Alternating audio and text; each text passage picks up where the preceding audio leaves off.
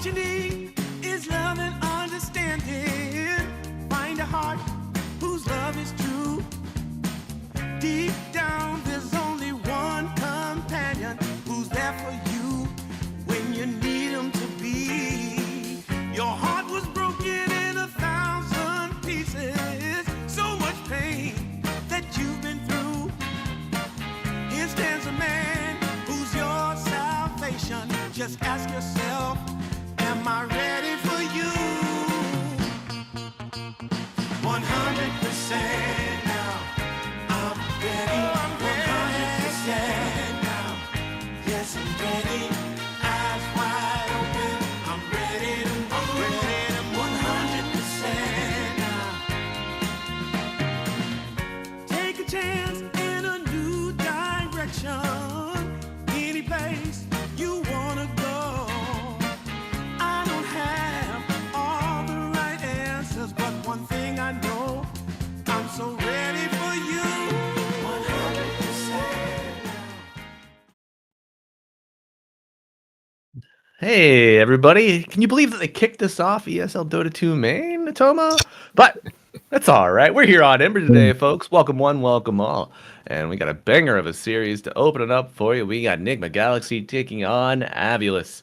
Folks, these teams are tied in the standings. And as we're starting to gravitate towards the second half of this group stage, you know, these matches on even footing are even more important. The stakes are higher. You want to fight for that higher tier playoff spot if you are gonna actually make it at all. Because I mean, any team here with 1-2 record can be knocked out of contention, right, Atomo? Yep. I mean, 1 and 2 is really not much of a window, basically. Obviously, of the 8 teams, only the bottom 2 get eliminated, but that's still, you still could be eliminated. Now, so far, Team Silk has looked like they're struggling the most, but there's still another spot to go home with, Yeah, that's 8th. Someone has to be 7th, at the end of it all. It's a shame to send anyone home, but just part of life. But folks, we do have an updated group stage graphic. So let's go ahead and take a look and see how it's all shaken out for us here. Yeah, we'll be able to figure out who is coming out on top in this one and who's struggling, as currently Aurora Gaming at the top with 1 win, Virtus Pro and 0 Tenacity nipping at their heels, all of them in shared second place. Avulus, Inner Circle, and Enigma Galaxy with a 1-2 score, and Team Silk so far a bit of a rough one for the South American squad, which is sad to see, but occasionally happens. It could happen to anyone, especially Team Silk here. But, experience on this competitive field is quite valuable. Team Silk, sort of a stack of regular South American competitors grouping together pretty frequently. But it's mostly for the qualifiers and for tier 3 tournaments in the region. So it's good to see get some cross-regional experience and see what the waters are like, further away from home.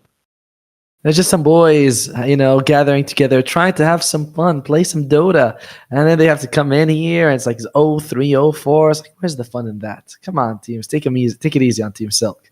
But someone's got to go. And we're going to be starting in just a second, as we do have all the people. Well, almost. One of the teams is still there, still waiting for him to show up here. We won't mention who, but we will talk a little bit about Enigma Galaxy and Avulus. And the big thing for both of these guys is that they have a new carry player for each team. Avulus, TA2000, sliding in, kicking Smiley Knight to the curb, and he is in here, and he's going to go up against his former teammates, Noob and Omar. Yeah. These 3 guys were part of PSG Quest, and must feel tough, to go separate ways from one of your guys who helped you, rise to the top, and suddenly he's your opponent. Can't be easy. No, certainly not. So maybe he's gonna have an inside track on some of the supports, some of the picks, for Enigma. Give Avulus the edge there, and we always like to look at the head-to-head stats. Unfortunately, last time these 2 teams played against each other was February of last year. So it's been over a calendar year. So, folks, as far as Atomo is concerned, he cares about data on this patch only. But if you wanted to know the history of the orgs between each other, they played 7 times. Okay. Fabulous won 4, Enigma won Uh-huh. 2. They drew 1 series. So, for the honor of the orgs, I'm sure Enigma is looking to even up that slate, that scoreboard between the two of them. Now you're misrepresenting me here. I don't care about just that's hero stats. I care about it for the patch, but when it comes to matchups, I care about same roster matchups. And we just mentioned that, like last year ago, Avilis to this year, I think they made like 4 roster swaps or something like that. So, and we know Enigma Galaxy Ghost has left for and Insecure came in. Come on, like this is not the same Enigma that we had a year ago. No, it's certainly not. Ghost's story? Is he still playing with his twin brother? He did go to India to compete in Acer Predator, where he did play with his brother, and they won that tournament together. Since then, I don't believe I've seen him. And yeah, it was crazy when they're like, "Oh, Ghost has a twin brother." You're like, "Wait, what? He has a twin? Who?" Yeah, a twin brother. You're like, "Huh." That's interesting. Crazy. All right, I wonder how many brother pairings or how many sibling pairings are there in Pro to Semi-Pro Dota? We got Sumail and you are, right? Kyle and Swindle Melons and his brother, right? Yeah. Z-Freak, that's 2. Yeah. Ghost and his brother, obviously, that's 3. Sure. I feel like there've been a couple who are brothers as well, but I'm trying to remember who they are. I can't. Like I'm sure we have like 4 or 5 pairings at least. It's not just these 3. Right. Z-Freak, by the way, seen him streaming again. Ooh. So, North America been hurting for a little bit. Maybe we got an OG back on the scene, the copium rises for everyone. But we do now have all 10 players in the lobby. Coin flip has been flipped. Abulus will take first pick. Enigma Galaxy will be taking Radiant, and folks, we are loading into our draft shortly. Tomo, we saw both of these teams yesterday, you and I. Do you expect to see anything different with their picks, their ban strategy here today? Well, I'm hoping that we see less playmakers and more stable heroes. I know I didn't really like his Mars yesterday. I prefer him when he's on the Bristleback, the Tide, and the Underlord, for example. As for TA 2000, I know that he likes to play a lot of the melee cores, whereas Rinsecure prefers more of the range cores. I'm interested to see how that matchup goes up. And Sumail Void Spirit, I think he had 3 games in a row. I don't want to see anymore. Not that he wasn't amazing, it's just he might need to play a more scaling late game kind of mid. Yeah. I agree, my friend. I agree. Do you think we'll see another Adam's Phoenix not cast ult? Yes.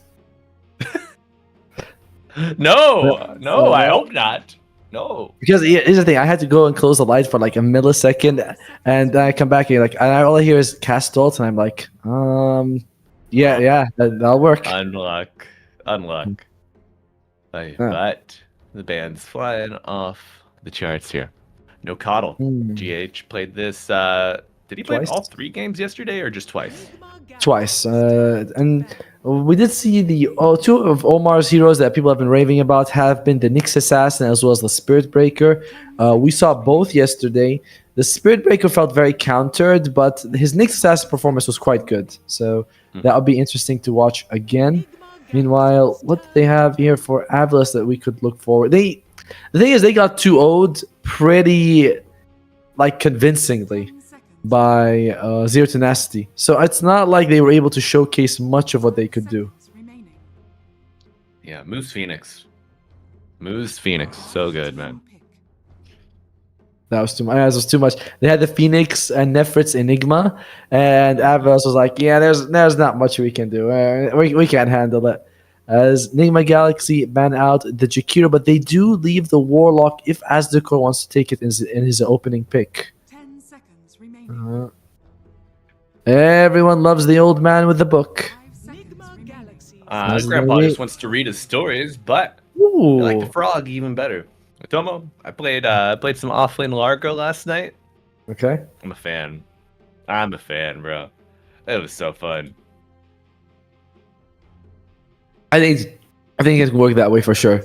You go for like heals into Axe Scepter, and it feels good, you know. Like you have the dispel from the Guardian Greaves. You do damage while healing all your allies. The longer the fight goes on, the more impact you have as a Largo.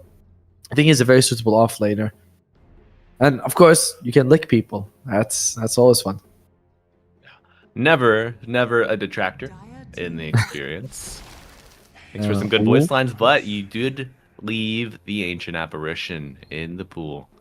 So pick and choose your fights wisely. I just played Ancient Apparition. See, I also have pub experiences here. And well, how'd it go? Oh, we won, you know, which was crazy because we're up against like Spectre and Storm, and somehow they don't catch me, and I'm like, hey, this is pretty good, not bad. But he is good against all the heal coming out from Largo, and in general, when you're looking at damage dealing supports, AA is probably top 3. You know, I honestly put him above the Phoenix, but you know, you do need other people to do damage, but A is way up there for sure. Yeah, absolutely. One of the little icy greats. Love to see this guy back on the field, and I feel like, was it Primal Beast that we saw Ancient Apparition paired with yesterday? Yes. Yeah. Yes. So. You're right. Yeah, because there was a jump in the ulti. Blink pulverized into Ice Blast every time it was off cooldown. Just absolutely devastating. Now, does Noob, is he a Primal Beast enjoyer? He has definitely dabbled a little bit with the Primal Beast. I think more so in the past than recently, but he likes the hero for sure. He also plays a bit of Slardar, some Tiny, some Mars. There's a lot of options, although the Mars is banned out. It's going to be the Storm Spirit. I wonder who's going to play that one. You know, it's hard to say, but hard to say. Got a lot of players on that roster, all 5 of them. That's for sure. That's what they say. Could be anybody. Right. Could be any one of them. The support Storm might be making a comeback here. We'll see who on Enigma Galaxy will take Storm as Avilis. Now you have 2 picks to show. Warlock is still in the pool. He's kind of, as well as the Shadow Shaman. I like Ryota's Shadow Shaman. I think that could be a solid pick to catch the Storm. Is that going to be one of them? They go for the Void Spirit though. Fratricide. You can't get enough of it. Brother on brother violence, a common occurrence here in the Dota 2 universe. You just can't stop it. You just can't stop it. It's between the eldest brother and the youngest as well, you know? Inai. No. You know that's his name? The Void Spirit? Sorry, what's his name? I think Inai or Inai. Inai is how it's spelled. I-N escapes me. Inai, yes. Oh. Inai. Huh, could be cool. I know that Stormster was like Rajix or something. Rajix. That was his name in Dota 1 at least. As Avilis, they picked 2 cores. Probably will showcase one of their supports right now. Who's it going to be? It's going to be the Hoodwink here. Not the best at training with the AA in that she's not durable, but she is good at catching him with the Bushwhack. So it really does depend on your partner. You do have the Largo, so should be fairly easy for you to, you know, throw a tree, get licked into the tree, Bushwhack, that's the dead AA. Yeah, between these 2, the Largo, the Hoodwink, you know, it's you have great damage spread if both of those safe laners decide to trade with you. You know, your Acorn Shot's gonna bounce, your Frog Stomp gonna hit everybody in the circle, your Bushwhack stuns multiple targets as well. If you're this Enigma Galaxy safe lane, you're gonna have to be judicious in your approach. Be sure not to get double whacked, double stomped. It happened to anyone. But you left the Shadow Shaman too long, Avilis. So Enigma Galaxy says Omar is going to be playing the Shadow Shaman. Good combo with the AA, long shackles for you to land your ultimate. I'd like to see either a Gyro or a Primal Beast come out from Enigma Galaxy right now. It could be also an Underlord would be fine, but I need some sort of front line or the Gyrocopter, who would work very well in the lane with the AA against like the Hoodwink and Largo. Anytime they try to harass the AA, he'll stop them. What's it gonna be? There you go, Underlord. Good. Yeah. We got some big, beefy boys. That's right. Global presence now at the fingertips of Nigma Galaxy. Ice Blast, Fiend's Gate. Good duels to connect across the board to your Storm Spirit, your Shadow Shaman. Hit those towers, hit those high-value targets as well. Now, Avilis, you got your 2, 3, 4. Probably want to take your position 5 right about now, unless there's some sort of insane carry that you think you should take. I know Shafi's banned out, so you can't really snipe that. I imagine a 5 wouldn't be so bad. Could be a Phoenix? No, they go for a Wind Ranger.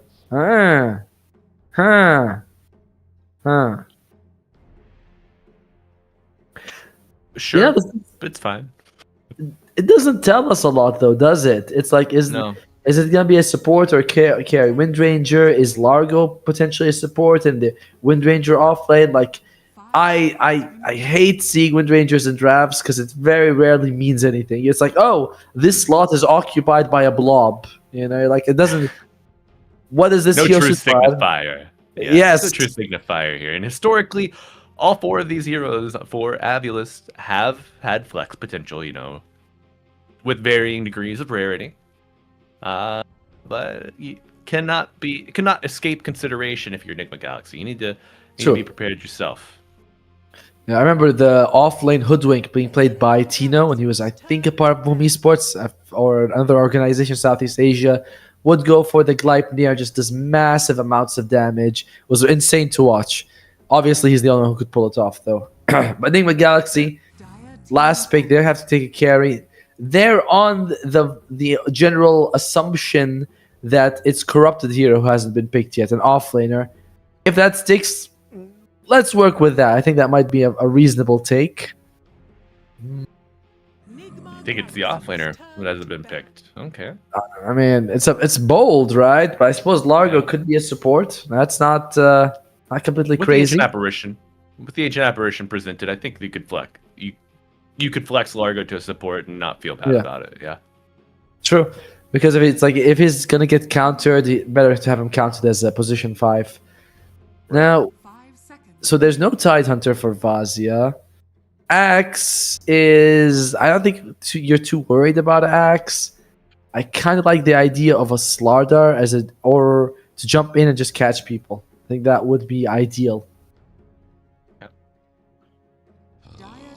Slardar, nice way to amp up your Underlord, but Warlock, just in case, you know, they don't want to give the option of the musical journey. Okay. So it's still going to be a core Largo. Yep. But yeah, if you get that Warlock pairing with the Largo, you're strumming your song, doing massive AoE damage with the Fatal Bonds, it can be devastating to play into. But instead, you get a little more catch to play with. Presented from Disruptor. So what does Renstick want right now? He sees the entire draft in front of him.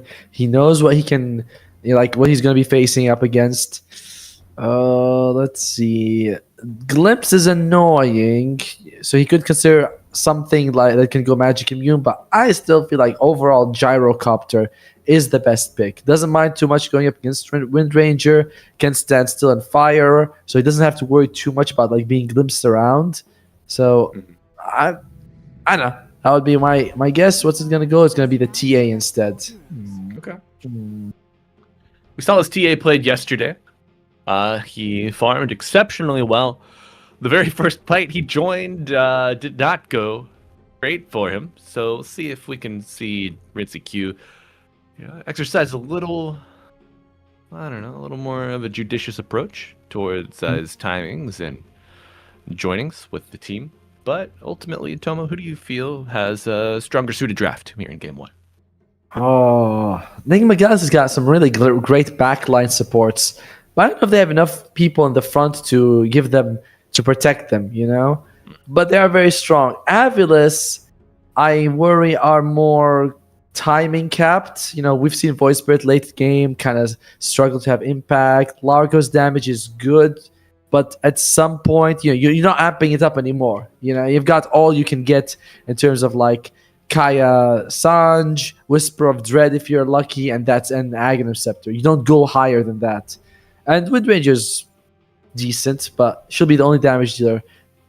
Going through both drafts, I think I'm going to go with Nigma Galaxy. I mean, look at the tongue on Omar. Come on. That's actually how he got on the team, Adomo. You know when that tryouts? All right, boys, let's see your tongues. Okay, Omar, you're in. Good job, buddy. Well, you think he Shadow looks Shaman?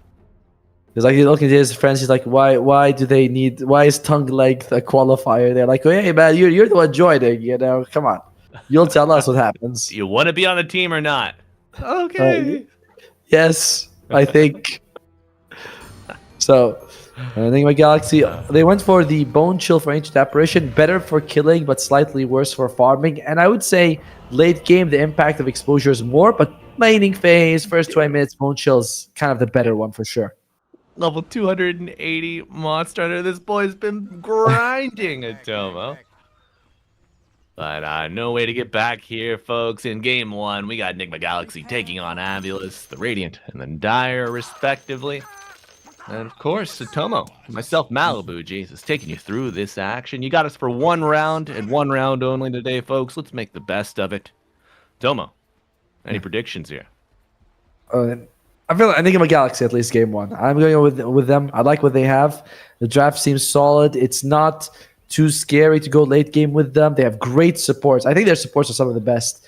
On the other side, Disruptor is good, but I don't think Hoodwink Ultra late game is as easy to have impact with. Can do a lot, but there's nothing amazing to break in this game at least. Okay. Get behind that. Can you... you can break Atrophy Aura, right? I believe so. I mean... And you break sure. Side Blades. Yes. I think you can also break like the innate for Galvanize. When it's breakable, you don't gain any new charges, but you still keep what you have. It's not like you're walking around suddenly like, whoa, where's my mana? It's like going negative, but you can break the gaining of new charges. Right. Interesting word spot here from Dual Rays. An observer. Cheeky. Wow, I'm gonna screen cap that one and save that for later. Not that I ever play mid, but it's always nice to know. Sometimes you have roll Q tokens, you gotta pick something. That actually, so Atoma, you know me, Yes. I don't play a lot of ranked. I just tend to get griefed, and that's fine. Okay. But my God, the change to the roll queue recently, I cannot tell you how many position 5s I had playing mid lane. God, I wanted to scream, but it's all good. It's all good. We're here with Avulus Enigma now, and they're not gonna grief us in the mid lane, surely. No, probably not. Oh, and Sumail played the voice for twice yesterday, so he should be very familiar with this matchup. It was against an Ember, but still, all brothers are the same as Corrupted. Giving GH a how do you do, basically. Now, will we see any kills in either lane? So top lane is going to be Shadow Shaman and Underlord versus the Wind Ranger and the Disruptor. I mean, maybe we could see a kill here, but seems a little unlikely. I worry about Omar the most, but at the same time, it's like, if they can get a Shackle, they can kill Azukor TA2000. So, yes. Top lane, meh. Oh, there's a tongue. Yeah. First Shackle. Big flood grenade popping on top. The Shackle shot buys a little bit of time, and TA2000 low, but still in one piece. Omar. Pirates. Oh. Omar. Well, that was weird. Play will give up the first blood. That interesting U-turn he did, right? Because he was going to the left, and maybe it's the pathfinding, maybe changes his mind, but he decides to go kind of south, right onto a tree, and the hero goes to the right instead, takes a hit, activates foul play, but the hit coming out from Azukor is already like in a good timing to land right after the foul play ends. A bit of either bad luck with pathfinding or unfortunate decision making. Yeah. I wouldn't say bad luck. Those trees are never your friend. Yes. I That's feel why you just dude, play tree and protector. You know, you don't have to worry about the bad thing. or hoodwink. Hoodwink. Yeah. Now, Metal maybe I'm monster. crazy, but I think that pathfinding in the last year has felt a lot worse than before. I'm not quite sure what's up with that. Yeah, I'd agree with that. I mean, there have been like all of these, and the B patches, the C patches, changed the trees around Safe Lane Tier 1 Tower. You know. Okay, well, we'll see if I can find my way through that one. Bushwhack lands, but Just a little slapping happening. Oh, GH. Nice thing about cold feet is that you do force the other person to run away from you. You're like, oh, you want to stick around? Sure, I'll proc cold feet on you. But not exactly a great trader. He can harass well, but he cannot take a hit in return. He's like, oh, I'm kind of fragile boy here. yeah. Fragile needs to be handled with care. That's for sure. I was going to say pretty low here, Tomo. Safe I was low gonna as well. Damn. How much armor do you think Hoodwink has? 3, I think. 5, Oh, apparently. 5? What the? Yeah. I mean, she's got some stats, so maybe it's like 4 because of that. But I was looking at GH, and he's walking around with 2. I was thinking, how much does the Hoodwink have for the trades? He got 5 armor. These squirrels are built different out here, Tomo. I don't know what they're like in your neighborhood. They're big around these parts. Bottom lane, they could kill GH if he steps out of position as well. I don't think that they, on the other side, anybody can bring down Ryota, or at least that seems much harder to catch the Hoodwink. So, kill potential favoring Avilis in the bottom lane. Mid lane, it is going pretty well for Sumail. However, so far, it doesn't seem like they're actually struggling bottom. No, I think Ritsukyu's doing a great job making use of the side blades, keeping Largo a little too low to make any plays. Of course, for Omar, find a little bit of space here for Noob to farm up, but does have to give up his life for it. A 2-0 start here, sub 5 minutes for Avilis. Not bad. One thing for Avilis is that their tower push is kind of on the weaker side. You look at these 5 heroes and you think, not really, demolition team over there. Whereas Nima Galaxy, the Deso on the TA is really good. Demon, with a Demon Reach, Underlord can have massive amounts of damage. You can see, 200-300 plus from the Atrophy. And of course, Shadow Shaman, well known for his push potential. Tastes like chicken. Does he have the big words? Nah, foul play. Or chicken fingers, so he's got the multi-wards. Multi-wards are really good for trapping people, to be fair. I much prefer the big ward, but if it was like the small wards didn't trap, then the big wards are better in every way. But the trapping is such a nice option as decor. Right. Now, okay, a good glimpse. So Omar has been in this area for a little over 4 seconds, so the glimpse wouldn't have been as impactful. So sure. By getting Noob back, he has to gap close, invest the point into the pit. They do get the kill, but buys more time for Wind Ranger to farm uninterrupted, and that takes Omar away from the action rune spawn as well. So small little plays having a bit of a snowball effect across the map. However, who did the action rune go to? Void actually claims it. Illusion. Oh. I was thinking about the ruins. The illusion at one point used to give you 1 illusion that does no damage, and it was seen as just the worst ruin in the game. It was really bad. It was really bad. Like, you just have this illusion that can walk around and does nothing. I hated it when I came across it. I was like, oh, thanks. It's a useless thing. As Dual Rays decided to make a move, making sure that Wisdom Shrine, trying to ensure the Wisdom Shrine for his team, but Sumail, he's wise to it. Interesting. Okay, big bushwhack. Allows Dual Rays. Essentially get a free reset, and you're going to get 1 hero glimpsed. So the moves have to happen now. Sumail jumping forward, still on the edge, will not be casted away. They do get a kill, and they do get the shrine. Goes to Sumail. Bottom Shrine still available. Who's going to be the last person standing? Oh, Dual Rays showing up, not respecting the 1v1, and now Q forced to retreat.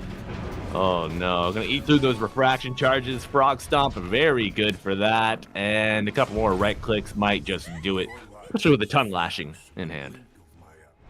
I like how we saw the differences between the two carries just now. TA2000, he walks in as the core is in the Wisdom Shrine. He sees a couple people. TA2000 is like, see you later, Habibi. That's on you. On the other side, Q, GH goes in and he's like, I'm with you. You know, ride or die. And he does die, but shows a bit of a difference in the attitudes of the carries as Q taking the risk for his team, TA2000 playing a little bit more conservative. Yes. Which do you think is more appropriate here in game one? I think that going in with your position 5 and making him not feel like he's abandoned is a good feeling. So I'm going to go with that one. But realistically, TA2000 did the better choice because he didn't die. So... yeah. Now, we did see this yesterday, right? Q showed up early on the gyrocopter, fell behind the enemy carry due to that. But, oh no, he might fall behind here due to another reason. Carry on carry and a couple other players on board. But they bring down the Templar Assassin. Now, that is a very punishing death for him. He just respawned. He TP'd bottom. The TP score's not available. GH. It's going to be fine. Rare misread from the Squirrel Man.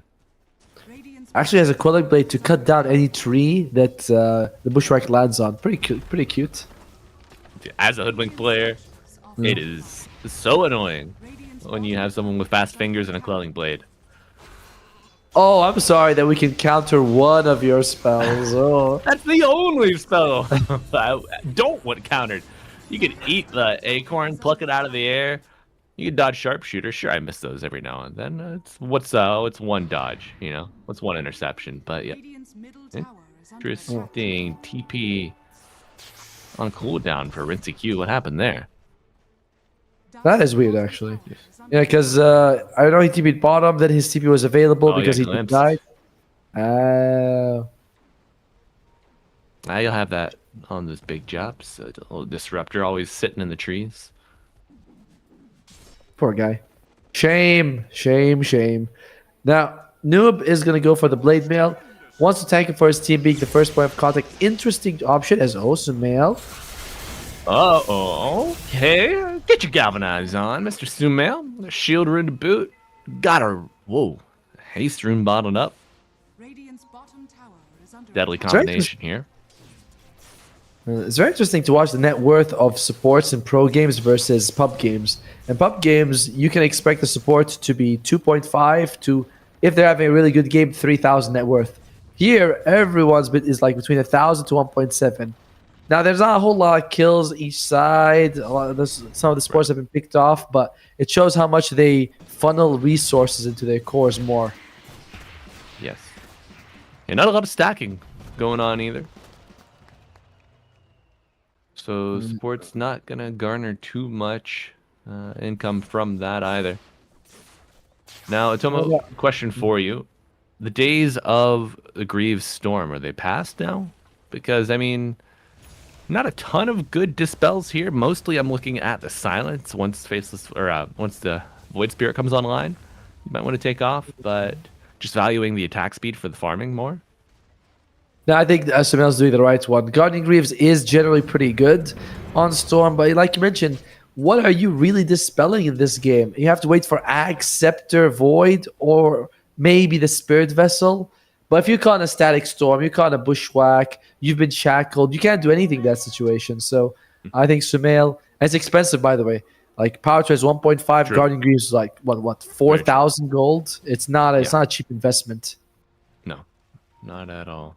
The build up is okay, but I mean, you're small, like eccentric items, your headdress, your chainmail. They certainly don't feel as good as the raw stats and attack speed you get from the treads. Sure. And wait. GH, he's gonna go for the Sumail putting Polar. those treads to use, baby. Those boots are made for zapping. That's what they're gonna do. Another galvanized stack for the old mid laner. Old. The old mid laner. Not old. Good old Sumail. Colloquialism, that's right. He's just a good old boy. 3,000 gold lead for Enigma Galaxy, looking very comfortable at the moment. TA 2000 in the area, but don't believe Enigma Galaxy. Are they going to go for this? Looks like they smell something's Crazy. happening. What? What? How in the hell? You see that? Dual raise, I do though. hear a shackle on the far side. Omar will go down. You never drop your chicken. I was pretty happy with that. More people came top from Enigma Galaxy than Avilis, and they're probably hoping to turn that kill into a tower push with the Shadow Shaman wards. So not a big problem for Avilis at all. No, sir. But this here might be a big problem for the ambulance. And Ice Blast hit two Zumail, zip zapping. And he will be trapping them all. 3 dead. Cheeky glimpse came out, but it was not enough to change the tide. Glimpsing Underlord after he used the pit and the firestorm is kind of like, well, that was useless. Like, it really doesn't give you anything, that situation. So a little bit unfortunate there in the target prioritization. Right. Guess I'll go back and farm away from my team. Thanks, man. Which is what I was going to do anyway. Thanks, buddy. You know, this is a two-way gate, right? Like, this is faster if you glimpse me. I appreciate it. Right. And I get this funny little static feeling on my stomach. Thanks. Wouldn't have experienced this otherwise. Well, that's cute. That might be from stuff outside of Dota, actually. I knew I shouldn't have eaten that. J2000 working towards the model. He already has the Maelstrom. He's keeping up decently in net worth. The scary thing is the Largo on Corrupted and dual raise his Void Spirit. Now he has finished the Spirit Vessel. There are no dispels on the enemy side, so it's a good Spirit Vessel game for Void Spirit. But I've always felt that this hero just doesn't scale at all and feels even less impressive than Ember Spirit, which is saying something. Yeah, I dislike Ember Spirit myself, Tomo, but recently I've reversed my tune. It's not a major grief as it was when we first started casting together, Has the hero changed, or have we seen enough good examples? To be fair, the Searing Chain facet is pretty good, right? Like, I'm seeing sometimes, Chain Gang is insane. He would chase after someone, throw a remnant on someone else, and to be able to get them both with the Searing Chain is pretty insane. So I like that. That control throughout the game is very good. Void Spirit doesn't give you as much of that. No, he doesn't. But let's see if he can give Hoodwink away out of this one. Ryota on an island, and he will fall. Another stack for Sumail. Up to 17 mana region a second. Quite big. GH does miss his Ice Blast, but it wasn't even needed, so not a big deal at all. Now, 10 seconds until the next action rune. Sumail has been dominating for these bottle refills for these power plays. With the invis with the haste, and now Omar getting jumped on, but Rinsey Q there to help out, and Sumail joining the fray. His Nubu gets the amplified damage rune, will start swinging that thing. Gets glimpsed back. Now Sumail, the target of the focus fire, TA2000, has to force be on the retreat, but Sumail finds enough mana. Get that zip and get the kill. Rinsey Q coming through. Do we get any Desolator stacks from that? Yeah? Yep. Okay, I think at least a couple of them there. As also Omar gets, not Omar, sorry, Noob gets glimpsed again and just continues farming. Ice Blast gonna land, but is anyone even gonna jump on Aztekar? No, that was what we call a warning Ice Blast. Like, next time, you'll shatter, baby. That's a middle finger. A middle finger from the bottom lane. Says, yeah, try it, bud. I think maybe if, you can make that play if Sumail has enough mana. Sure. But I think he has pretty low resources. Does Atlas have any big items that are coming out that could change anything? I mean, Largo's working towards his Axe Scepter, still about 1,200 gold away from it, but as we mentioned, a lot of the benefit of the Largo axe that helps you to do damage and heal yourself while you're standing in front of enemies. You're not gonna get the healing up against an AA, which is problematic to say the least. Yeah, And we're that's gonna have to find some other solutions, and I think it might just be just kill the AA immediately. And to be fair, that's the only big item Atlas has going for them. Void Spirit is going power trace. He just finishes it. That's not exactly a big power spike for the hero, as Ryota is dead. Ryota, Glimmer Cape, if he can get it. Disruptor, Azukor, queues up the Blink Dagger, but he's 2,000 gold away. Oh, well, Oh, he's going to be further away. Pennies anytime soon, as the core. They'll be falling to Sumail. 18 galvanized stacks. The man is electrified. Meanwhile, Omar is about to get his own Blink Dagger delivered in just 100 gold. It is looking really good for Enigma Galaxy. They've also got the Pipe Blade Mail on Noob, which means, 1, you don't want to hit him, and 2, hitting other people won't feel like it's going to matter anyway. Yeah. Mitigation is going to be in place across the board here for the Enigma boys. Add that on top of the refraction. TA going to be a tough cookie to handle. Tormentor coming up in about a minute. Tomo, who do you want that shard on? Let's see. Enigma Galaxy, I think AA. I was hearing someone talk about the Shadow Shaman's shard being a little underrated. I'm like, yeah, I guess so. It's underrated because we all think it's absolute trash. And it's like, it's not absolute trash. It's just there's so much better options for sure. Yeah. On the Dire, obviously Boomerang would be seen as optimum. But I'm quite a fan of the Disruptor one. 1 extra Thunderstrike, planting it anywhere. It's got a soft spot in my heart for it. Okay. Although, he's level 7 on Azdukor. Hooey. Yeah. And let's just not talk about that poor guy.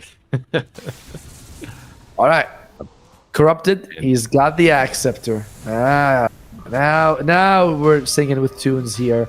As Enigma Galaxy gonna go for Roshan. Avilas contesting would be risky, but giving away. Oh, who cares about contesting? Big zip with the Fiend's Gate on top. You gotta sing that song, Mr. Frog. As the Ice Blast coming in, no heals and a lot of problems on top of the Static Storm. Gonna be fruitless for Avulus. Now back into the pit they go. You got about 3 seconds till Roshan has to head to his day job. And, they're just going to cut ties. Go top, take this Tormentor. Maybe come back for Roshan afterwards. Sumail gets the AD. Roshan was merely a bait. We were hoping that they come to contest us. Avils loses 2 important cores, their main tempo dealers, as GH gets the shard. Ice Blast for half the duration of the Cold Feet proc, which I believe is something like 1.6 seconds or something like that. So it is quite nice. What's Cold Feet at this point? Oh, 3 seconds. So 1.5. Okay. Damn. You're going to get hit with the pit, hit with the Ice Blast, all those Cold Feet charges. Storm zips through. You're losing at least 3 heroes every pit Ice Blast combo. You're losing everyone who's caught, basically. Yeah. I mean, if we catch 3, that's good. If we catch 5, I don't think 2 of them we're gonna be showing any mercy to those 2. There's no uneven distribution of frost in that circle. Don't get it twisted. Now, TA2000 does deal damage, with this Molineer. Like, if he can get his ultimate off on a support, or even, I dare say, Rinse Q, I think he can bring them down. It's just, with the AA alive, you're really struggling to start these fights. You never know where the Ice Blast is going to come, who's it going to catch. Now it's going to stun you as well. Avilas, very rough situation. Yeah. Omar glimmered up. Enigma smoked up. Double damage active with the Blink Dagger on the Chicken Man. Devastating jumps available. But no. Fabulous. Disciplined movement, and they dodge. I can't really blame them. It just feels like they know that a fight would be too risky. But you're in a damned if you do, damned if you don't. Oh, we can't beat them in a straight 5-on-5. can we beat them if we give them Aegis? Sumail going for the TP, leaving the rune. He wants the heroes, baby. Going in, finds the hoodwink, but zips into the remnant. Now Fiend's Gate coming through, Static Storm on top of it, so no spells after emerging, but Sumail not confined by such silly restraints. Looking for another one, gets hit with the Remnant. Corrupted, singing that song, TA2000 with the focus fire on the Storm. He does have the Aegis, but tap dancing on him. Dangling himself out on a hook. Omar temper toward the low ground, licked back. It dodges the frost stop, but does get glimpsed back into the shackle shot. Beautiful positioning. Avulus finding a brief opening. Let's see if they can do it again. No Static Storm. Goes Sumail. Oh, with the triangulation, just finds him. Yeah, Shackle lands, but Omar and GH are nearby. No Ice Blast, so you can't go too crazy. But okay, Avulus with a minor win. Finds some footing. Take down the beast of Sumail, but with the Aegis doesn't lose any of the galvanized stacks. And Rinzy-Q's been farming this whole time. Still not tilting exactly your way, but you get a little bit of motion. Oh yeah, that's how I see it as well. Trading one of your supports for a relatively quick Aegis kill, and I think that Avulus would be fairly happy with that. It also forces Sumail to play a little bit more cautious now, because he was jumping it like a madman, thinking that he can't be killed. Now he's dead, he won't be doing things like that again. Right. Or at least that's what they hope. Avulus, BKB for TA2000 will allow you to dodge pretty much everything, although the Ice Blast is still an annoying thing to deal with. Same thing with Largo as well as Dual Ray. So triple BKB timing, that is going to be the move for Avulus. Let's see if they can survive until that triple BKB. We got a Monkey King bar on the Templar. Wind Ranger will present less frustration now. Personally, I don't think Wind Rush should give you 100% evasion. It should be like 50. Yeah.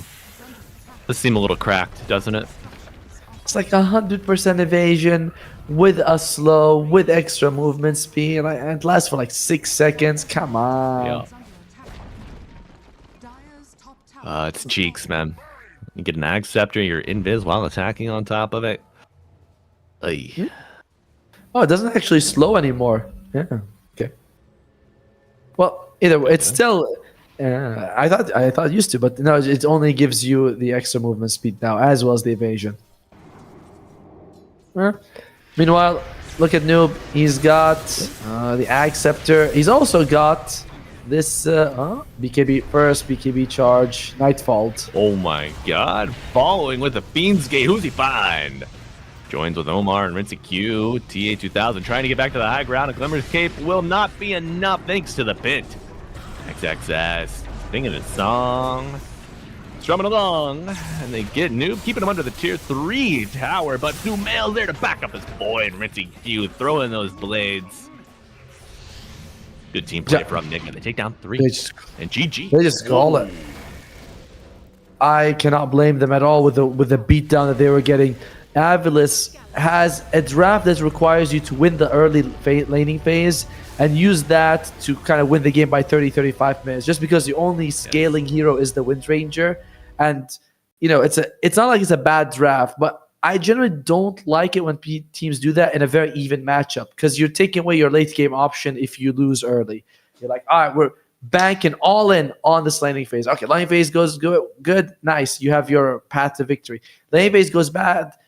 That's usually it, and that's what happened to them, as Enigma Galaxy came out pretty ahead early on, and they tied Avulus' hand, gave them no options.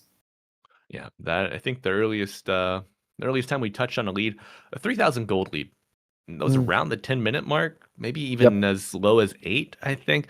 Very significant, even with that death on Rinzy-Q as he went for the Wisdom by himself, ran into a couple of heroes and died on his way out. Still not enough of a misstep for Enigma to lose their footing. But congrats to Enigma Galaxy taking game 1, a very convincing win over Avulus. And folks, just a reminder, these teams are tied in the standings. Both are 1 and 2. And as we're now on the back end of the group stages, these victories, especially over your peers in terms of score, Very important to earn that higher tier playoff spot. But folks, we're going to have to see how the action continues to unfold in game 2 after this short break. So stay tuned. I'm ready to move well.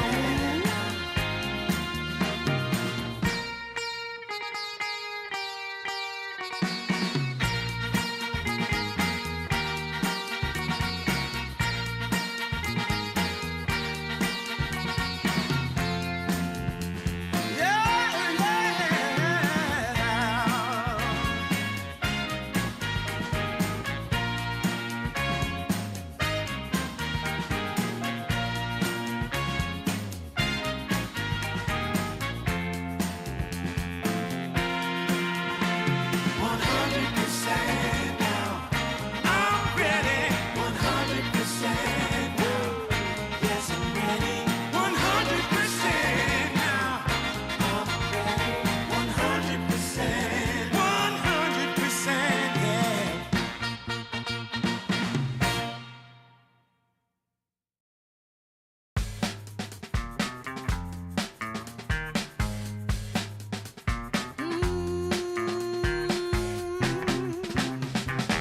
how I used to be was so good for me. In my mind all the time, no one I could turn to. Now that I can see your love has set me free, you came along, made me strong. I've waited such a long time, and I just can't believe in this new love I have found. Yeah, don't want it to stop when you know you got a good thing that makes me feel fine. Ooh, wherever it leads me, you know it's all fine. I never thought that this could sweep me off the ground. Oh, I don't want it to stop when it's feeling this good.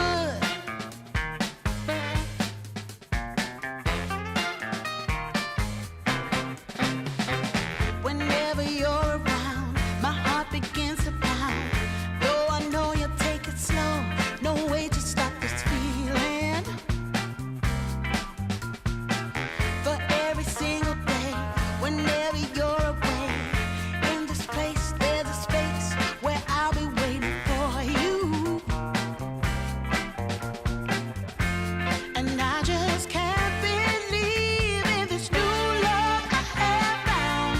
Yeah, I don't want it to stop when you know you got a good thing that makes me feel fine. Ooh, wherever it leads me, you know it's all fine. I never thought that this could sweep me off the ground. I don't want it to stop. No, I don't want it to stop. I don't want it to stop when it's feeling this good.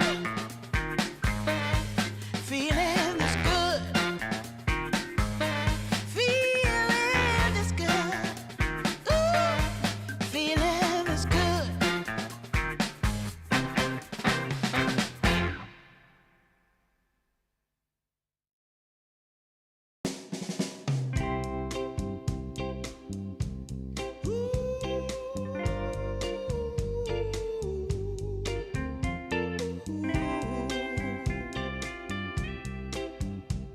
Yeah, yeah. I've been waiting a long time, just longing for a glance from you. Yeah, a chance to look in those big brown eyes. No telling what my heart would do. Hey, when we met, I sure knew it felt as good as it could be. In that moment, though it felt so good, I wondered why you noticed me. just a little time, it would sure ease my troubled mind. Don't tell me that you don't feel the same inside. Don't tell me who. These are feelings that I ought to hide. I don't care where you came from, just tell me where you wanna go. If there's a chance to be together, that's all I really need to know. Is it real or make believe that keeps me thinking of you? If you've got time to walk with me, I'll show you how my heart is true. And here I stand waiting for you. Tell me, baby, what I gotta do. Don't tell me that you don't feel the same inside. Don't tell me who. These are feelings that I ought to hide. Don't tell me that you don't feel the same inside. Don't tell me who. These are feelings that I ought to hide.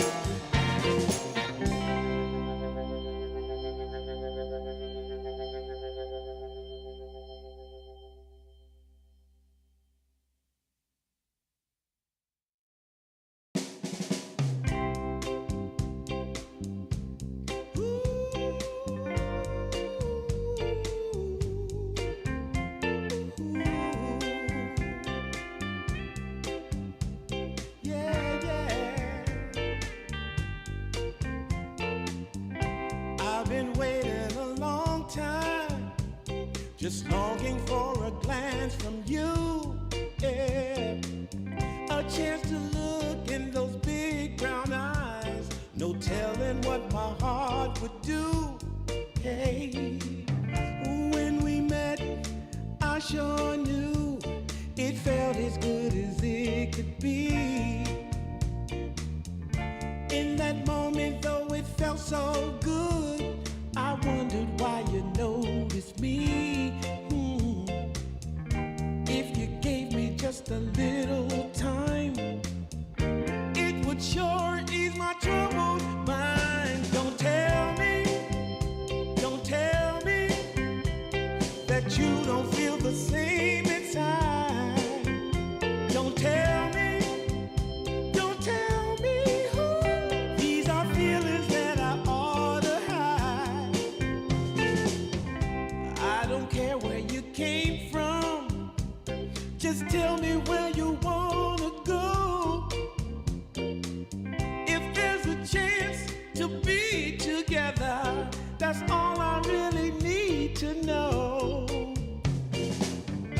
Is it real or make believe that keeps me thinking of you? If you've got time to walk with me, I'll show you how my heart is true. And here I stand waiting for you. We hope you had a good break, and welcome back, everybody. We are souping up for a game 2 between Nigma Galaxy and Avulus, folks. Just a reminder, this is a best of 3. Nigma Galaxy are now up 1-0 in the series, trying to punch their way to a 2-0 sweep. Tomo, what do you think their chances are?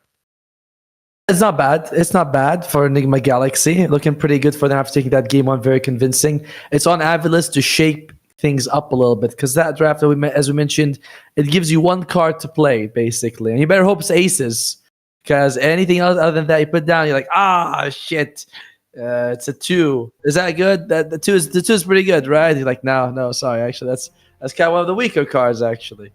But we'll see what Avulus is going to be cooking up for us. I would like to see a draft that has perhaps a bit more team fight, a bit more ability to come back, maybe, or a little bit more scaling, because that was a draft that just all in on early game and a very risky aspect against Nigma.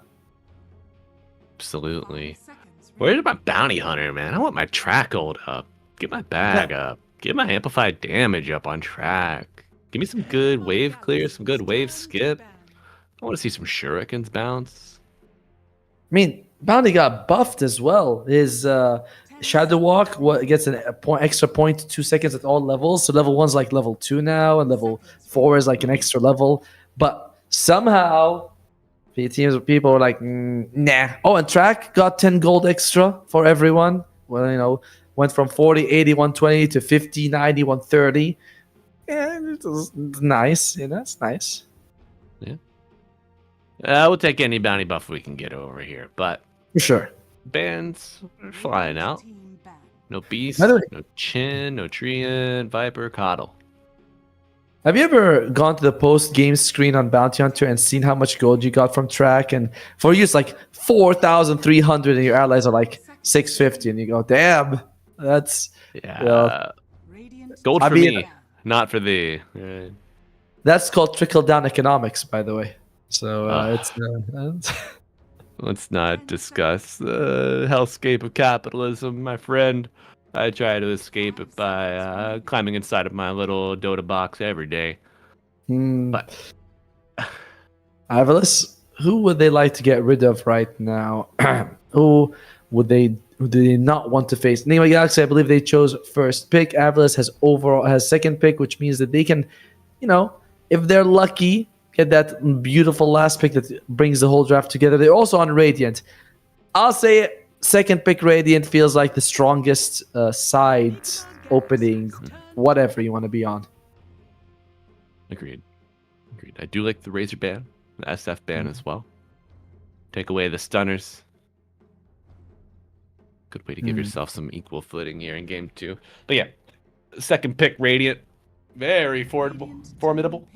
Very nice. As Nigma Galaxy, they say, you know that Largo that you guys kind of struggled with? Noob is gonna show you how it's played. Okay. Although, from my understanding, I believe Omar plays Largo more than Noob. So this could be flexed into a position 4 later on. As Avalis take the Centaur War Runner. Nigma Galaxy, if they want, they could go for that crazy pick and go like, oh, it's Largo 4. Here's our Mars. We gotcha. What if they took Ancient Apparition themselves? Okay. Use the Ice Vortex to amp up the Largo damage. Ooh. Nullify a lot of the tankiness of the Centaur War Runner, and then any other, strength picks. They ban out the AA. Damn it, Nigma. To be fair, they didn't have the next pick. It would have been Avalis. There's a chance Avalis could have taken it. Yeah, and true. But Largo AA actually would be pretty strong because of that Croak. If you give it to him, Croak on the AA Ice Blast, you land it, you do an extra. Oh, nasty, yeah. Because now it's the 1.5% max, right? That yes, one? yep. Yeah. So you shatter at like 14% health. You have to add an extra 7.5 as damage. So you're shattering at like what, 21.5. There's some reverberating damage as well. It's just a nightmare. You're like, you get hit by A blast, anything other than full health, and you're like, that's it, guys. It's over for me. Mathematicians hate this one combination. Well, let's see what they're going to be thinking about here for Nigma Galaxy. Generally, Nyx Assassin is not too bad against the Centaur because when you Vendetta hit him, you stun him also due to the Retaliate, which is if you have the Spike Carapace off, you're like, oh, look at that. Just works out so well for me to have that proc just like it. Always nice to have those insta stunts. You can get the Phoenix, you can get the Ember. Who else can you get that just kind of emanates damage? Just by hitting them, that there's some sort of reflection. I suppose anyone with a Defiant Shell would be annoying, but we're looking at like an actual skill point, like a skill ability. I don't think there's a whole lot of heroes that when you hit them, they automatically proc something like that. there's Ember Spirit with his innate, I suppose.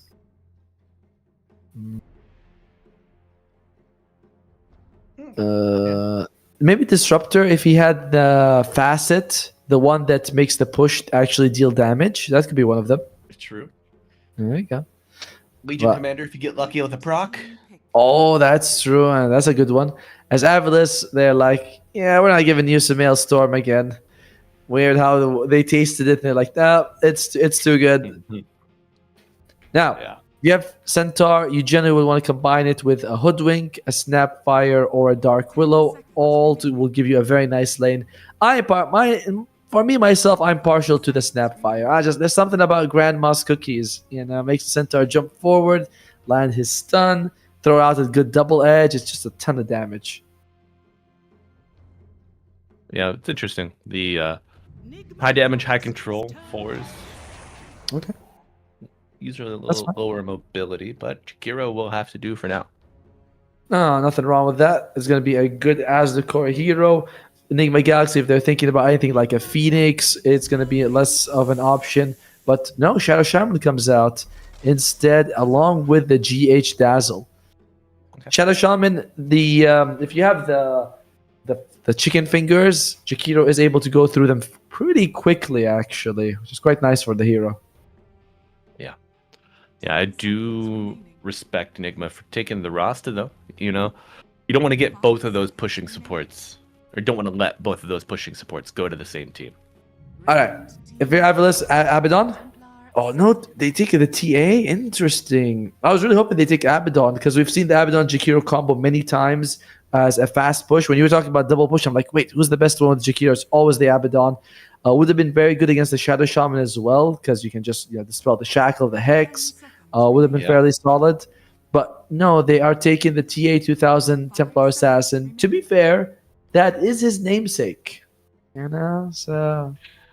All right, what's in a name, though? But we saw the Shadow Demon paired against the Shadow Shaman yesterday.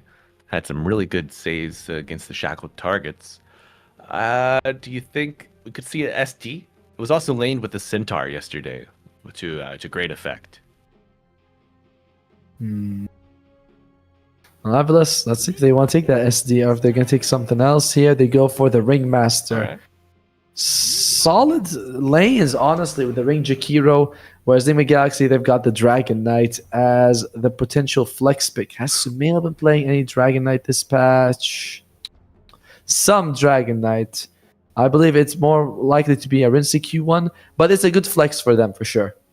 10 seconds remaining. Whereas Avilis, this TA, I don't believe I've seen a dual race TA, so it's very likely to be just a carry. Enigma's got a ton of sustain and a lot of beef. You need some quick burst damage from your mid laner here, or either that or a way to just not let Dazzle play the game. Do you think like a mid Timbersaw is viable, Atomo, or is there someone with better burst damage, better mobility that I'm just not seeing? No, Timbersaw would be very solid for them for sure, for Avilis. But I think my Galaxy's pick that's going to come out next, and we're not sure if it's going to be a carry or a mid laner. But let's go with the idea that it's a DK carry. Avilis will tell us what they believe, although in the previous game they were, at this point they banned like two different roles when they weren't sure about. So kind of covering their bases here. Yeah, the DK Dazzle. I like that a lot. The weave offset for armor eventually. The Green Dragon. Quite powerful. The sustain. Largo Dazzle DK. And even the Shackle on Shadow Shaman able to heal himself up. They get rid of the Ember. They're thinking that it's going to be the DK carry with all the buffs that you just mentioned. So Sumail, Ember Spirit is gone, Storm Spirit is gone, Void Spirit's still there. Puck is gone, Quap, no Viper, no Razor. Quite a lot of heroes have been banned out for them. And before we talk about the last bands and pick coming up, I do see a lot of questions in the chat. Maybe some confusion. People maybe tuning in for the first time in a long time. So, folks, this is DreamLeague Division 2, Season 3. How we get our pool of competition here. So you have your Dream League Season 28 qualifiers, your Dream League Season 27, 26 qualifiers. The teams that win those, or based on how many slots placed appropriately, they qualify directly to the Dream League Season whatever main event. Now, usually, it is the next team out, next 2 or 3 teams out based on the strength of the region that get invited to compete in Division 2. So these are teams that were just 1 placement away, 2 placements away. Still competitive teams in their own right, but maybe just missed the margin of entry. So those are the teams that we field the pool here of teams for Season 3 this time. And I think Enigma Galaxy, they were 1 spot out from qualifying. Yep. It's also important to mention that there is Blast going on, so some teams that would be picked up here, like for example Heroic, since the Peru Rejects beat them and for the qualifier for Dream League 28, Heroic would have been the one to be invited over Team Silk, but Heroic already has Blast Slam, and they decide to go for that. I imagine several other teams are also in that spot of being like, do we want to play for the 1 slot in Dream League 28 or compete for Blast? Secure ourselves an invite by a good placement. So I can't fault them for that, as it's going to be the mid invoker. And who's that Pokemon? It's Pikachu. Is it? No. But it's gonna be Sumail versus the Dual Rays Pangolier mid. Tomo, what do you think about this matchup? Sumail Invoker. Male Invoker. I mean, I'm more excited about seeing Pango actually be picked up. I think he's a real hero, honestly, unlike some other popular opinions. Yes, I believe he's a real hero. So, Pangolier, for Enigma Galaxy, not much that they can do to actually deal with him. No BKB piercing abilities apart from like their physical damage. Should be able to disrupt both the Shadow Shaman and the Dazzle quite easily. So, it's a very good Pangolier pick as dangerous liaisons. I believe he doesn't actually have a facet. No. If I'm not mistaken. Yes. No, not Because I'm looking at like that ain't double jump or fast or rolling thunder. Thunderbolt. Thunderbolt. Yes. So I do think Pangoliers nowadays, they are capitalizing off of the swashbuckle and lucky shot. Just kind of shying away from the shield crash. Just watching Gunner's pubs, Quinn's pubs on stream. That's what I've noticed from the mid laners. So interesting to see Dual Rays' approach if it lines up with that. The minus armor from the lucky shot, armor loss could stack up nicely with the Templar Assassin. I'll be chunked through that DK. I like how the slow on Pango has been shifted from like almost all of his spells. I remember at one point it was on the passive. It was when you hit, you disarm, silence, Break, and slow. silence. Yeah, right. It's like you hit him and the guy gets every disease known to humanity, and you're like, well, this poor fella. And then they're like, oh, we're going to put it on, I don't know, the swashbuckle. Swashbuckle slows, and then they put it on the shield. And now I think it's back on the passive as well. It's just, I don't know, this poor guy. T-pose DK, what the hell? Get him out of here. That's not even the Night Davian set, bro. The Dota, the Dragon's Blood set. Oh. Oh well, but folks, nonetheless, we got a game 2 between Avulus on the Radiant, Enigma Galaxy on the Dire. Enigma Galaxy up 1-0 in this best of 3 series, brought to you by Atomo and myself, Malibu. Jesus, we are here for a good time, not a long time. Our first and only series of the day. With a friendly tongue lashing. Apologizes right away. It's like he wants them to know he's also here for a good time, basically. As in the meantime, looking at any of the facets, nothing crazy. It's gonna be Agent of Galaron for Sumail. Me and you have gone. We've discussed it. We haven't really gone back and forth about how much we dislike Mind of Ternaris and think it's whatever. But we like Agents of Galaron. And here he's got fairly good setups, not on multiple targets, but Shackle or Dragonite stuns, just those two by themselves are long enough to bring someone down. Smoke is going to break on both TA2000 instantly moves. And very clever by TA2000, he is facing the way the water moves so that if the Smoke breaks, I guess that maximum move speed. He doesn't have to do the turn to get them extra, to accelerate. Yes, sir. You go with the rushing waters. Use them to guide you. And the bounty's gonna be 2 for 2. With a peaceful start here. Do you feel like that water change has made a big difference? Or is it kind of like, when you're there, you notice it, but you very rarely play around it, if that makes any sense? Like, oh, yeah, I'm moving faster. Cool. Now I'm, out of the water, whatever. Yeah, I mean, they're minor use cases that I find somewhat impactful. But starting off with a Sunstrike bottom after the tongue lashing. Oh, they get the poison touch. Wait. Huh? What? No. Catch you lick, not in range. The Shadow Wave first? I believe he did it, yes. Because I was looking at him like, it doesn't seem like he's... But yeah, it is going to be the Shadow Wave. Could have been a kill with a poison touch, but then again... going top lane, can you actually use Poison Touch to trade with a Jakiro? I don't think so. Yeah, that's a tough fight. I love what I was gonna say. I love what Rinsecue does. He actually chases Azadcore away from the pull camp, while GH was making sure that it's dewarded, and he doesn't walk in. Okay, in your entire life, has your carry ever helped you zone out that maybe supports the camp stays unblocked? Once, and then I never saw him again. Oh, It was the best pub of my life. I'll never forget that night. we miss you, Wizard Man 95. Yeah. Please come back. You're a real one. Yeah. Well, so top lane, can they get any kills here? Kinda. Both sides have fairly decent kill potential. The cores have a stun and a nuke. Oh, Ryota's dead. Yeah, level 2 power spike. Very strong. If you have a support with a little disable, a little nuke, Largo can really shine. And does just that. It has been taking some of Sumail's focus to actually get that Sunstrike off. You look at the CS, he's 5-2 to the 13-5 of the dual race Pango. And this Pango is kind of the key to the Avalos draft. He can make a lot of space. We all know what Pango can do, right? Great space maker, solid scaling, damage remains relevant throughout the game. Just a solid S tier hero. I hope he never leaves the meta. Utilizes the diffusal blade very nicely. Oh, All of yes. these heroes need their mana, especially the Largo.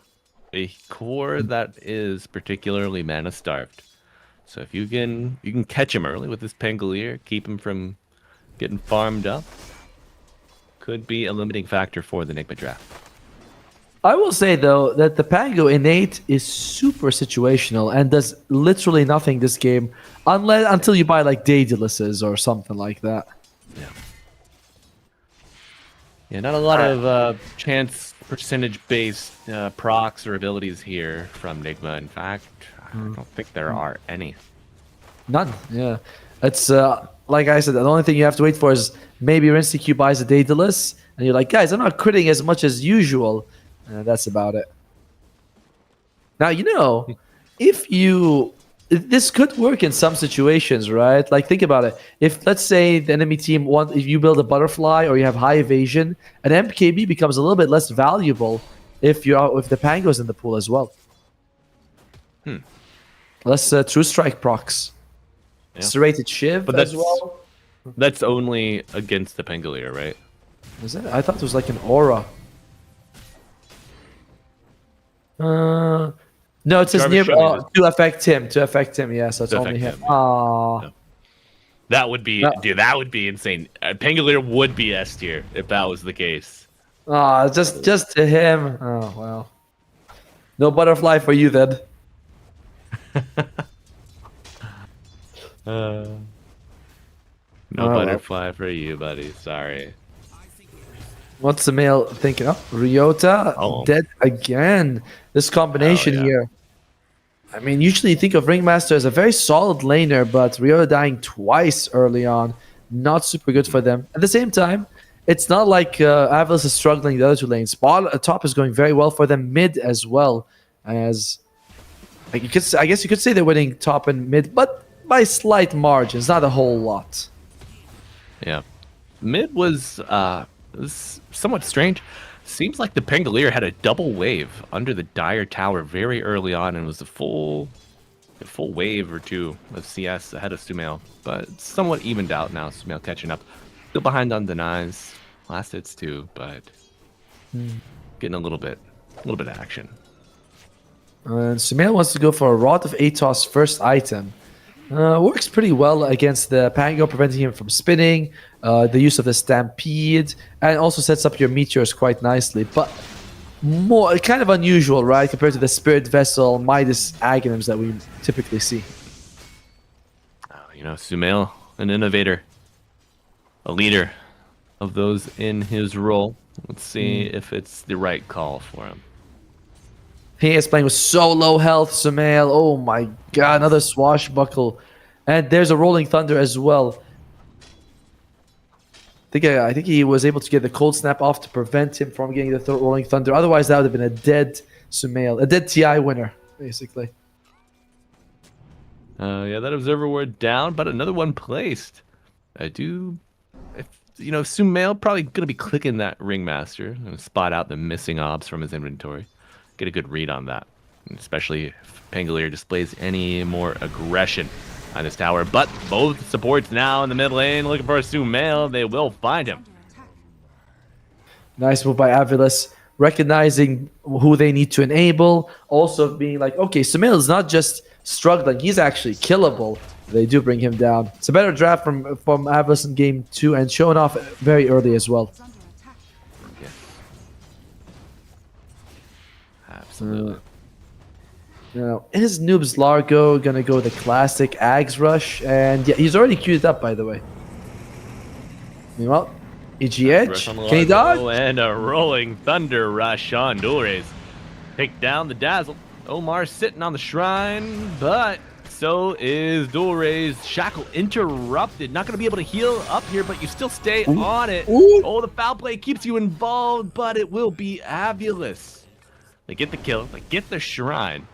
And Radiant Shrine still active. Rinsey Q gonna be forced to evacuate. Dulraze doing it all here in game 2, Atomo. And Rinsey Q lucky to escape there with his life, because this is where he died in game 1 as well. It's actually shocking because I was thinking like, oh, Noob is having a decent time, probably with Rinsey Q as well. But Rinsey Q is suffering almost as much as Sumail, despite not dying. It's been... disaster is a strong word, but not a very good lane for the Enigma Galaxy, at least. Well, there you go. A little bit of a reversal of action here. Last hit does go to Omar. Assist gold a little weaker than it used to be. Rinsey Q maybe gritting his teeth at losing that one. Sumail as well. It's going to be Helm of the Dawn for Corrupted, or Vazia, as he's called. You gotta have that name change. It's been 2 weeks, right? I'm rebranding. I'm also possibly not living. We'll see. Big Sunstrike coming out, but the hoof stop, the damage from Riona, the contribution will cause Nigma to back up. Rinsey feeling like not really worth it for him to go close in that situation. Keeps his distance very close to the Mask of Madness just to accelerate his farm. And when you play Dragon Knight, he's teleporting actually. Oh, he is TPing. Rolling Thunder canceled. Sumail just taking so much damage from these dots. God damn. Dulraze not too far from the Fusel Blade. Well, about 1,800 gold at this point. Is actually some distance away, but still, they're gonna start pushing. That's level 5 GQ or level 3 Liquid Fire. Buildings do not last very long against that. No, they do not. You need this wave here stat, but Dulraze gonna cut it. So Sumail stepping up to intercept. Will it be enough? Cold Snap with the Hex on top. Put him in the box for a temporary save. GH playing the cliff line. Rolling Thunder is committed. No pump fake this time. Jakiro with the gap closed, looking for Sumail. Does find him. Bells being spit, but the ice wall down prevents an advance of any further Avilis heroes. And now Noob showing up mid lane. What for a tongue lashing, does find it into the frog stomp, cold snap the hex, and the stampede to save from the Sunstrike is enough to get your Pengo for a reset. But Asdecor, maybe not so lucky here. spells, right clicks, flying, and Nazdakor with a contribution peels them off of his twin-headed dragon. And in the end, a lot was being committed, but nobody ended up dying, and both carries were free farming the whole time. So I think maybe Enigma Galaxy, because that was kind of a commit push from Avilis, and they don't get the tower, and they're also behind. So any trade that goes even is a good trade for them. Oh, Azukar's going for drums on the Jakiro. I've seen the Greaves. I like the Greaves. I'm not really used to seeing the drums on the Jakiro. I think Okay. we saw Fly yesterday with Virtus Pro get up a pair of drums, or a set of drums, on the Jakiro. Yeah, but it's certainly a little bit off meta as this tower. Yes. One more liquid fire is gonna do it. The deny actually comes out from Sumail, making sure that at least this tower doesn't give them as much as they were hoping for. Now, the interesting thing about playing a Dragon Knight as a carry is you always have to think, am I gonna go for farming or am I gonna get a blank dagger and help my team? He's thinking Mask of Madness, Armlet, Blink, just wants to join his squad, help them out as soon as he can. I get the feeling that Rinseku is trying to prove himself to Enigma Galaxy in a way. You know, it's like you're new in the team, you want to be like, see guys, I'm joining fights and I'm being helpful. Like We wish you would hit creeps. sometimes we don't actually Yeah. want you around. And you're like, well, but why? Oh, yeah. Oh, Sag. It's like, You know, Tomo, Mhm. interesting to see Noob not building these gauntlets of strength. Okay, is he? he's got no Yeah, points in he's his just ulti. going- That's a bit unusual, right? Largo with no ulti by level No. 8? No, I don't think it is. The you don't have enough mana to really sustain your ultimate in prolonged engagements. And the high points in your tongue and frog stomp, they just accelerate your farm.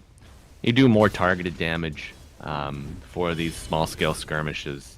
And I mean, really, you're getting your ags to do damage. So you're not able to do damage with it pre-ags because you can't play two songs at True. once, and that's the only time you get it. So you save your mana. I think it's to a lesser degree how you see Jakiros take Liquid Frost, Liquid Fire level 1. Yep. Save your mana for level 2 once you get Dual Breath now. And then you kind of go in. It's just, I built mean, to scale perhaps with that example. a more apt comparison would be that we just don't take Macro Pyre on Jakiro at level 6 either, right? So it's like 300 mana, and then you think to yourself, yeah, I don't really have that. So it's 200 mana, my bad. No, wait, no, it is 300. 300. Jeez. 300 mana, and he takes it at level 6. He's like, I can do it, boys. What did Tomo say? Yeah, I'm not listening. 1 macro, 2 dual breath. I can do it. No, he gets the deny.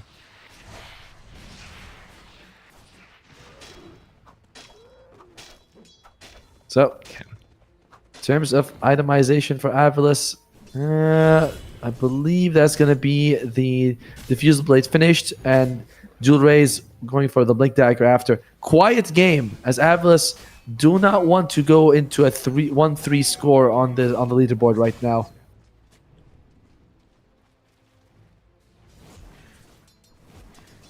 Yeah, man. Team's just playing too patiently for my liking, Atoma. I want to see blood. I want to see Same. collision, high speed action. Well, you're about to see Maybe we'll get a little here.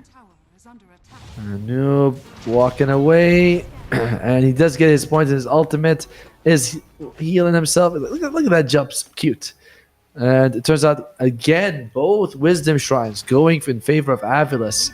However, are they gonna be able to translate into big objectives or not? Well, they might give a fight back here. Rada Atos now picked up on Sumail. Perhaps expect to see him get a little more active. Yeah, this was a bit of a not unusual choice, but meant to combo with his Meteor Hammer. So if he's not able to get like a lot of damage come down in the next few fights, it will feel like a bit of suboptimal purchase. Then again, I suppose you can make a Gleipnir and get that thick Meteor. True. Big ol' AoE. No, it's like, Never something I've seen an invoker shy away from. as Ryota has went for max points and tamed the beast, only 1 point in Impalement Arts. A lot of times people will take a second point just because you can double the charges. One charge feels like it's not much, but 2 charges like, okay, I can throw a couple at people now. Interesting. Just want more burst damage, you think? I suppose so. A little bit more control as well, longer duration on the fear. As it's also going to be corrupted going for the pipe, and again, both teams very careful, but someone's making a move. Here's a setup. Ice Path not going to be enough to save you there. Sumail does get the kill. Good kill on Azdukor here. As Sumail has really indicated what he wants for the after. Omar working towards his Blink Dagger. And Stampede, not very useful against the Shadow Shaman. As long as you get the shackles off on someone, they will be controlled. Dual raise. Okay, Omar. Speaking of shackles off, Shield Crash comes out with the Wheel of Wonder, enough to save Dual Raise. Doesn't even need the Rolling Thunder. Grave will delay. Oh, does he? Oh my god, he does. Going through foul play, not enough to get your Shadow Shaman out.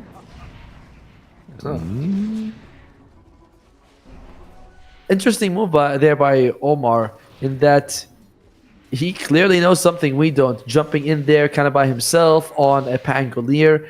He does, obviously there is a Sunstrike, but it was nowhere near enough damage. So Omar, what do you call a move like that exactly, Malibu? Politely, of course, with respect. Reconnaissance. Okay.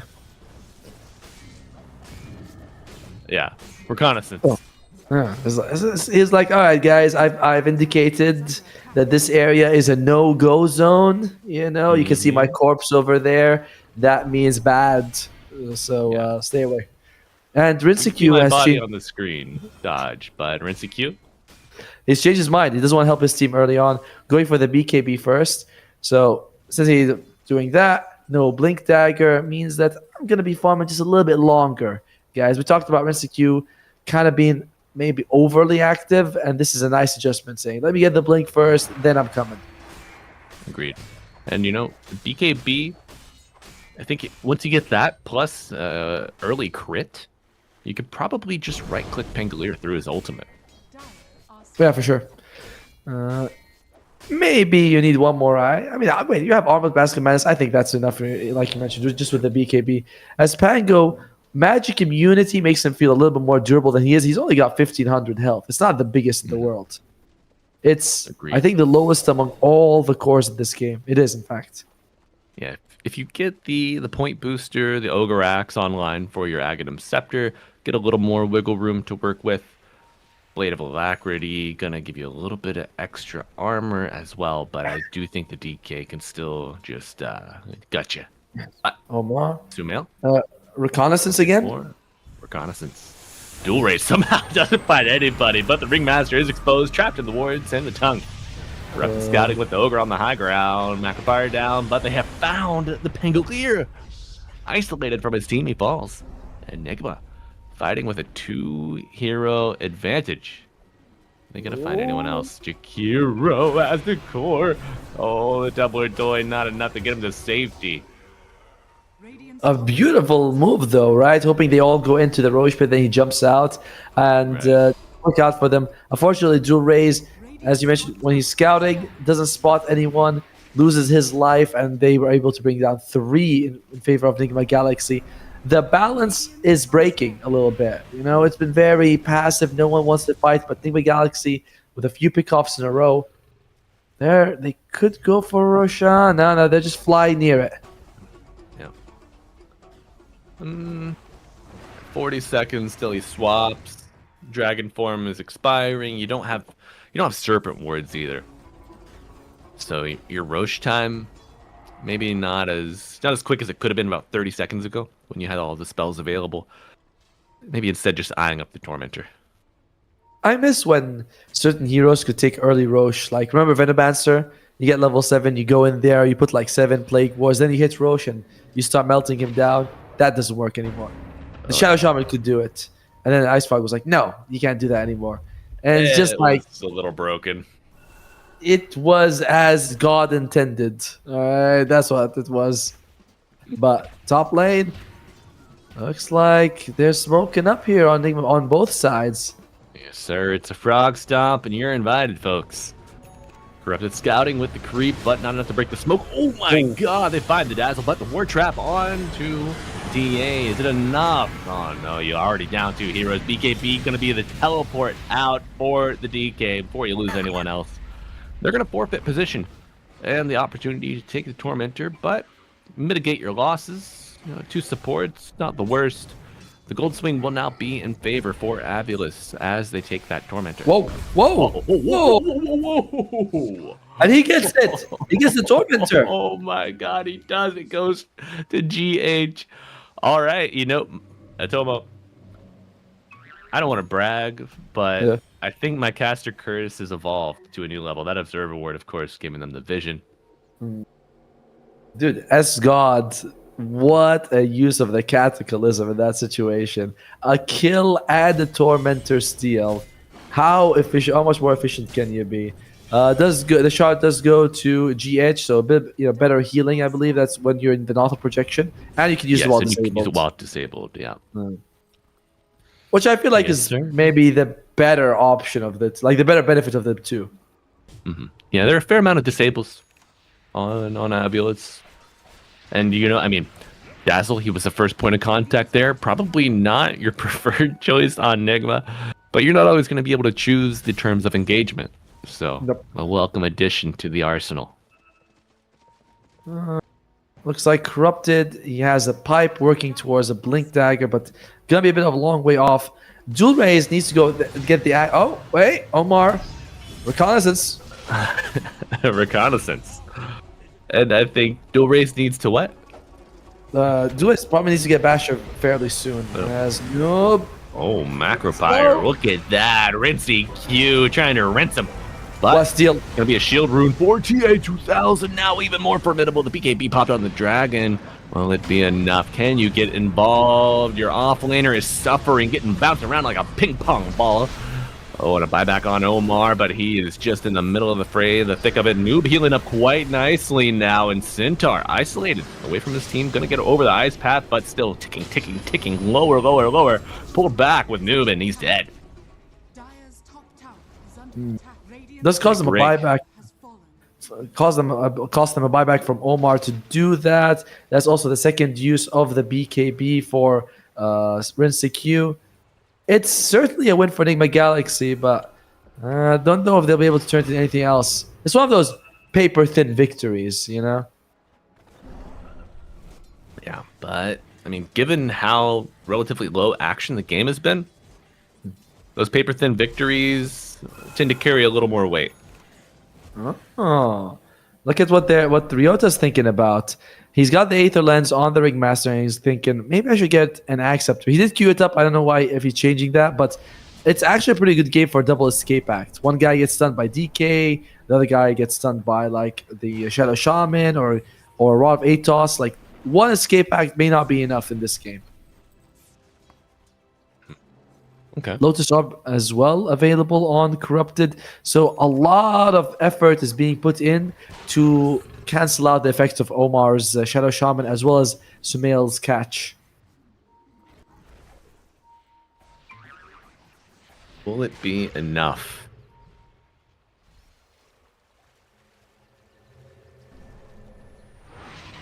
Oh, I hear a Sunstrike. Oh, high value target.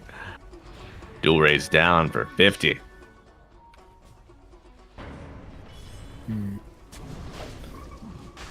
And that's might be a window into Roshan.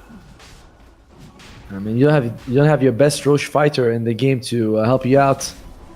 Now, one nice thing about this game is that if it goes late, we've seen the Axe Scepter on Centaur, and you have one of the best riders, I guess you could call, with the TA2000. Just a lot of damage. The extra range also very helpful. Already has the BKB, but only 2 charges on the Deso. Is there anything sadder than a Deso with 1 or 2 charges only? Oof. A Deso with no charges, I would say. I mean, sure, but that was my bad. I gave you an easy one. Acceptor very soon coming out on dual raise. Again, it's going to be the basher because without the basher, anyone could just BKB TP right in front of the enemy. And they do have 2 BKBs. Noob should be very close to his. It's such a low kill game that Noob, who's very farmed, is 1-0-4. So it's not like he's getting a lot of kills. It's just everyone's farming. Everyone's farming. Unfortunately, that might be the way Dota's going for a little bit. With the changes to the assist gold, multiple hero hunting paired up, just not as valuable as it once was. Yeah, it is. Yeah, I do sometimes feel like I want the creep net worth, like how much they give you, the creep bounty, sorry, to be reduced a little bit, just so we can encourage fighting again. But Right. I don't know. Ice Rock does tend to he feels like there's a problem, he tries to solve it, like with split push, giving glyphs, backdoor protection, healing on melee racks. He goes, he's like, all right, there's a problem, I'm working on it. Maybe he does feel like there's maybe too much fighting at some point, so try to put more emphasis on farming. Boring. Boo. Oh, indeed. I feel like those guys yelling, "Start the game already!" Caster, why you delay? And you're like, you think I'm the one holding it? Yes, I am. I've got the keys to both teams just dangling off of my monitor here. They think Parker's in the lobby, being like, please start the game. And we're like, no. It's the other way around. We're calling Parker. Please, can you just join the lobby? Please, Parker. Here, on the other side. Oh, it happened one time. Come on. Parker's reformed now. P-God. He's back on top, bro. Certainly an entertaining player. But he's not on this one, as there's a double smoke. Who are they going to catch? Oh. Noob just wanting. He's playing a song for anyone who might want to hear it. And Jakiro, in the middle of it, but a beautiful Wheel of Wonder interrupting the go. Enigma Galaxy lose their Chicken Man. Noob gets the grave. The BKB afterward. Rizzy Q jumping in with the Cataclysm coming down. Who's going to get it? No one. Instead, fighting at a 2-hero deficit now. Enigma Galaxy got to be careful. Rizzy Q has the Aegis, but that transformation-based hero not going to be the best use case for it. Can you bring down Night Davian again? That's the question. BKB on Rinsey as the stuns from Abulus piling up on Noob, keeping him from playing his song. Sumail does find the opposing mid laner. So get a little bit of wiggle room here, but Noob trying to wiggle, jiggle, play a little song for you. Hope you like the tunes as he's like, whoa, guys, come on. And that's a gem on deck. Big victory coming out here from Avilis, as when Rinsey Q blinked in, something stunned him because he didn't use the BKB, he has the Aegis, but it's an awkward thing for transformation here, as you talked about. You generally want a BKB after your first life, but if you are in dragon form, you also want to keep that going for as long as possible. So he decides to kind of go with a half measure of, I'll use dragon form now and BKB in my second life, which resulted in him doing very little on that actual engagement.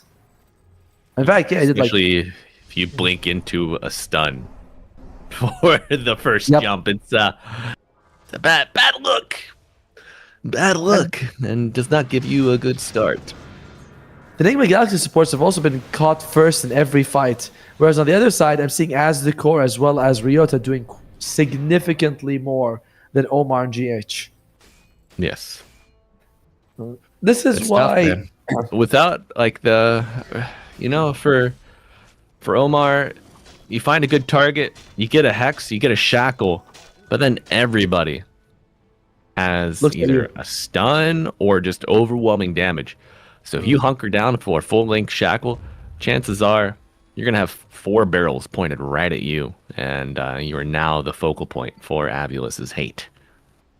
That's always been sort of the trade-off in the Lion and Shaman disables, right? Shaman disables better, right? You have a break in the talent, you have longer shackles. And, oh wait, we got fight. Oh, we do. We got a ward trap here. DK Trap doom. Cataclysm coming down. Who's gonna fall? It's the Centaur first. A grave to save. Your Rasta, and now they are gonna roll out on the side of Abulus, but Rinseq not content to let it happen. 2 kills in favor. Get Noob out of there. My frog, he's trapped. By the way, this is the second time this happened. Yesterday as well, he trapped in a snake. So like, I know, it was like, yeah, thanks, Omar. All right, here we go. Play us a song, buddy. Play us a song. You're the froggy bard. No, he's just waiting, biding his time, looking for flies. And wasted my man on this. Jakiro is actually not too far from. Oh wait, speaking of Jakiro, Asdekor, he's fine. He's not too far from the Acceptor. You said he's fine. Atomo, he's getting slapped. Okay, but he's fine. Ultimately, roll up into the Rolling Thunder. Now, Sumail might be the one who's caught out, naked and afraid. He's dead. You ever see that show? Naked and Afraid? Yeah. No. It's a game show. Contestants are placed on an island in the wilderness. They work in pairs, but they're dropped with like one item, and otherwise they are just naked and afraid out in the woods, man. They got to survive, find the extraction, the escape, wherever. Yeah, I mean, when was this show released exactly? It's pretty recent, I'd say. Really? Past few years, yeah. Oh, okay. Well, maybe I'll check it out. Sounds a bit like Survivor, which I'm a big fan of, but yeah, I would say it's more of like a PvE Survivor. Okay. Yeah. Now back into the items as Asdekor. He's got. Oh, last time I looked at it, he was like 1,000 gold. He's only 300 gold away from the Acceptor, which means he's gonna have that nice, thicker Macropire with the with the slows on both sides. Ringmaster very close to the Blink Dagger. And he's also got Keen-Eyed Aether Lens. So his cast range is quite the distance.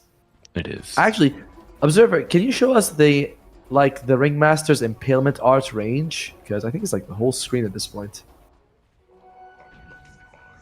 And it's like, okay. Maybe. It was like, Ringmaster, yes, not the Pango. Can you zoom out? No? Alright, that's fine. Well, either way, Bangladesh also got the Basher, which means that it's going to be pretty much impossible for you to BKB and TP out at this point. Yeah. Yeah, once you're in, you're in. Just try to make the best of it, Oh, this is interesting. Double Shiva's Guard and Enigma Galaxy. Both Noob and Sumail have one. Huh.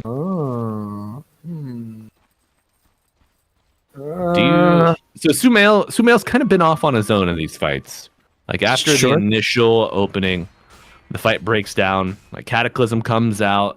Noob tends to play around Rinseq, creating chaos, healing him up, providing sustain for the damage. And then Sumail, he finds who's been weakened by the opening salvo, and then just goes and takes him out. So maybe that's kind of the reason behind it. Yeah, I mean, I suppose him and Noob are approaching the fight from different angles, but it is unusual. Smoke breaks. Oh, here we go. Smoke break. Who's coming out? Who's going to get it? Oh, it's the Jakiro to fall. Card is out, but you cannot get away from that damage.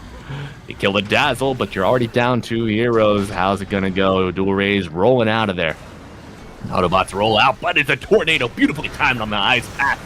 And it's a dead Pango. I love what happened. When the smoke breaks, the cores on each side blink forward, hoping to catch an easy target. They bring down Asdekor as well as Corrupted, but they also lose GH on Enigma Galaxy. And unfortunately, the fight does end relatively badly for Avlis when we see Dual Rays at the end lose his life. And it's going to be Enigma Galaxy taking Aegis again. This one comes with a banner. A shiny new banner to plant down in front of your enemies, taunting them, provoking them into attacking, diving past their fortifications. But 10k elite for the old Enigma Galaxy. a little after 34 minutes. Think this is comfortable enough to threaten high ground, or are we just going to see the remaining tier 2 tower taken and the map begin to shrink for Abulus? I mean, a pickoff is always nice, but I think you're at the stage where you can go high ground, right? Like, you have the snakes, you have the banner, you have dragon form coming up in about, 10 seconds. So, there are, of course, better situations to go high ground, but can you really afford to wait for them and potentially lose the Aegis?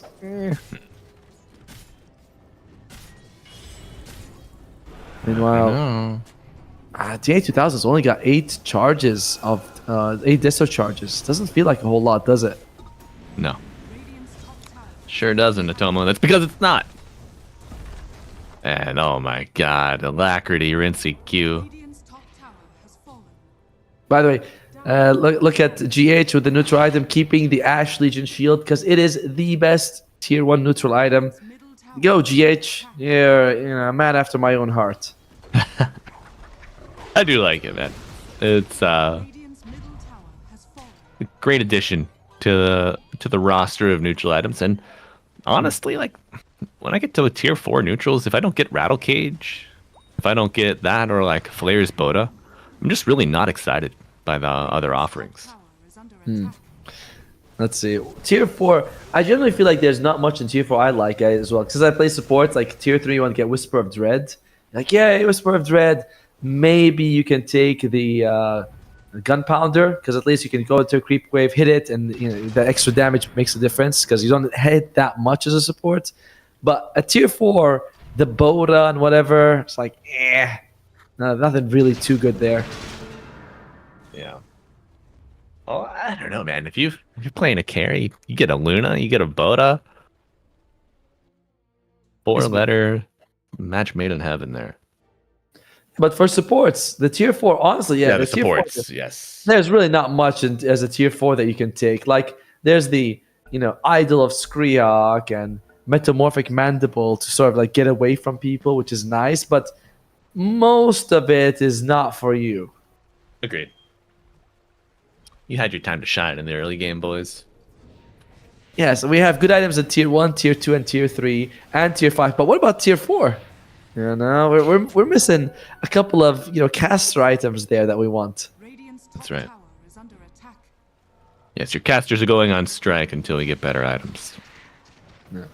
I'm not asking for much, like a Keen Optic, a Spell Prism, maybe. That's a lot, I know. Oh my god. Spell Prism, my beloved. Keen Optic, mi querido. Gone forever. Tier 1 neutral item, 75 cast rate. You're like, well, that's something. I'm taking that on every hero. Oh, oi, oi, they're taking this Jakiro right off the map.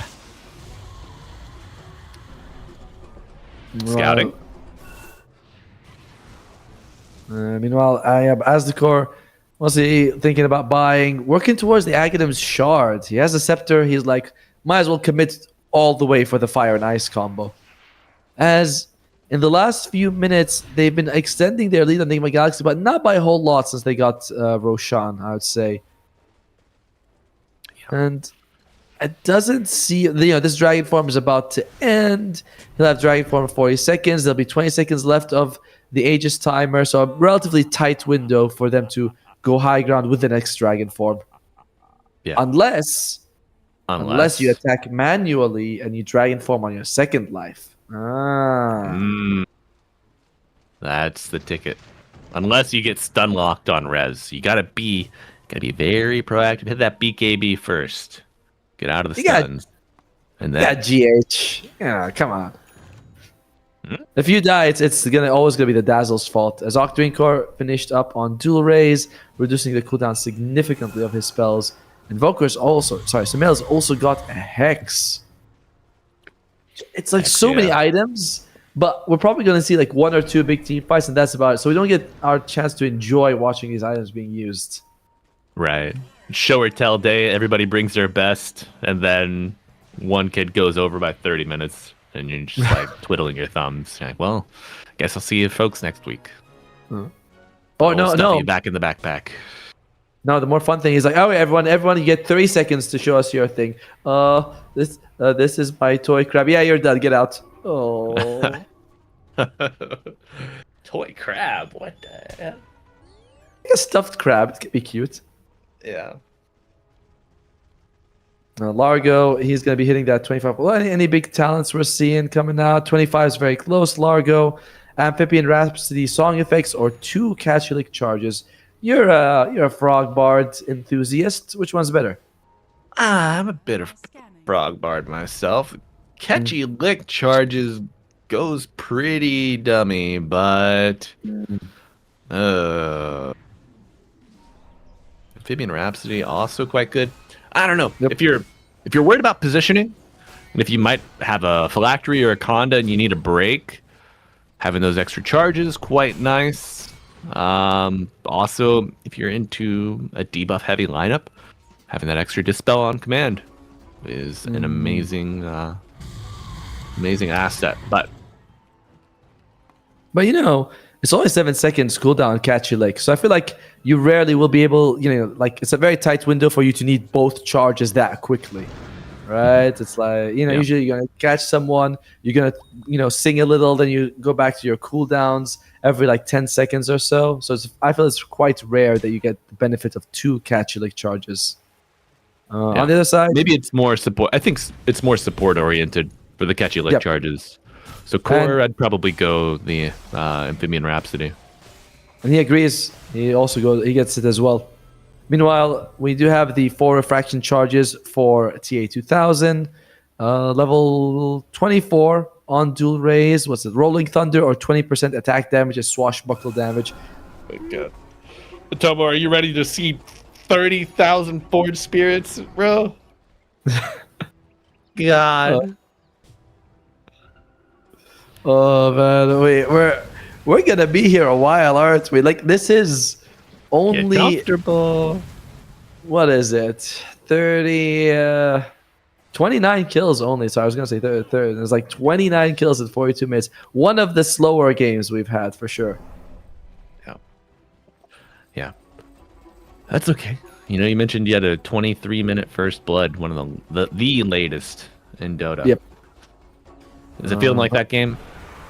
No, because you're always wondering when the first blood was going to happen. You know what I mean? It's like, it's going to happen now. It's going to happen now. And there was a few like close calls. It's kind of like watching soccer where the goal is very exciting, but in between. Right.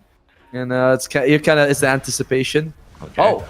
Anticipation can wait for next game because we got a death on the Jakiro. It's going to be the cart to get out, blinking away from danger. Ooh. No buyback as well for 45 seconds. I don't believe Enigma Galaxy will time their push that importantly around the Jakiro, but perhaps they notice that he buys a shard and could go high ground. Doesn't seem like it though. Interesting. He went for the alert enchantment. Extra attack speed. It's mostly for the attack range, but right click Jakiro.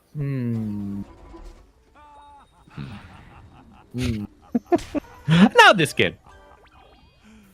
I mean, you never know. I mean, if you're playing a fun unranked game, that's a nice little throwaway. Run it for a round or two. Roshan's up again, by the way. It's going to be third Rosh here if Enigma Galaxy decide to check it out right now. All right. It's going to be 25 for Sumail. Radial Deafening Blast or 2 times active bonuses for the Orbs. Does he have Refresher yet? I don't think so, right? He is buying an Ag Scepter Blessing. I'm going for Radial. Okay. Probably Radial. All right. He picks Radial. All right. Yeah. And it's going to be Rolling Thunder cooldown reduction for dual raise. So it's just going to be rolling around. What's the cooldown now on? 48 seconds.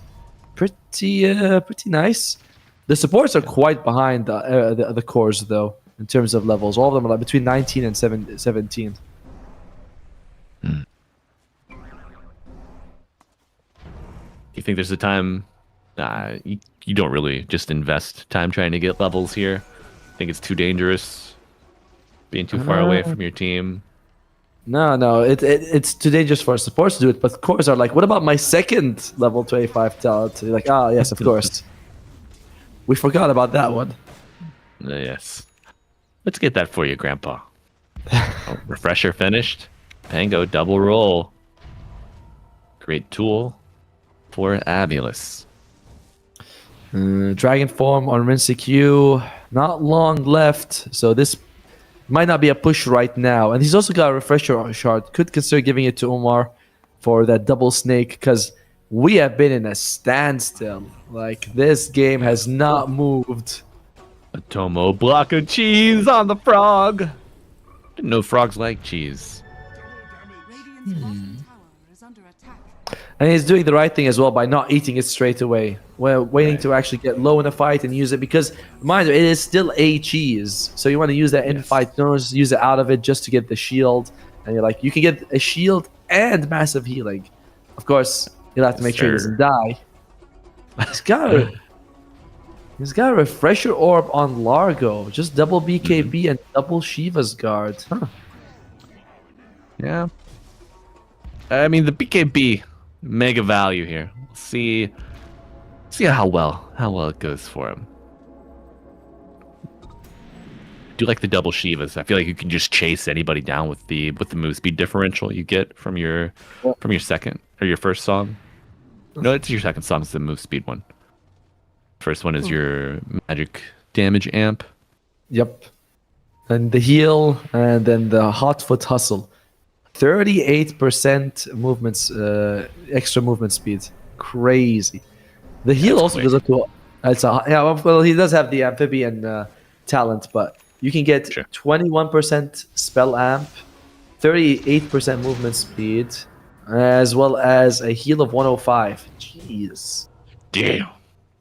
That's a Cook lot. noggin. Yes, sir. Now, Dazzle's heal amplification's only for himself, right? Correct. Yeah. You mean for the Holy Locket? Oh, no. Oh, you mean from his natural abilities. Yeah. From his natural abilities, yeah. The Holy Locket, though, I think that's the active increases heals on that source or on that target, right? Correct. Okay. TA 2000 waiting patiently. What a Chad. This is like watching Tundra in 2023. You know, back when AUI was their coach, or was it 24? I don't know. But they were winning everything, and you watched them, and you're like, "Come on, guys, just please go high ground for the love of God." And they're like, "No, we are not. We gotta maximize everything." You're, okay, fine. And 33. Wait, Smell, is it gonna be? No way! He Got him! stomped even in biz. The Macropire down, and they're found him, folks. That's a big kill, but Nigma taking advantage with most of the defensive force away from the base. Split pushing here. Waves on top, snakes on mid, but the damage not going to be critical to the base of Abulus. Yeah, overall, it's a little bit of poke here, although the range rack could fall. However, we're approaching 50 minutes, so a range racks in one lane really is irrelevant. Yeah, it's almost an expected casualty at this point in the game.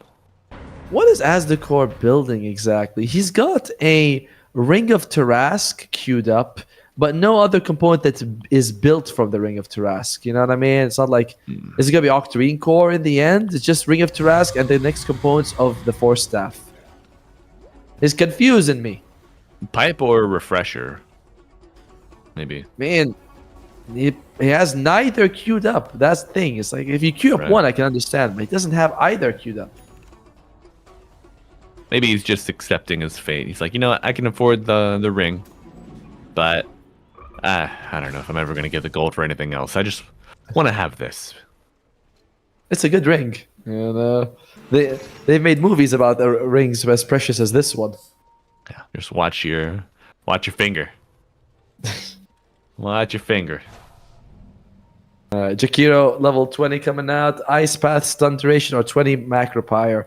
I'm not a big fan of the 20 Macropire, but I see it picked more often just because it's like, you know, a bit more pure damage. It's a 10% damage increase rather than a 20% stun duration increase. Oh! Just scouting Kata. It's like I did not see the kata. at all. Shiva's guard fairly close to being finished on corrupted. It's going to be his 6th slotted item. Is this an Aghanim Scepter? Yeah, on Rinse Q. I saw him fly over that cliff.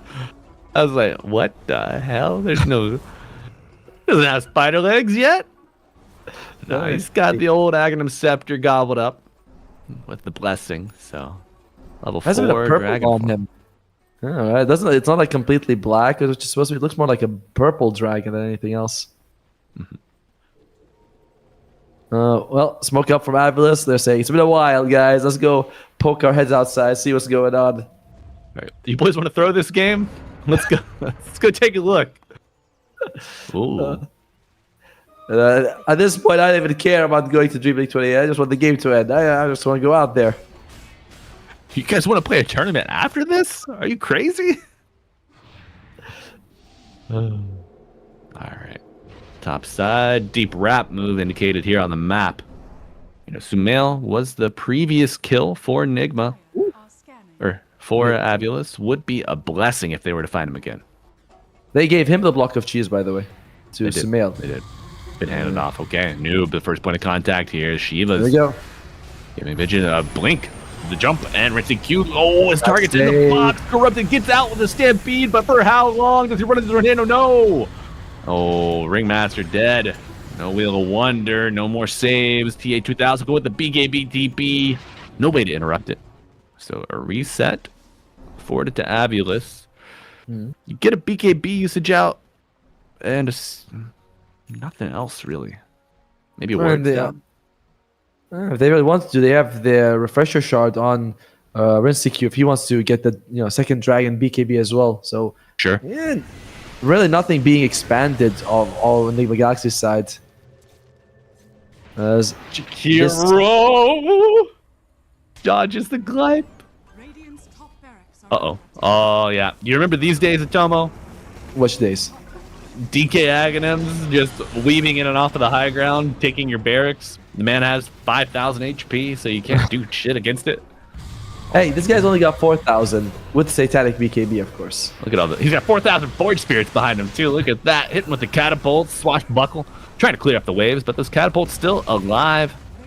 My god, Alacrity DK. What can you do? Or staff backwards. Pushing him, but it's not enough to save your barracks. Alacrity back up off cooldown. You got to imagine that Octarine core doing work. Well, oh, they want to start a fight now. Taking away, pulling him back with the catchy lick, but the hex. Oh, not enough just yet. Grave applied. Expect to have him healed back up to full.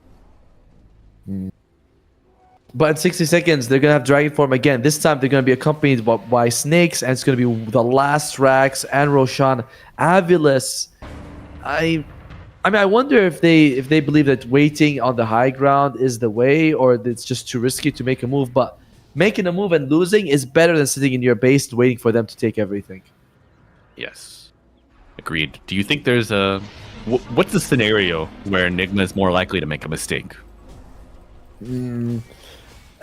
If they split push a little bit, right? Like maybe one of the lanes pushes out and they say, oh, Noob, go, push out that top lane for no reason. Then they split like that. But if you wait, eventually Enigma's going to group up as 5 and go one lane. So you like pushing out lanes and hoping someone defends a good way. As Sumail is like, no. I just want to make sure where everyone is. Yeah. Well, we don't have a Zeus, so Sumail, you mind throwing out the kata? Savory shield on Rapier, baby. Oh boy, this is Tomo. This is what they were waiting for. There you go. They say barracks. IDK barracks. IDC barracks. IDC barracks. By the way, he was also eating a moon shard for TA. Last stand. They're gambling everything on this move right now. Jakiro does have the macropire damage at level 20. A little bit more pain here. And look at this DK. Double cheese. One on Invoker and one on Rinsecue. Oh, and the banner down. Roshan giving up his bounty, but pulling him back. Rolling Thunder in with the Wheel of Wonder. Hypnotizing the DK. No BKB yet. And Noob popping his old BKB. Playing that tune. trying to heal his boys up as Dual Rays rolling. He's taking a toll here on the back line. I believe he has a refresher still ready to go for round 2. And now DK Rintakyu going up to the high ground. Alacrity pulling him back. Low ground ice path on the ground. Got to watch your feet here, folks. But that tier 3 tower getting torn down. And Corrupted going back in and out, weaving masterfully. But nice kata coming down. Where are the Forge Spears? The damage coming out. The cart pulling him out, but he goes down. The Centaur dead. Kirabai back and Rolling Thunder coming out for round 2. But Rintakyu still very healthy. Separated from his team, but rejoining. Back line of Nigma. Reassess, heal up, and go again. Range racks to fall. Only one melee barracks remains between you and Mega Creeps, and Rintakyu looking good, tearing it down. Mega Creeps achieved here for Nigma. Noob being the bait, trying to drag in the forces of Avulus. You still have your Divine on your Templar Assassin. But can she hit anyone? That is the question, Atoma. I don't think she was able to really approach it all there. I mean, you look at the fight recap. TA actually did the lowest damage in her team, 1,400. Jakiro did the highest at 2.4. So he's not able. TA is not able to get on top of someone and dish out the right things that he needs to do. Not even able to finish the banner before Nigma approach and threaten. And yeah, TA. BKB's on cooldown right now, so she's not really going to have a better opportunity to hit heroes unless Noob just walks in there. Rolling Thunder coming in. Oh, Shadow Shaman with the Ghost Scepter. Surviving for now, and now on the backlines, they found Sumail. The wraparound from Jakiro. Sunstrike coming in. BKB on Sumail, ready to definitely blast it as well. That's a dead twin-headed dragon. And now Dual Rays. Does he have an escape, a way out? The chase is on. The frog, the dragon. That's a story for the ages. Buyback on the Ringmaster. Shiva's Guard being used, but Noob is broken. And finally, TA being able to sink her blades, but the frog is just too speedy. He hops away. Oh, look at foul play. Not going to be enough to get the Rasta out. Buyback immediately, and now Cataclysm coming down. 2 more dead. Can you get any damage going outward? No. Buyback on the Pangolier. They are confined to the fountain. The Refresher Orb coming up from Sumail. The Deafening Blast, the Cataclysm coming down. And GG is called. A 56-minute example of starvation here from Nigma. You know, they find their discipline. They dig deep. A masterful, albeit slow victory for Nigma Galaxy. They take the series 2-0. Atoma. In a very convincing fashion. This game 2, quite different from game 1, where game 1, Avila said, oh, we're going to go all in on the laning phase and hope to snowball. That failed. Nigma Galaxy cleaned them out. In this game, much more even, but at one point, Nigma Galaxy takes control of the game, and they're very cautious about it. They're like, it's like when you have this tiny fire, and you're like, I don't want it to go out, so I'm just going to be I'm going to move very slowly with it, and that's what happens with them. They take 3 Roshans, they poke the high ground, they do lose a little bit here and there, but it was always in their control. So masterful by Nigma Galaxy. Solid discipline from Avulus, but I would have liked if they tried to fight near a cliff. Just go out, put a ward there, hope for the best, because if you're waiting your base, it seems like it's the safest option, but it's actually the most dangerous, because now the enemy can hit you or a barracks at any point. And you just get pushed back continually, funneled into your fountain, and you're playing against an Invoker who has a crazy lead, great items, is on fire, hitting all of his spells, and you just get funneled to your death. But folks, before we wind it down, we do have a winner interview. I have Noob here. Hey Noob, what do you like to say about that victory? You guys finding your passion, finding your way to get back to the top with Nigma? Yeah, we're doing kind of good around here. No. So folks, that is all for us here, Atomo and I. But there are going to be 2 more rounds of Dota brought to you by our colleagues. We got great duos on the mic today. I think we got Permasneeze, we got Winter back from their stint with Blast. Who else do we got? We got DK Truman and Lellis coming on. Lellis for his first casting stint. Be sure to support him. He'll be running the analysis over there with DK Truman on, I think it's Storm. 3rd stream. Yeah, Storm. Yeah. And Beowulf and Rojo, of course. Aries and Lizard also coming on for the 3rd shift. So, folks, be sure you spread the love around. Stay tuned for the rest of the DreamLeague Division 2 Season 3 action for the day. But for now, Atomo and I are going to be signing off. So thank you so much for spending your morning, your afternoon, or your evening, based on wherever you might be around the world with us. It's been a pleasure, and we will see you tomorrow, Atomo and I, for more Dota 2 action. So goodbye for now. Bye. That you don't feel the same inside. Don't tell me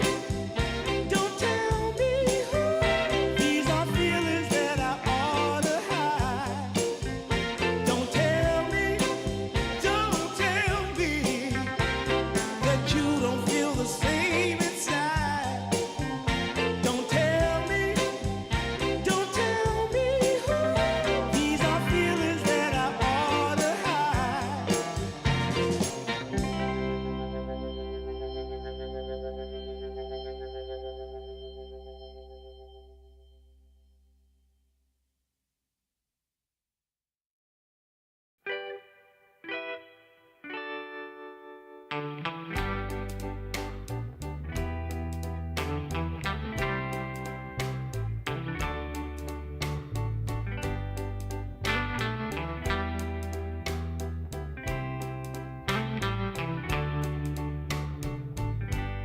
Sometimes I'll be foolish. Sometimes I know I get mad. Sometimes I say the wrong thing to you that makes you feel sad.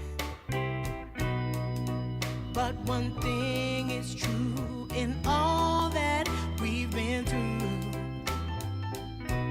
You've never stopped loving me, no matter what I do.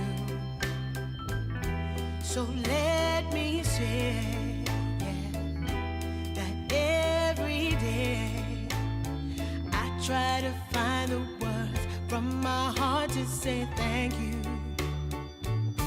'Cause you take me as I am.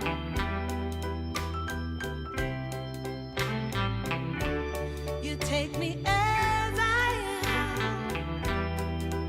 Oh, baby.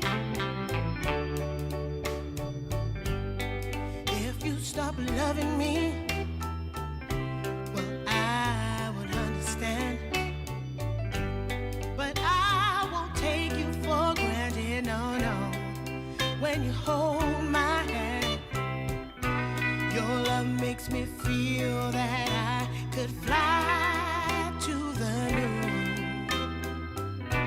Not even the birds above can sing a sweeter tune. I needed to say that you find a way to make me feel anew. And I want to say thank you, 'cause you take me as I am. Oh, baby, take me as I am. Oh, Lord, take me as I am. Oh, take me.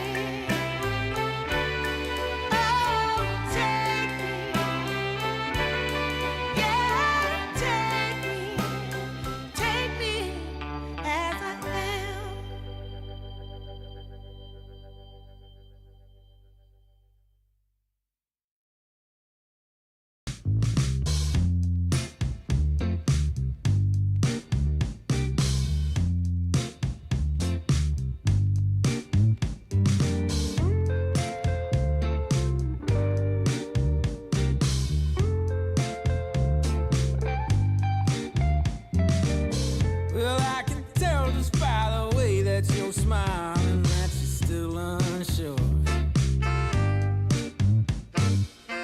And I can tell just by the look in your eyes that you've been hurt before. But baby, no one can promise you forever. Right now I only know that we should be together. Because it's now or it's never, so won't you take a chance on me?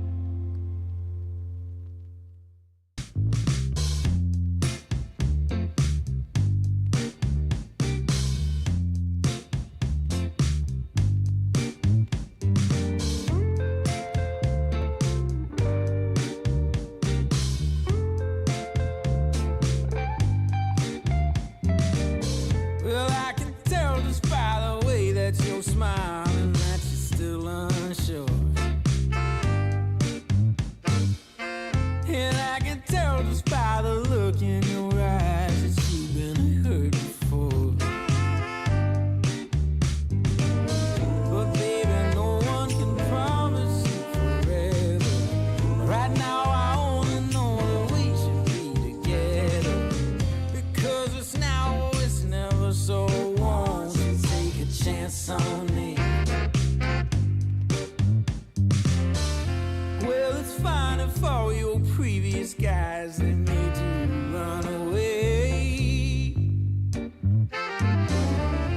You can bet you'll only have one regret, and that's if you didn't stay. Walk my way.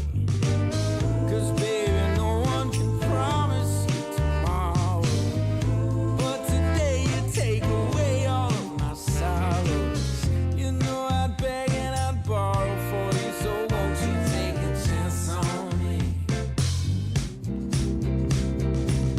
Right from the moment we met, I knew that I couldn't let my fear get the best of me.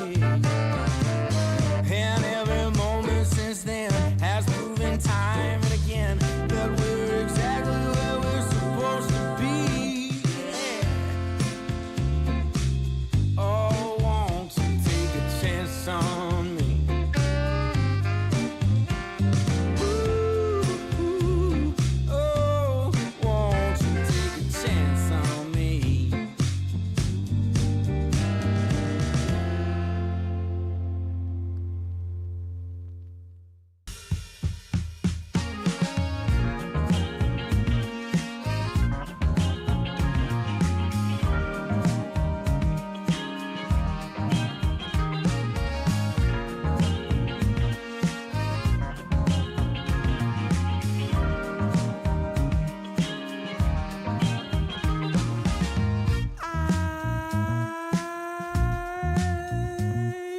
My eyes are closed so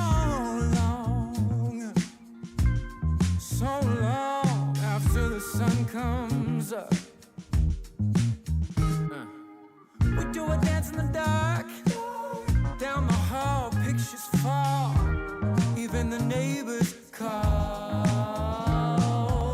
But then you rip out my heart, every artery, a part of me. Ooh, it's obvious to me that you love to watch me bleed.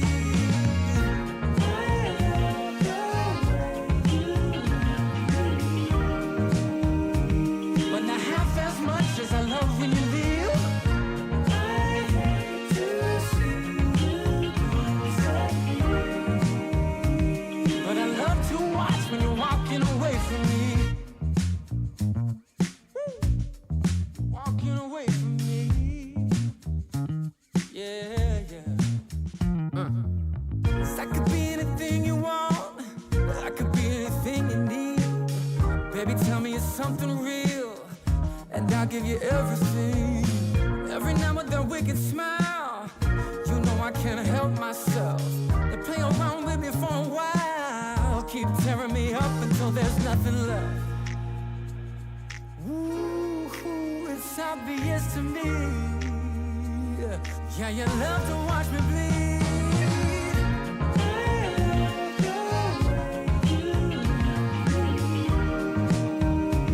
But not half as much as I love when you leave. I hate to see you go, but I love to watch when you're walking away from me.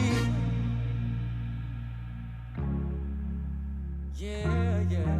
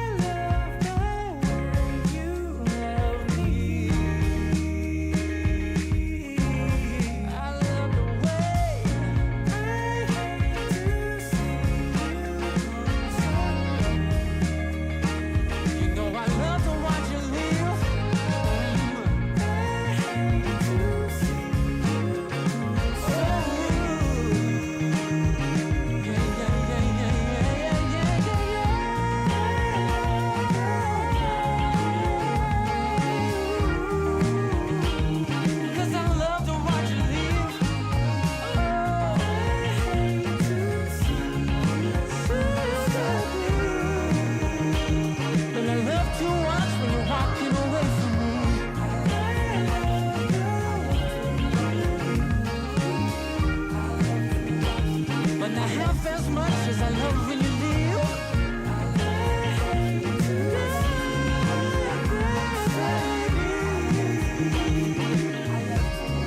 You walk away from me.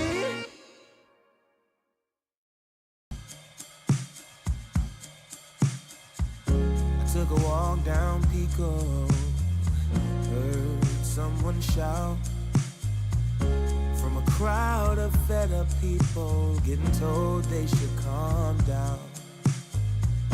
Didn't wanna fight, but the tears that fill their eyes are brought by the people sworn to preserve their rights. Oh, how could you not see it all coming? Stuck in our ways and running out of time to change. We've got to at least try. But what will they do when the people are stepping out of line? Oh, oh now, oh yeah. What will they do when the people are stepping out of line? By the ocean where we hit the ground, when just one block away shops were burning down. No surprise, the peaceful pay. We can't kick our feet out till justice takes its place. Oh, how could you not see it all coming? Stuck in our ways and running out of time to change. We've got to at least try. But what will they do when the people are stepping out of line?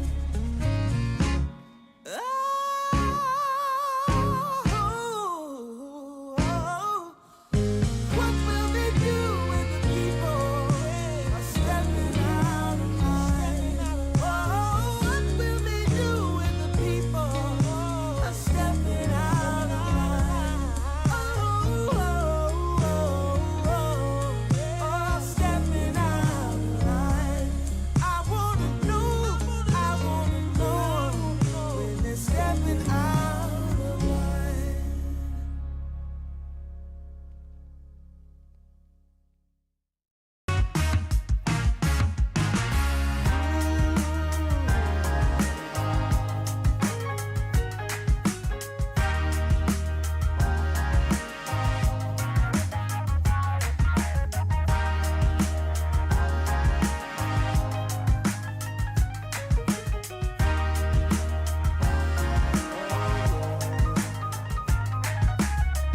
Turned on the dime when I saw you walking by.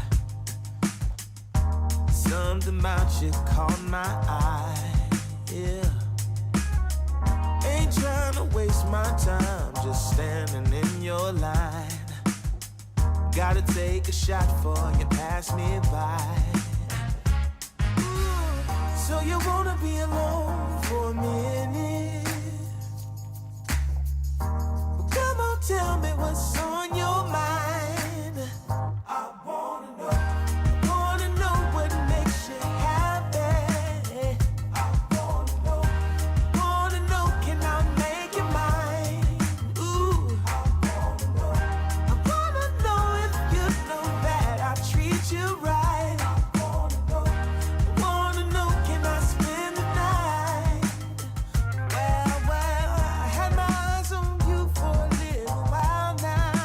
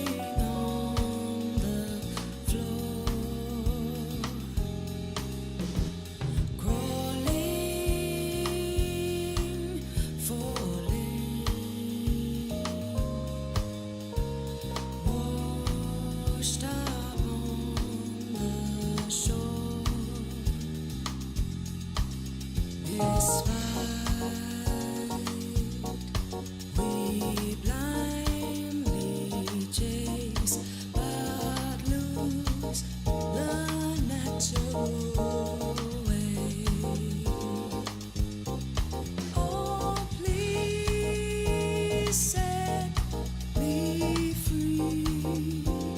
Take me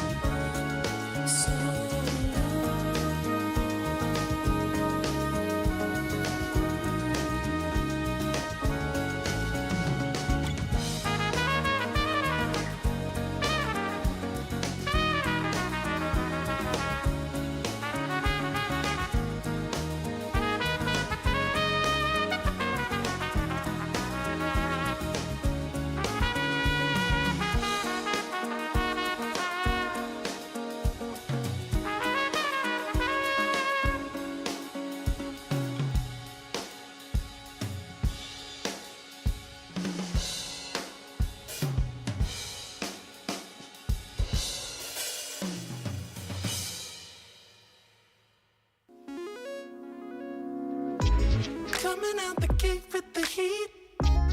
Everybody's playing in the street. We got the summertime magic in this beat. Sun is in my eye, feeling high. Only good vibes, I'm alive. And if you see me driving by, don't be shy.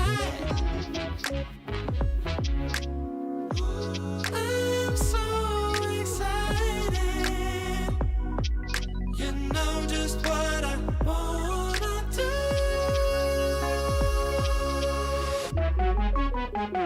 I'm glowing on up, I'm glowing on up, I'm glowing on up. I'm glowing on up, I'm glowing on up, I'm glowing on up. Don't it feel like summer? I'm glowing on up, I'm glowing on up, I'm glowing on up.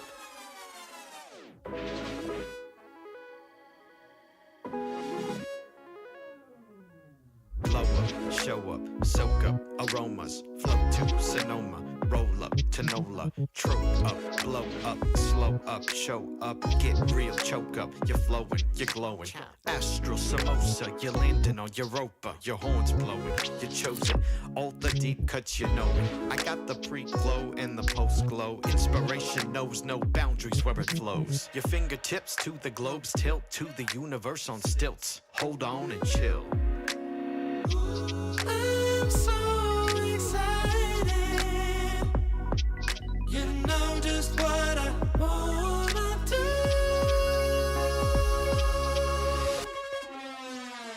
I'm glowing on up, I'm glowing on up, I'm glowing on up. I'm glowing on up, I'm glowing on up, I'm glowing on up. Don't it feel like summer?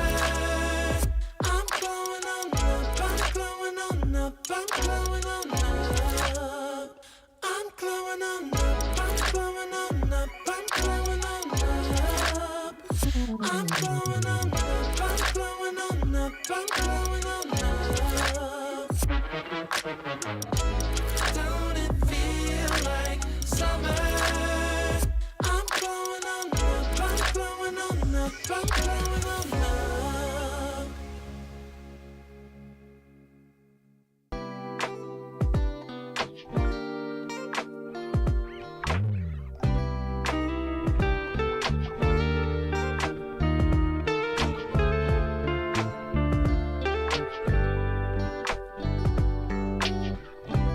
We're gonna keep it going. We got this now, you know.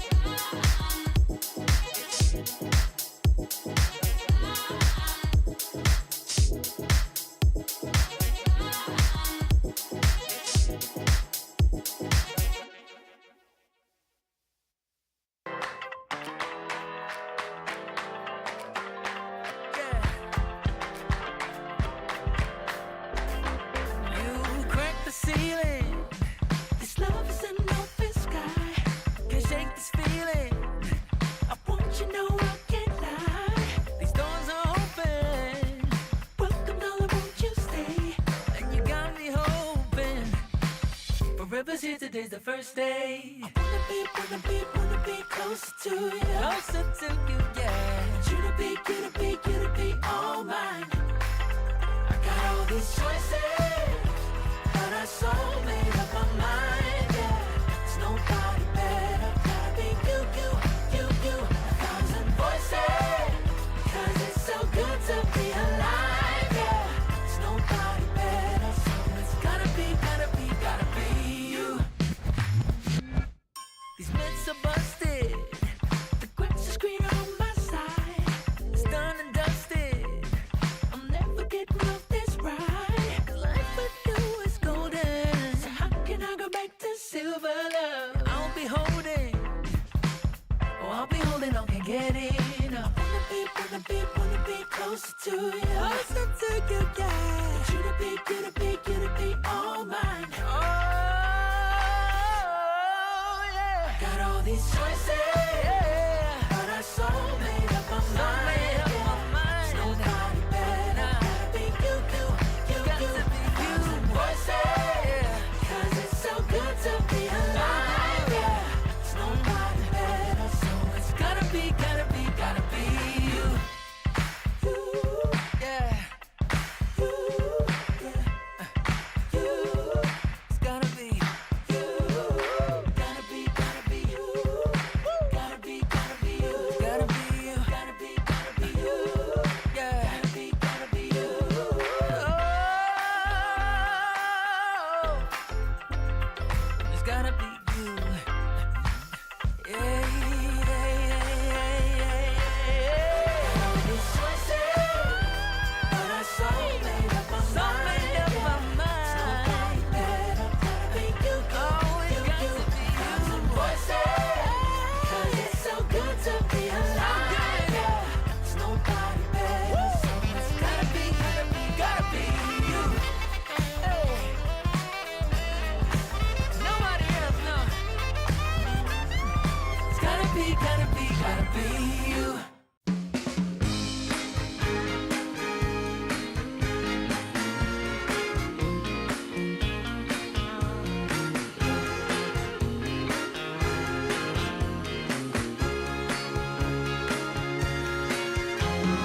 I want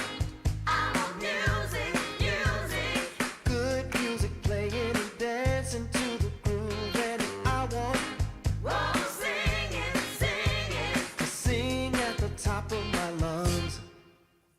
The evening has just begun. Hips are swinging and feet are stomping. We will party all night long. This will be magic night to remember. A joyful celebration for a whole new generation. This will be magic night to have together. No more limitation. We united as one nation. I want keep on moving. The sweat is dripping. I want shake it to the beat of the drum. No need for hesitation. Bass is pumping and everybody's smiling. We will party all night long. This will be a magic night to remember. A joyful celebration for a whole new generation. This will be a magic night to have together. No more limitation. We united as one nation. This will be Magic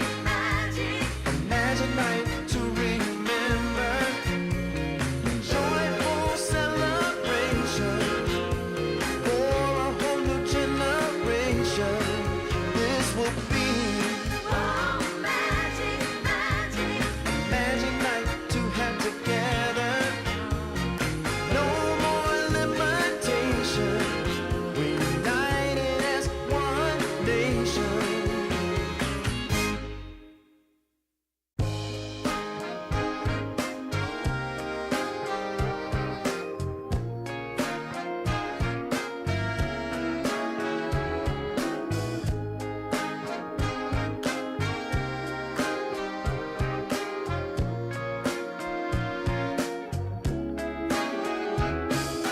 Leaning on the window pane, I found my mystery woman. Flame drives me insane. She's heavenly creation. The spirit of the hot summer day, controlled by her emotion. Tomorrow seems too far away. Now I've got my shot. I'm meeting my soulmate. Lady, can you see me? You're my everything. You're my lady. Lady, can you feel me? I feel head over heels. You're my lady, lady. Maybe you can't hear me, my sweet little thing, my sweet lady. Lady, can you see me? You are my everything. You're my lady, lady. Some might think I'm crazy. You're my constellation. My vision's far from hazy. I need no confirmation. Take my heart and don't let it stray. True love and affection will come again another day. As the sight of your light always takes my breath away. Lady,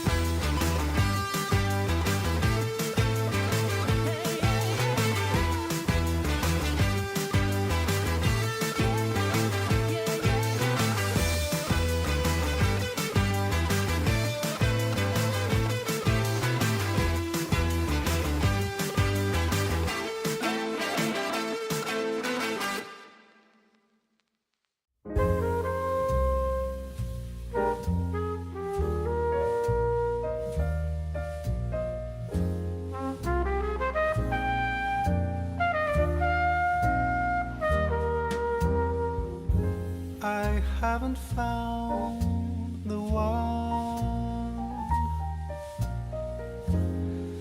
or never knew what others do. I hope and yet again,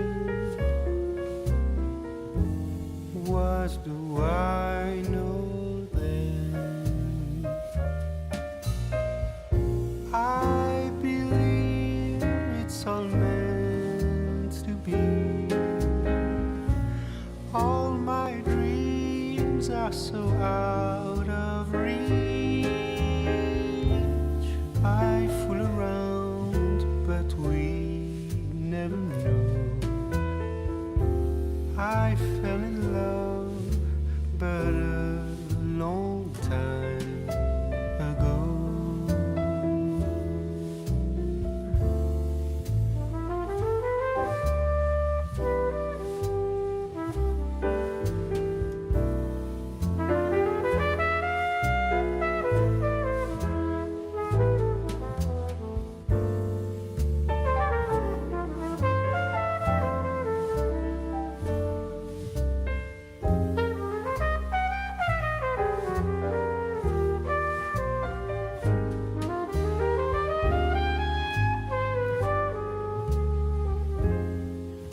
I sing the same old song, been going on for far too long. I hope and yet again, what do I know then? I believe we're all meant to be. All my dreams are so out of reach. I fool around, but we never know. I fell in love, but a long time ago.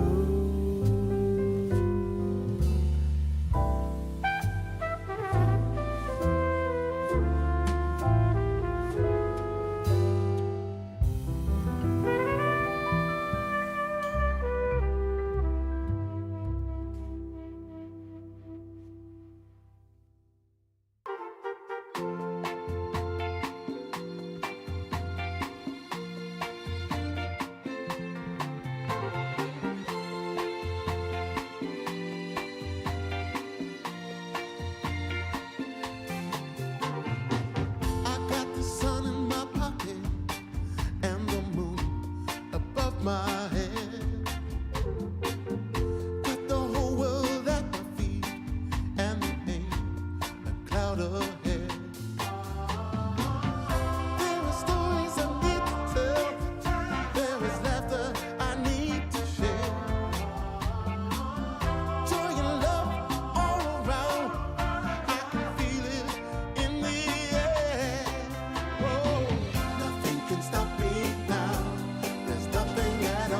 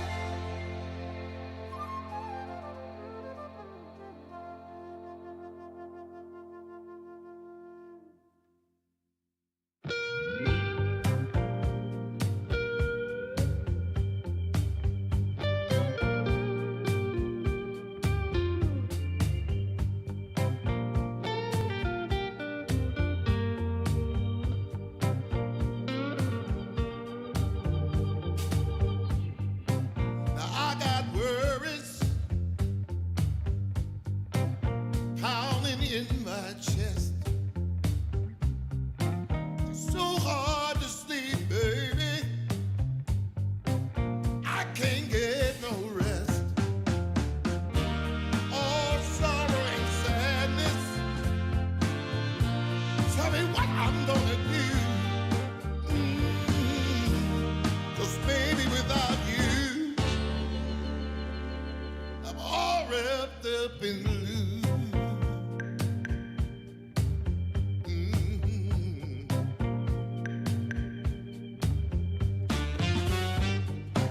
I thought it would be easy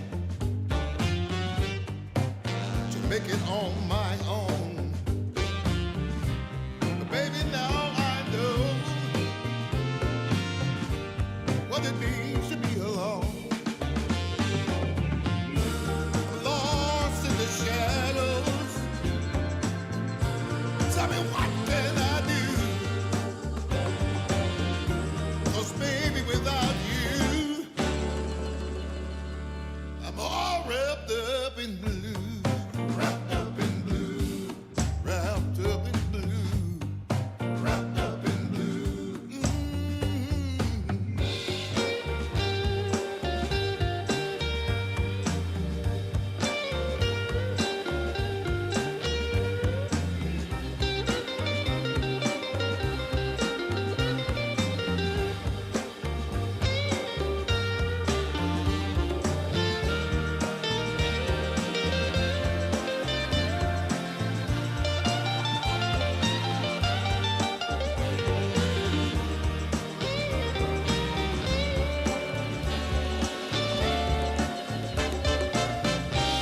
You don't miss the water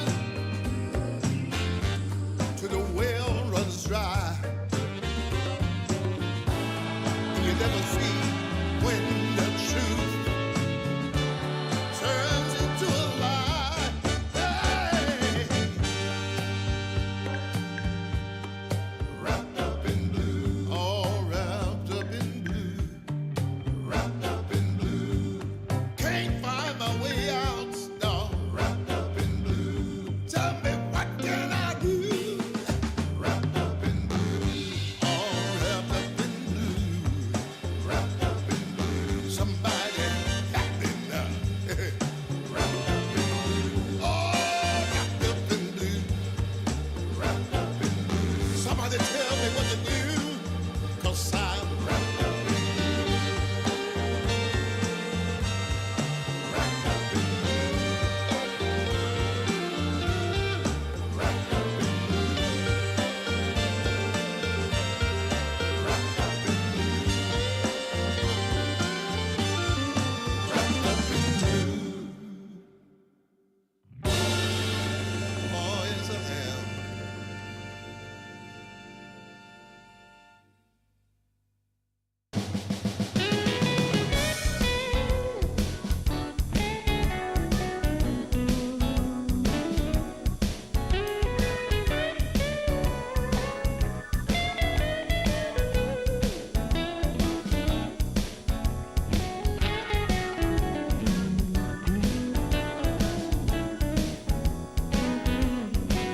I got the prettiest little girl. She's as pretty as can be. Yeah, yeah. I got the prettiest little girl. She's as pretty as can be. But what I don't understand is what she sees in me. Ooh, I've been drinking too much, staying out all night. I can't remember my left from my right. I'm kinda blurry from my head to my toes. It might seem like nothing, but there's one thing I know. I got the prettiest little girl. She's as pretty as can be. But what I don't understand is what she sees in me. Oh yeah, yeah.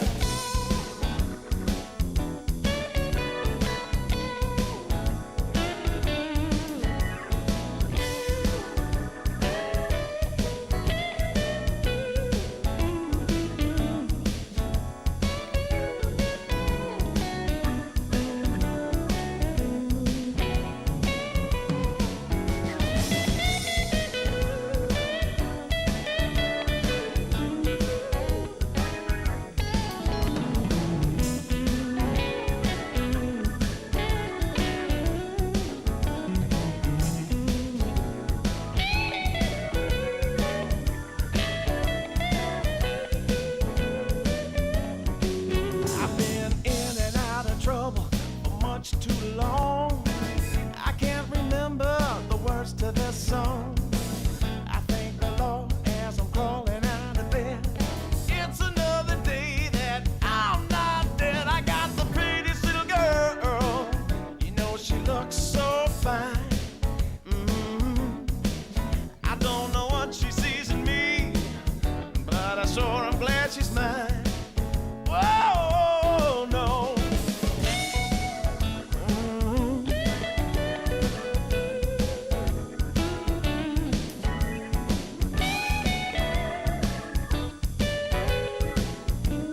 Oh, yeah.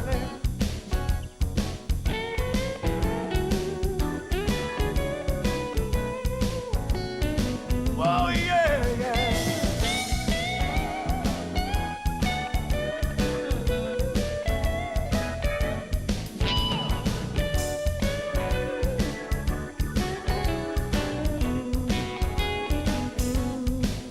I got the prettiest little girl. Sure, I'm glad she's mine. Hey.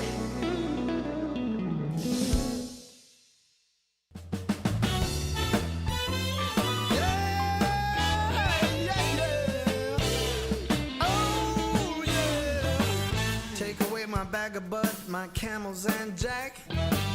Go ahead and take them all, I don't want them back.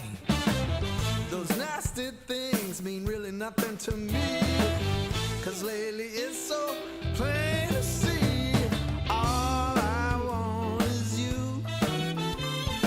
Honey is so true. Give it to me, baby. All I need is you. Yeah, yeah, yeah. Come on, you can take away my mint Cadillac. Take my Harley too, I don't need them back. I got an engine, Lord, it runs so right. As long as I get your loving each night. All I want is you. Honey is so true. Give it to me, baby. All I need is you. Yeah, yeah, yeah, yeah, yeah. In the morning, well, early in the morning, late in the evening, right around noontime, right about noontime, baby, 24/7. Give it to me, baby. All I need is you. Yeah, yeah, yeah.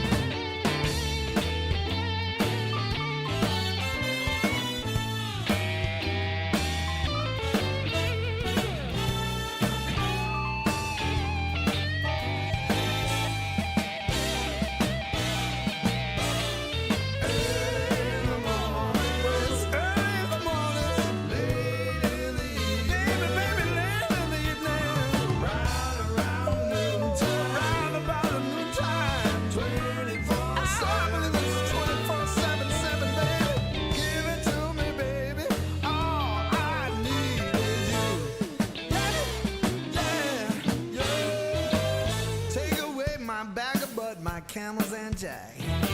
Go ahead and take them all, I don't want them back. The only thing I could ever really miss is what I feel when I get your kiss. All I want is you. Honey is so true. Give it to me, baby. All I need is you. Yeah, yeah. Oh, yeah. Early in the morning.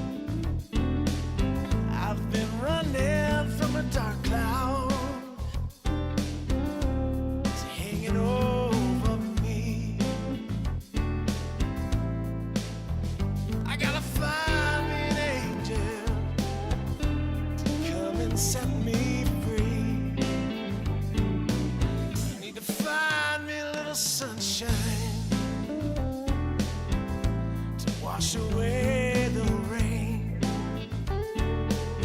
I need to find me a little sunshine to wash away the rain.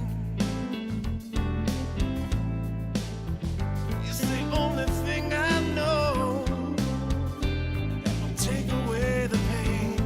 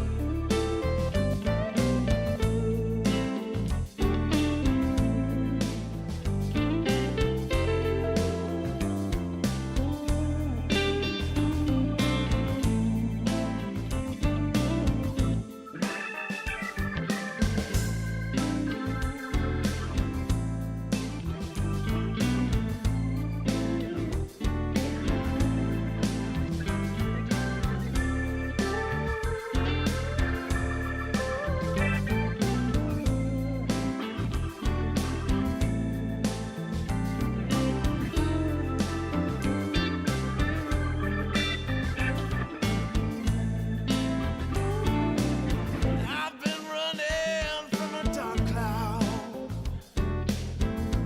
It's hanging over me. I've been running from a dark cloud. It's hanging over me. I gotta find me an angel to come and set me free.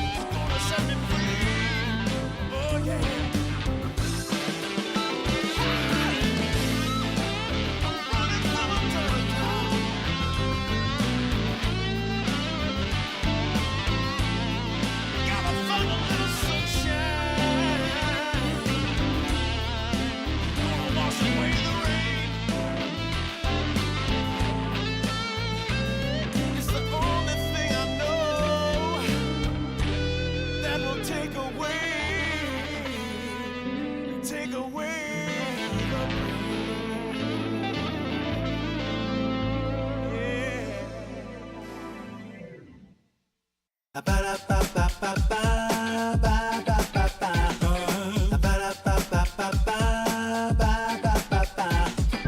If you wanna get with me, all you gotta do, call me when you need me. I'll be waiting for you.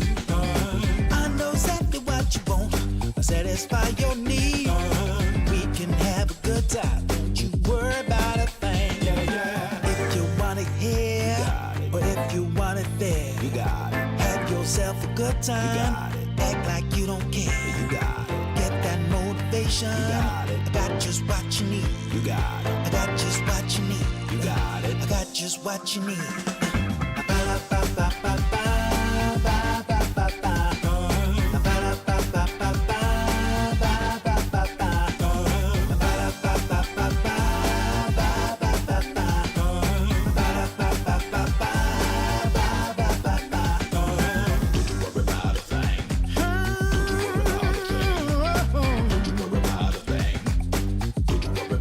Don't you know you got it, baby?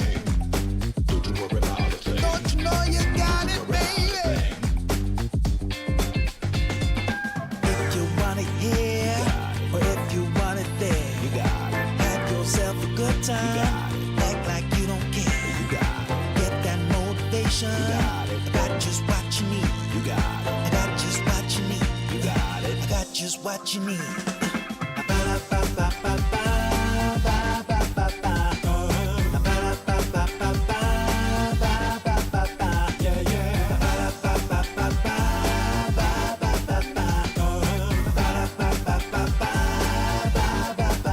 Yeah, yeah.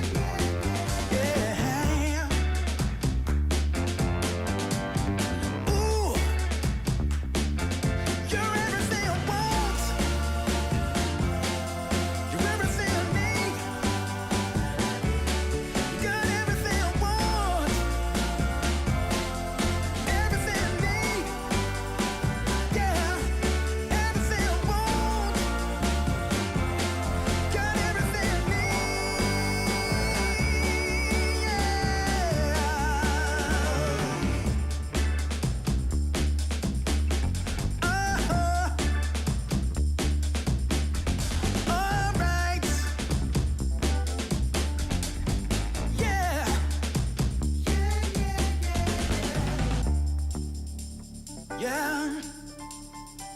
Yeah. Yeah. Ooh, everything I want. Everything I need. Got everything I want. Everything I want. Everything I need. Everything I need.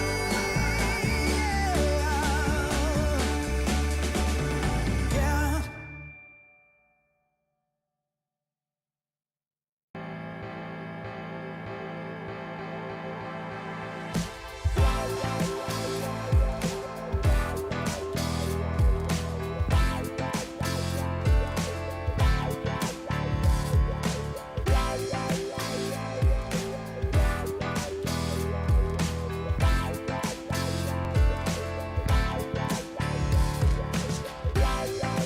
Find the feeling, living, breathing, feel it in your soul, soul.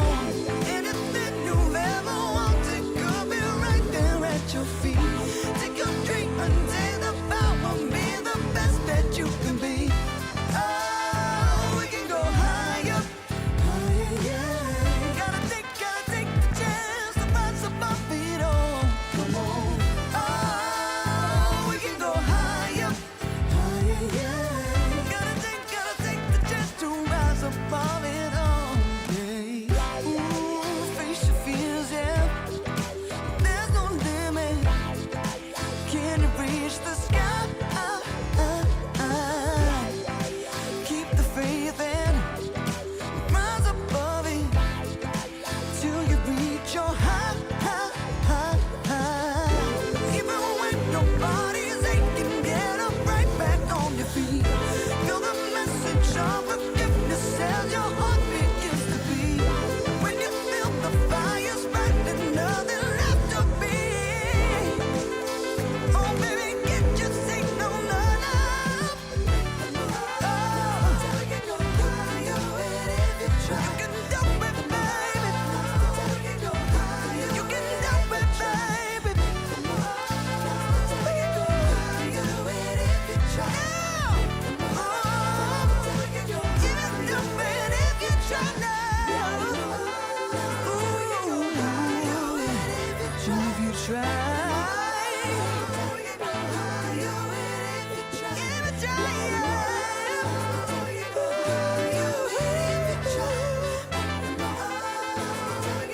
You can do it if you try.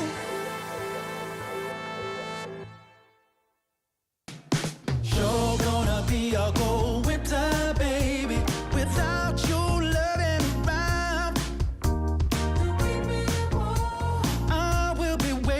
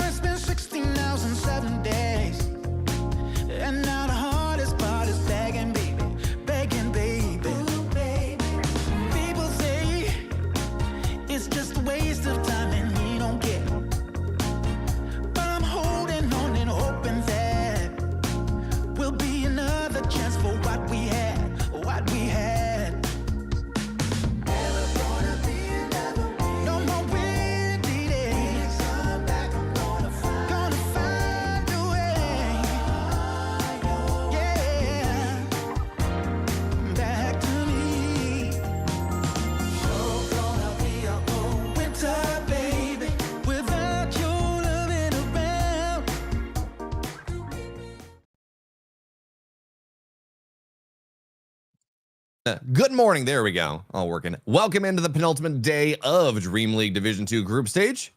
We might have another one. Sunday might happen depending on how tiebreakers need to happen. But for now, this is the penultimate day. We're looking at Virtus Pro. We're looking at Avalis. And Rojo, Avalis, we saw them annihilate Inner Circle yesterday. Inner Circle beat Nigma, and then Nigma beat Avalis earlier today. So this whole cycle of equivalency happening here on the bottom side of the bracket. And on the other side, VP, they're 2-1. They're looking pretty good. Talk to me about this series. Yeah, that's going to be an interesting one. I mean, I do think that kind of similar to what we had yesterday, and just based on the Stream League as a whole, it's going to be a lot of how good are teams feeling on the day, how good are they feeling on the series. We saw yesterday in that Avalis Inner Circle series, Avalis looked really good. Of course, against Enigma Galaxy, just weren't quite able to bring it up to the same speed as they were yesterday. So definitely, depending on the version of Avalis we get, I think will be a pretty big deal. The same can always be said for VP as well. But of course, always, we talk about always looking forward to the draft. No reason not to. And I honestly think that the draft might be kind of interesting for this one this time around, because they do share a lot of similar picks, honestly. They play both quite a bit of Warlock. They both enjoy the Largo pretty frequently. They both go for Jakiro pretty frequently. VP has a couple pocket picks that they very normally go towards. The particularly the Abed puck, which they've also been picking for dual raise quite a bit. So they do share, honestly, a pretty similar hero pool across some of the roles, which I do think makes for kind of an interesting draft in terms of what they actually choose to prio. Yeah, what I want to know is how important is it, Rojo, that if you're Avalis, you ban out the Abed Storm? Because that is something that they do enjoy playing. I mean, I know we talked about all the supports, the Jakiros, the Warlocks, first phase stuff. But I bet Storm. Yeah, it's definitely something to watch out for towards that last set of picks. Abed definitely has those few kind of typical heroes that he goes towards. So I think that in general for Virtus Pro, they are maybe a more typical team to draft against. It's definitely a little bit easier, I think, to know what they're going to go towards, but that doesn't always necessarily make it easy to beat. They do play kind of similar heroes. Saberlight's been playing a ton of Underlord. You can also expect him to be picking up his Brewmasters, his Tidehunters. Abed plays, Lesh, Storm, Puck. Typically, the Ember doesn't deviate too much from that. I think there's been pretty significant bans against Tomatoes. Definitely his Shadow Fiend, his Razor, I think, at times. So definitely this lineup, I think, maybe based on the patch, is a tiny bit more hero limited than it usually would be. Specifically, you don't really have, let's say, the Lycan to fall back on, right? Tomato and Saberlight are very prominent Lycan players. Unfortunately, that hero's just not that great in the patch. So their flex potentials are a little bit limited, I think, by the patch currently. But I still think that just means that they have a more consistent kind of style, and that's not necessarily a bad thing. Just for Avalis, you just want to kind of look to disrupt that, I think. Yeah, so we're talking about these common heroes, these Pucks, these Storms, these Jakiros. How important is it, or I guess, where are we in the meta right now? Because Hellscream is this player that is, he'll play the normal stuff, but he's a Ricky player. He's this guy that does have a couple pocket picks that on occasion they can look really good. But again, Ricky's not in the meta a ton right now. The pocket picks don't seem to be as strong.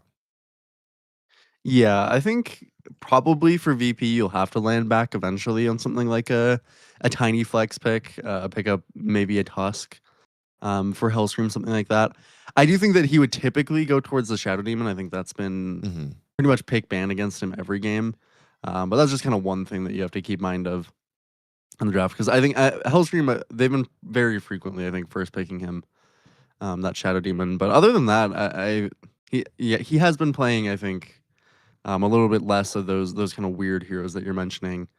Just going back more typically again towards that Tusk, towards Tinies, which he is still great at. By no means is offensive, but definitely means that there's some ability for Avalis here to put some pressure on that safe lane in particular. If you end up with some kind of matchup where, of course, Hellstream is a tiny, he is a Tusk, and suddenly you do have as the core on, maybe his Warlock that he really likes to play out. Maybe he picks that over Fly. Then you could end up in a scenario with a pretty strong safe lane, all things considered. And I do think that definitely for Virtus Pro, their off lanes can go a little bit sideways, and that's a decent place, I think, to put some pressure on for Avalis. Yeah, I think that it's pretty accurate. But as we get ready to move into this series, we should talk about just a moment before the draft gets started about where these teams stand, because we mentioned Avalis a little bit further down in the table, 1-3, VP at 2-1.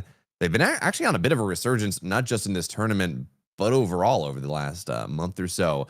But the important thing here is that of the 8 teams in DreamLeague Division 2, we got to the point where we really should start talking about this. Top 4, they're going to be in the upper bracket moving on to the playoffs. Next 2 teams, they're in the lower bracket. They're awaiting the losers of those upper bracket semis that get played. Bottom 2, though, they get eliminated. They get knocked out. And Avalis is one of the teams right now sitting in danger of that. They're 1-3. They don't have that many more games, right? You're going to have you have 5 games. They're at 4 right now. This is that actually their last one? No, they got one more tomorrow. So they got this one. They got one tomorrow. And if they lose this, it seems very likely they're just getting knocked out of the tournament. So this is a must-win game for Avalis. VP, they want to be top 2. They want to be top of the pack. They want to be 3-1. They want to be in the upper bracket. But really, this is Avalis, Rojo, backs against the wall. They have to make sure they win this game and realistically the next one to make sure that they make the playoffs. Yeah, it's really, really important here for both teams, and especially too for VP. This should, in theory, be, based on the standings, one of their easier series that is remaining, because they do still have to face up, I believe, against Aurora, and they have to face up against one win, I believe, still for VP. Yes. So I think Avalis as well is in a similar boat. I think they definitely have to face up against one win still as well. So definitely a series that's pretty important for both teams here to watch out. That's again why always looking towards making sure that this draft is as favorable for yourself as we do head into it.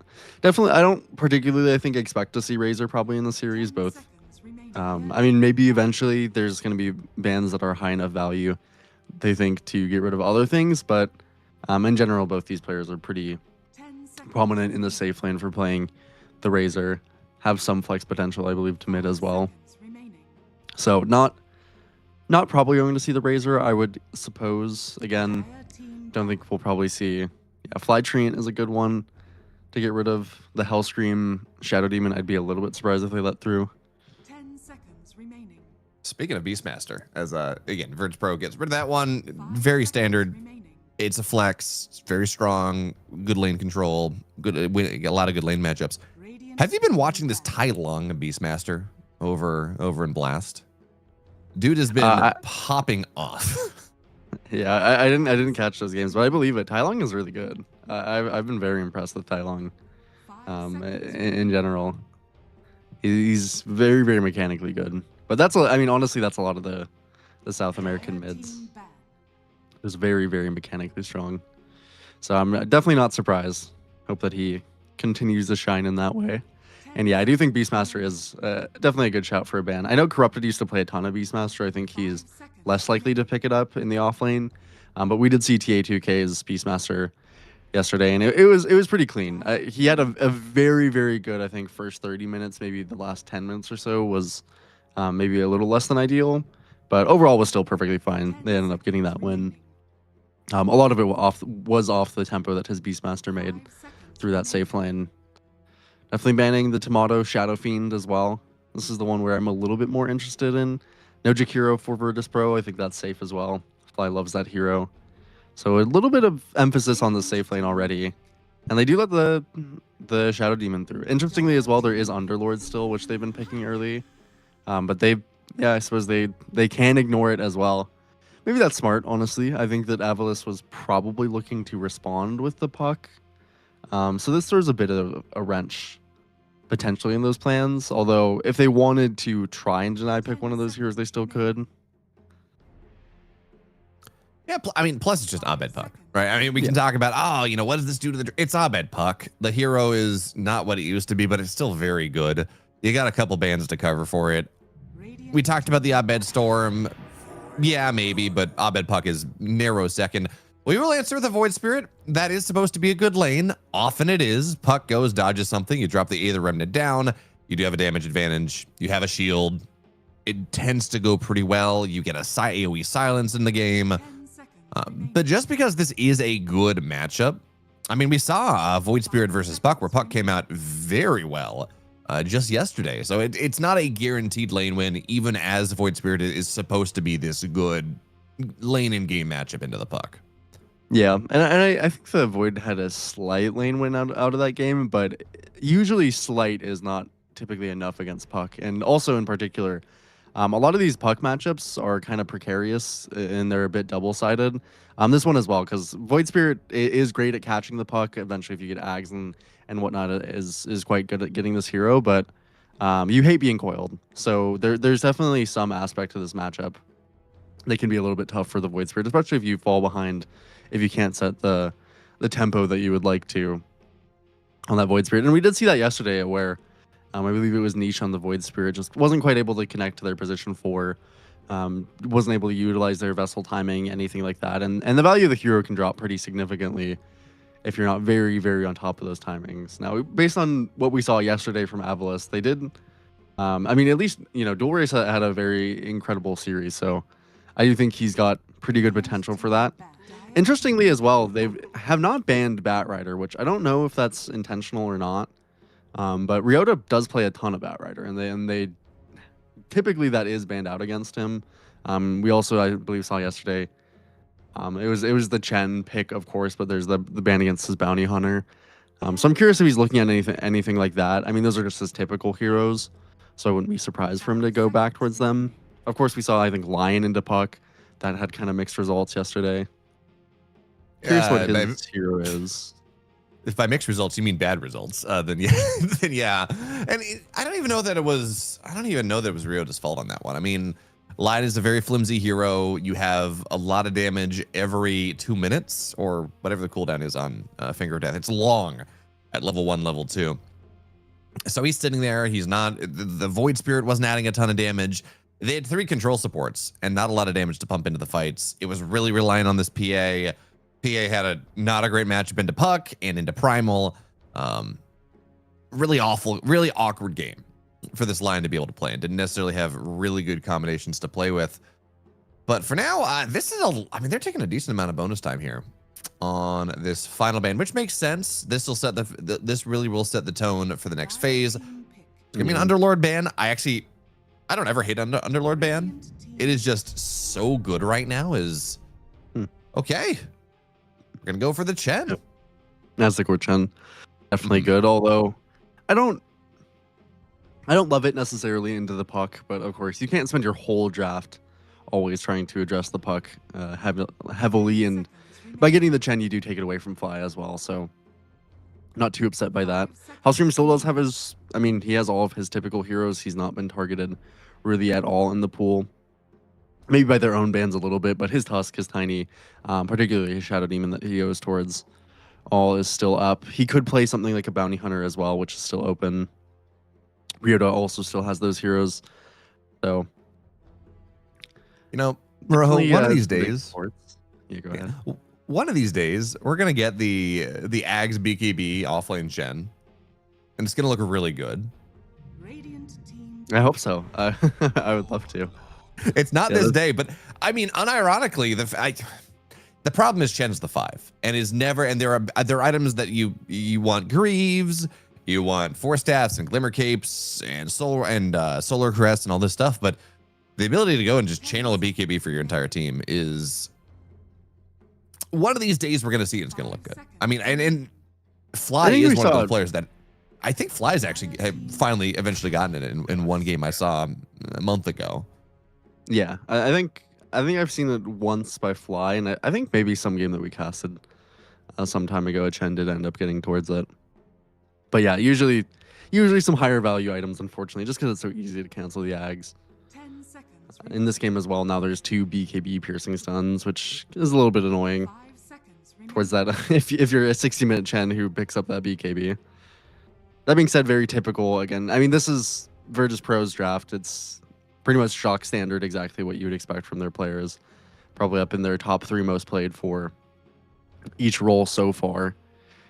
Question is, do you want to pick up Corrupted's hero into this Warlock?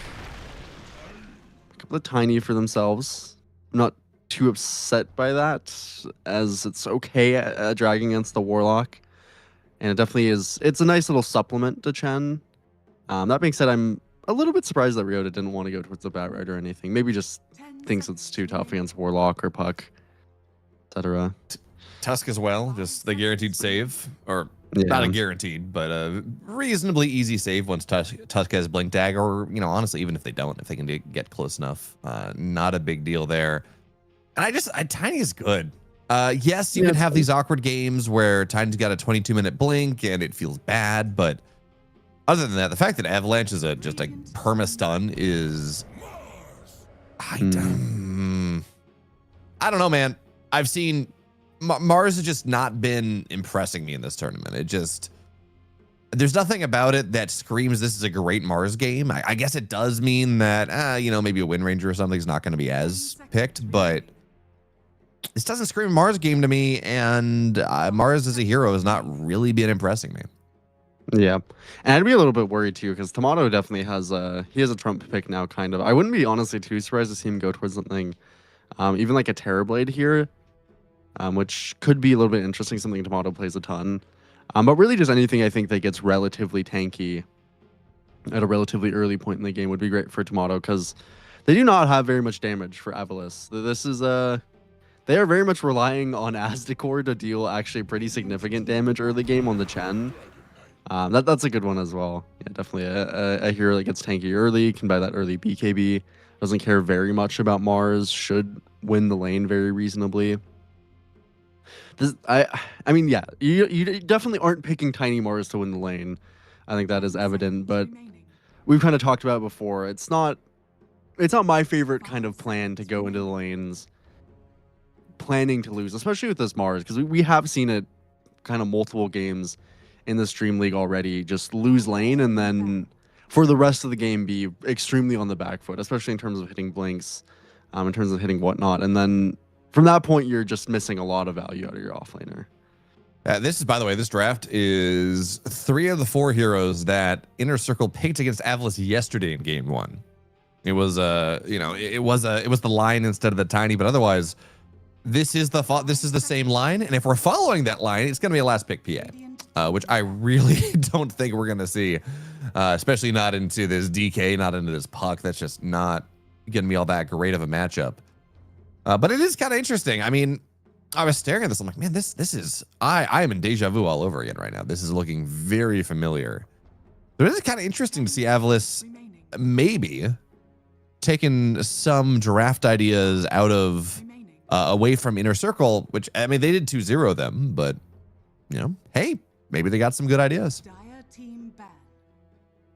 Yeah, no, I mean, I wouldn't be too inspired, I think, by that draft that Inner That's Circle what I'm had saying. yesterday, but I guess maybe they kind of see the vision, I suppose. Probably, honestly, I doubt it's intentional. Just heroes that they do play overall. Ended up trying to kind of pick some of them away from Avalis, do some counter picks. But yeah, I'm definitely still, for Avalis, skeptical of this Tiny Mars. We did see yesterday again that Void Spirit can be sometimes difficult to connect. If you don't win your lane extremely hard, then hitting your timings can be difficult. Definitely, again, relying kind of on the Chen for damage, and against something like a Dragon Knight, a Warlock, is a little bit of a difficult prospect in that early game. Yeah, plus, I mean, your Chen laning into Tusk as well, so you're not, the Hellbear is not that punishing. You know, this is not Chen into a ranged hero. Yeah, and Saberlight has a pick too. I wouldn't be... Okay, Ooh. Interesting. I was honestly, before the game, I was going to talk about how Death Prophet is not particularly something we see too much from Saberlight. But yeah, I do like that, honestly. I like that a decent bit from TA2K. The Death Prophet is interesting to me. I do think an early pipe is obviously incredibly strong against this team. And I do think the prospect of just being tanky is perfectly nice for Saberlight. But I'm surprised he didn't want to be tied or something. Maybe he just thinks the Death Prophet is quite good into Chen, which I imagine it probably is if you just kind of kill the creep off. But this Broodmother, this is probably one of I think the better picks that they could have gone for in theory. I definitely think, I mean, if the Broodmother's game is bad, I think it is going to be very, very tough to supplement. That's typically, I suppose, just how Brood goes. But the Necrotic Webs is definitely, I think, just a nice facet, even after its nerf. And especially into Death Prophet as a hero that can't do anything once you hit that level 6. Before you hit level 6, though, this is a Death Prophet that is into a melee hero that, Broodmother is 516 base HP. Yeah, fixed with some items somewhat, but not super high HP. Only 2 base armor. It can be abused in the early levels. Of course, the Chen's supposed to make up for that. Divine Favor exists. You do have the tomato or the potato. You have ways to ameliorate that somewhat. But I mean, Death Prophet is famous for a while now for just kind of winning lanes. You get the range creep nuke. You just spam. Crypt Swarm is like, what is it, 80 mana or something? It's very cheap. And that, we're going to have to see how much he's going to be able to slow down this Broodmother. Because I can see a world where, especially with Tusk, if you can kind of lock the, well, you can't lock the Brood in place, but at least you can you can harass him a little bit. I can see a world where Saberlight does very well in this lane. Yeah. There's some potential. It's going to be these early waves that'll really determine a lot. Although I wouldn't necessarily expect it to be too easy for Saberlight. A lot of noise in my ears coming up from these voice lines. Sure, a lot of all at once. Yeah, come on. Definitely some camaraderie here. But I do think the Chen should definitely make this matchup a little bit more difficult, and particularly again, Necrotic Webs is quite annoying for the concept of the Death Prophet. Not easy for Hellstream to keep him in the shards or anything. So I'd expect this probably at least to be an even top lane, all things considered, by the end of 6 minutes or so. And by the time that you are level 6 again on this Broodmother, not too many things to deal with it. But there are good ways to jump you is the unfortunate thing, and there's some pretty good lockdown as well for the Brood as the game moves forward. Good BKB piercing stuns, particularly the Puck is really, really good at locking down Brood for a pretty significant portion of the game. Of course, Brood eventually can get into Orchids and late Sheep Sticks and whatnot. So that's a bit of a double-sided matchup for the Puck, absolutely, but.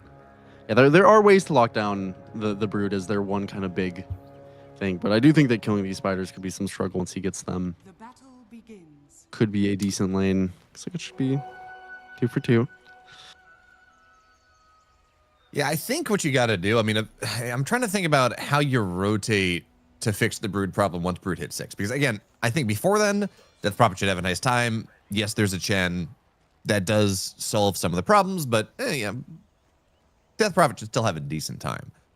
But after 6, I mean, if you move DK, you probably just got to move DK into the lane, right? High points in Breathe Fire. It is physical damage. The Spiderlings should die to that, I think. If you get 3 or 4 points in Breathe Fire, that should be able to nuke them down. Good damage on the TA2K. That top side. And yeah, I think it is nice with the Corrosive Dragon, you get that physical damage. Breathe Fire, so it does do pretty significant damage to the Spiderlings. That being said, I still think, yeah, it's part of the reason I think they also look towards this Brood. It's not too easy to kill off these spiders in that early portion. But then going pretty well for Dual Rays so far is part of the reason he picked this matchup. At least, I mean, he got his 3 denies in those first couple waves. Quite important to make sure that I mean, really just with this draft, as we kind of saw yesterday, it can run into a lot of flaws if the lanes don't go in the ideal kind of way you picked them for. Dual Rays had a good game on that puck yesterday into the Void Spirit. Albed definitely looking to do the same. I do give Abed a lot of credit. He's not... Oh, there we go. Potato goes down. He's not prime Abed, where he once was just like winning every lane regardless, kind of like old Samael, but he has been looking really good as of late. He took down Team Liquid in the qualifiers earlier on, although Liquid has been struggling a tiny bit. Even still, I mean, winning lanes against Nisha is no mean feat. So he's been looking good. This is a puck matchup that even if the lane is a little rough, the game is going to be fine. And, you know, 10 for 4, 9 for 1. Puck's now level 3, 2 points in the illusory orb. As you love to talk about, this lane gets better as it goes on. It doesn't really get worse. Puck starts to be able to just nuke the wave out and go and be fine with it. So the fact that he's only down like 3 denies, same amount of CS, is pretty good news for Abed. Yeah, not too bad. Definitely the harassing get quite annoying from the Void Spirit as levels go on. But typically with Puck, you just get wave clear, so you don't have to interact too much with the lane. It's the big benefit. So far, though, pretty much expected outcomes. The Death Prophet, again, doing pretty decent in their couple first levels. TA2000, not really much pressure that you can output on a Brood. Plus a Chen outside of just the Tomato. Corrupted doing not too hot on Spars, also expected. Yeah, the question really for Corrupted, and we saw him do this on the Death Prophet the other day, or not the Death Prophet, excuse me, the Primal Beast the other day, where he had an awful lane. The enemy Mars also had an awful lane, but he was able to come back into it. He just ran the game over from about, 12 minutes, even with that bad lane. So that's what we're going to be looking to see from him again. He has shown the potential to do it before, and Ryota is doing his job. Different. Yeah, I mean, on a Mars. Got to take a look at top side because Aztecor getting jumped on top of a couple more hits, and all right, there we go. Yeah, Saberlight is going to be able to go take down 2 points in Spirit Siphon, and yeah, you know, it's level 2 webs now. Necrotic webs are reducing 25% of healing regeneration, health regeneration, but that doesn't really stop the Spirit Siphon from doing the damage and slowing you down. So they are going to be able to go. It's good to go ahead. Good to get the shards on the Chen. It's definitely nice. Hellscream's had a pretty chill time actually so far in this lane. Not too pressured overall on the Tusk and pole waves. It's been mostly contesting these pole camps. So once you have these levels in the Tusk, you can reasonably look to punish the Chen a little bit. Definitely important to lessen that impact of the Chen early on. As expected, across the board, mid lane, Abed just about back up to speed. Couple down on denies, but ultimately living life as intended. Ryota's really low bot side, and he's not full regen. Just have to be careful. Yeah, he got no regen on his career either.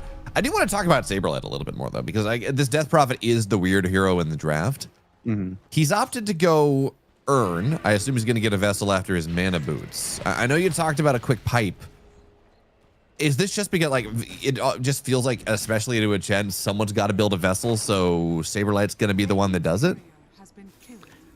I'm not entirely sure if he'll finish the vessel. I mean, it is good against Chen and also quite good against Brood.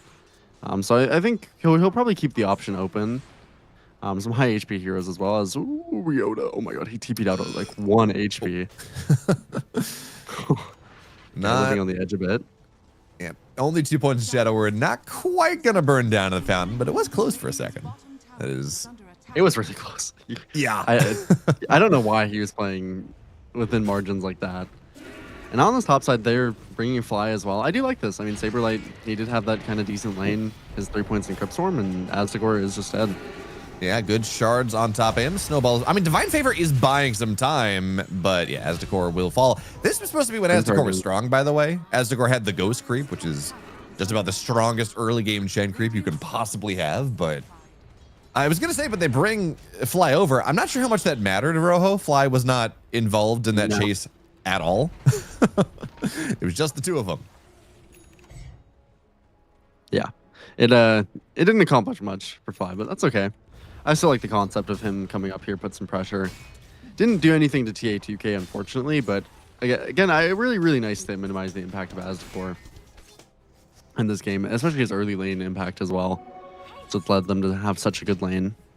Abed, he's popping that haste early. He wants to come towards this Wisdom Rune, and I really don't see any reason why he shouldn't, as Corrupted that is probably one of the worst heroes I could think of on this rune contest, and he might just die here as well. Yep, he's gonna get. Oh, I mean, Avalanche buys some time. Spear as well, but the Dream Coil gets popped. Well, okay, Illusory Orb does land at the very end, but Corrupted dies into it, and Corrupted will fall. Tomato onto the Wisdom Shrine as well. Ryota, not enough toss targets, and that means Ryota should fall. Yeah, dual raise. This is not a good TP. Does have an Astral Step, so Ice Shards will not get the kill, but 4 heroes bottom side, they get 2 kills. They get the Wisdom, and it looks like they will spend a fortification for this, but bare minimum, pretty heavy damage on this offlane tier 1. Yeah, and if it doesn't die now, it'll die eventually.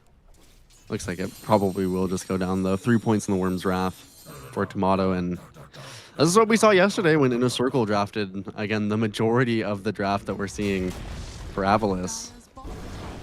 You don't have very much early damage. If you aren't winning these lanes really significantly tough or really significantly hard, and it's not like Ryota is pumping in the damage. He's level 2 on this Tiny. He is level 2 on the Tiny, so he's looking at rune timings, although he is...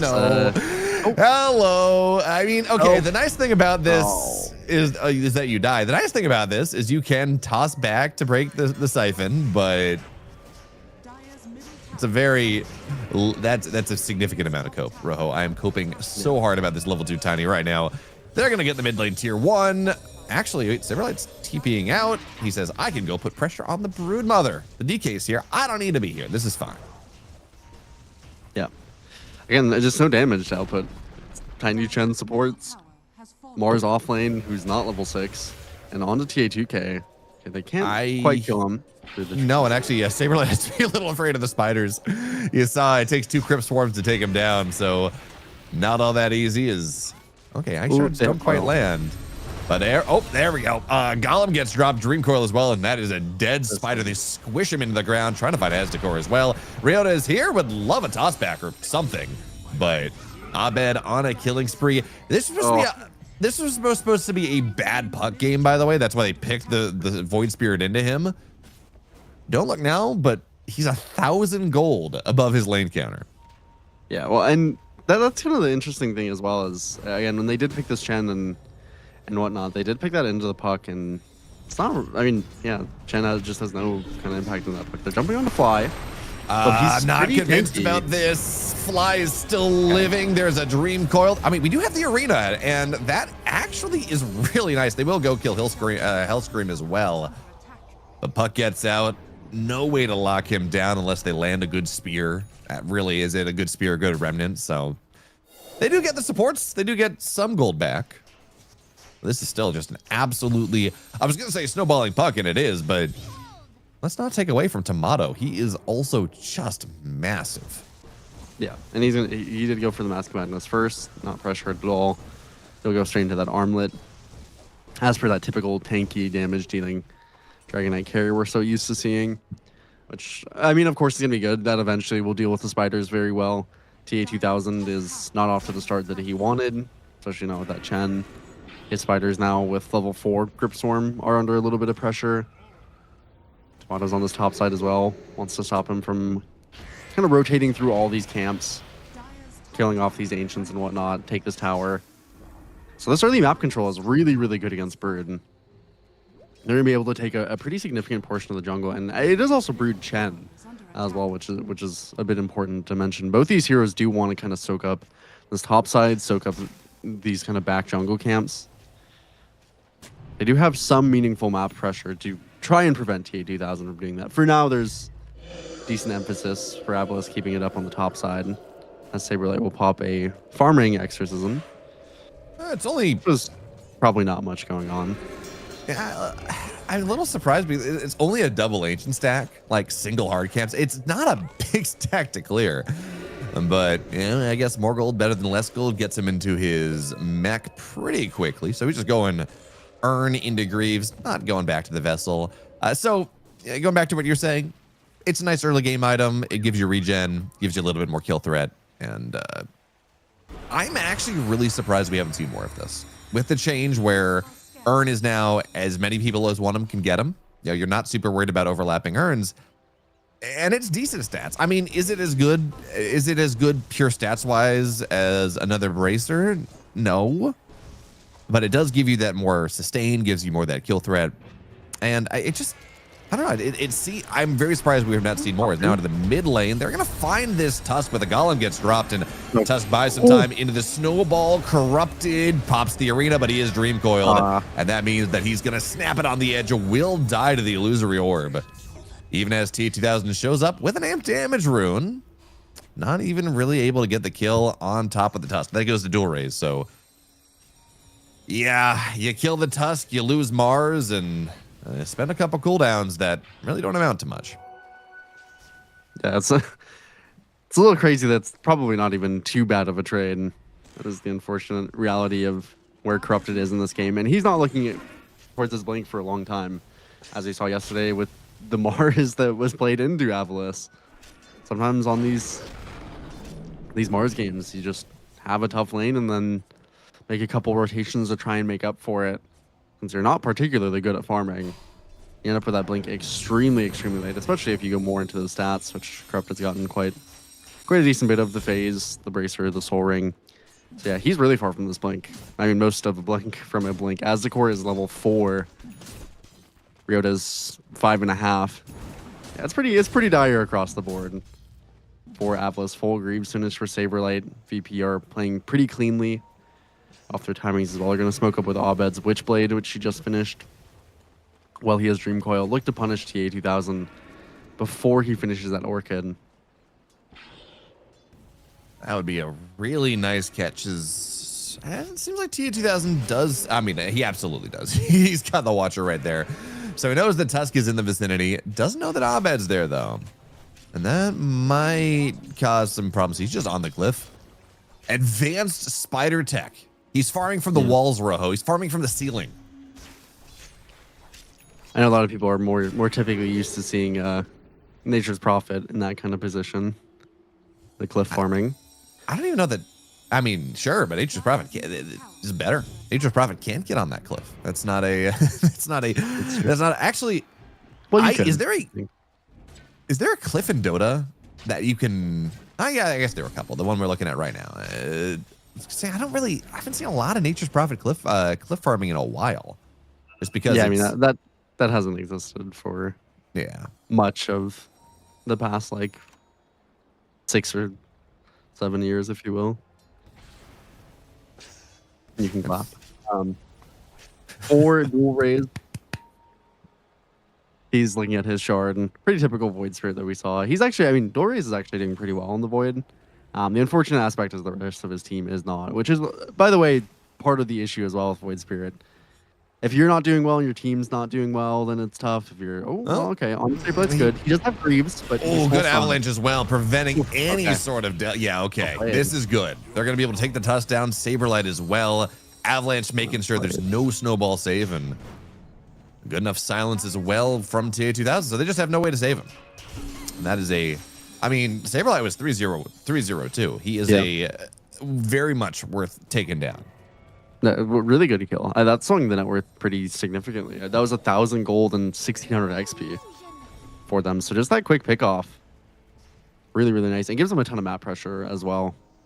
And this topside T2000 can soak up a little bit of extra that he wants to. For now, Abed does not have the Yules facing up into this TA2000 Orchid, and they're actually looking to try and get Abed mid. And good phase shift, but it's not going to be enough. Yeah, he doesn't get his illusory orb out in time, and that means all of a sudden here, 2,000 net worth lead. Avalis comes storming back. Mid lane tier 2 will fall, and now we're getting into scary spider territory. Doesn't have the BKB just yet, but certainly level 4 in webs. It means no one's healing over the course of this game. That really does cause problems for the DK, for this Death Prophet, for the Warlock. Honestly, even for the Puck a little bit, if you're kind of relying on just the random stuff you're going to get from Puckish. All of a sudden, I mean, this spider, you didn't pick it for the lane, Rojo. You didn't pick it for the first 7 minutes of this game. You picked it for this stage in the game. And he is coming back. Yeah, definitely. Again, this is when the matchup into most of these heroes gets pretty good, having this early Orchid, and particularly once you get into that BKB, you're not too threatened. They did finish Tomato's Blink, I believe. So that's probably their next best opportunity to try and get a kill on a TA2000 with all their cooldowns available. But these few pickoffs have been, really massive. Mostly just, I mean, the gold that they got individually by the kills was, of course, really, really nice. But it gave them a lot of map. Gave them 2 of these towers that they really wouldn't have been able to collect otherwise. Doray's finished up his shard, and now he can farm up most of the jungle wherever he does please. And playing together for now, they're relatively close to the VP smoke. This is Tomato's Blink. He's incredibly strong. Not joined the game yet. Oh, they're going to For see fights. Ryota blinks on top of him. That is honestly kind of an ideal target. But Mars is going to show up now, pops trying the to arena, fight. and just has to run. I don't like this. Not without the tiny, not without that control. And that just means they continue to chase them down. Dream Coil just on the chin, but a great Charge. ice shards. My goodness. That's going to lock Aztecor in place. Tomato gets a double kill. And that This looks the Tusk Roche. broke the smoke. I mean, you don't want to lose the Tusk when he is. No, actually, wait, he bought his blink. This is fine. He bought it right before the fight. You don't necessarily want to lose him, but I mean, just losing him and backing up is fine. Now that Mars spends the arena, now that you lose the gen, That's this is Roche. just straight into Roche, and Roche dies so fast. Yeah, it is. It's pretty quick. And Tomato actually jumps forward. I would not have expected Yeah. him to be. Oh my god! They're just gonna find this spider. He's gonna get punched down. Okay, a couple interesting decisions from VP or from Avalis on where, when, how to show that. That gave this move way more than it had any right to for VP. Yeah, both teams giving a little bit of credence to the other side when they're just getting back into the game. Really, really nice from Tomato. I mean, I would not have expected. He was really quick on that blink out of Roche, and he kind of blinked in an interesting way. So he just was fast enough to catch up to TA2000, and that's 400 gold before his BKB as well. Really, really nice time to get that kill on him. It's definitely, I mean, as good of a move as you're going to get for the side of VP. Buy some time as well, importantly, to get to some of these next important items. Hellscream is going to get to the blink off the back of that Roche, but Tomato's quite alone. Well, He is. really alone. Yeah, that's going to be the arena. That's going to be the spear. And it is his. He does have this Aegis, but he's going to get hypnotized Twice. once again. He should just die twice. And the toss back onto this Tusk as well. And Saberlight. Oh, he thought, I guess, that he was going to be close enough that he wasn't going to die twice like this. But that is 3 kills, 2 massive cores. Ooh. You know, you're a Dragonite, and you do have an Aegis Rojo. But you're on Necrotic Webs. You are not as tanky as you think you are. Certainly not into Necrotic Webs plus a Vessel plus the entire team laying into you. Yeah, I mean, the team was just not playing around him, and Avalos kind of called the bluff. I think Tomato was relying on them being scared of him, and they just simply were not. So Corrupted, we talked about him maybe having a good later part of the game. Good dodge on the spear. Outside, and Corrupted does get punished. But he still, I mean, he still got a ton of value off the back of that blink. If all he did was spear back Tomato, then he managed to put the game in a pretty good spot, as that secured them Tormentor comfortably as well. Fixed all of their slight awkwardness, losing that Roche. Oof. Tomato. He almost died again. He was just 1 second from getting hit by that avalanche. Now that both the 4s have this blink, gotta be careful on either side. And again, Dual Rays, he's having a really good Void Spirit game. And we saw him yesterday in that series against Inner Circle. He was doing some very, very big things just across the board. This game, I mean, he has more net worth than the Brood, which is really impressive to do on a Void Spirit. Very hard to accumulate that level of farm. And when you do get that much farm on a Void Spirit, definitely the value becomes very, very high. Already has that Ags finished. And for Abed, I think he's pretty properly recognizing he can't go into this Yules to deal with the Orchid now that the Void Spirit is so farmed. So he just has to go straight away for a BKB. Even then, he still can get caught by Toss and Avalanche. It's a tough game, honestly, for Abed in terms of itemization. Yeah, they're beelining straight onto the bottom side of the map. 3 heroes are here, but Saberlight very far away. They will find Fly. They're going to get Fly, but that is really nice. That means Tomato, Hellscream, they can just get the hell on out of here. They understand that at this power spike, without the Golem, this is not a fight. It's not worth fighting the tier 1 at 21 minutes and not worth defending that. Certainly not with Saberlight elsewhere. But speaking about Saberlight, Rojo, Saberlight, he got Greaves. You and I agree. Greaves is an incredible item, even if it is managed a little bit by necrotic webs. It's still really nice for the dispel, the armor, everything like that. But he opted for Kaya Sanj afterwards, which is nice to amp your damage. But that's another healing amp item into necrotic web's vessel. Yeah, I don't know. I'm not particularly fond of this. I don't see why Saberlight wouldn't feel that it would be nice to pick up a pipe, or a Crimson is very, very good against the Brood. I feel like the value of that would be quite good, and maybe even just a BKB feels necessary, because I don't think Saberlight is going to be tanky, as you're mentioning, with these items. Yes, he has a lot of healing. Yes, most of it is reduced. It's also, full Spirit Vessel from Dual Rays. He can purge it in theory, but we have seen it multiple times. Can't necessarily purge it if you're stunned. Triota's been doing a pretty good job of. Even as this, again, as a Saberlight, you're also getting thrown around a lot in these fights. There's a lot of repositioning for Avilis, which is pretty unfavorable for Death Prophet. And unfortunately for Saberlight, Death Prophet definitely not the most savvy hero right now. I'd say it's okay, but definitely a reason that we're not seeing it picked up particularly much. Does need a lot of items to function. And this game, Saberlight is not particularly rich. So with only a Kaya Sanj, he's still very susceptible to getting repositioned and really to not getting off much of that damage, even with a Kaya Sanj.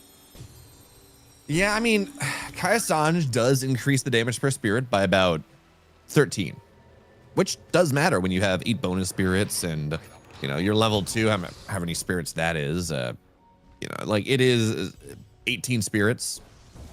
It is a lot. But yeah, I think just a BKB, a pipe, both of these things, even a Crimson Guard, just for the spiders, would be so much more impactful. As for now, we got a 4-man smoke. Tomato has about half duration on the Elder Dragon form. So this is kind of a limited window where they're going to try to find someone. And they do seem to have a good idea of where these heroes are, running straight at Ryota.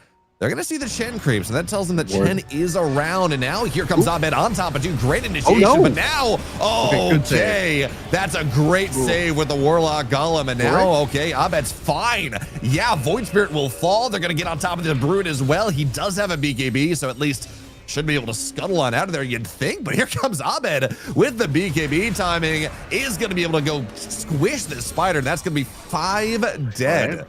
That almost went so well for Avilis on the counter engage, but the snowball and the rock got Abed out of there, bought him the time, and then it was just all over. Yeah, that was a true support carry there. Unfortunately for Corrupted, he first hit the trees, then dropped the arena. Saberlight was completely unchecked in that fight, so the Kaya Sanj actually did manage to do a lot of work. Not something that will typically happen, but needed a great initiation like that. And yeah, as you mentioned, honestly, most of that fight was just the Hellscream save and the fact that Abed had an amplified damage.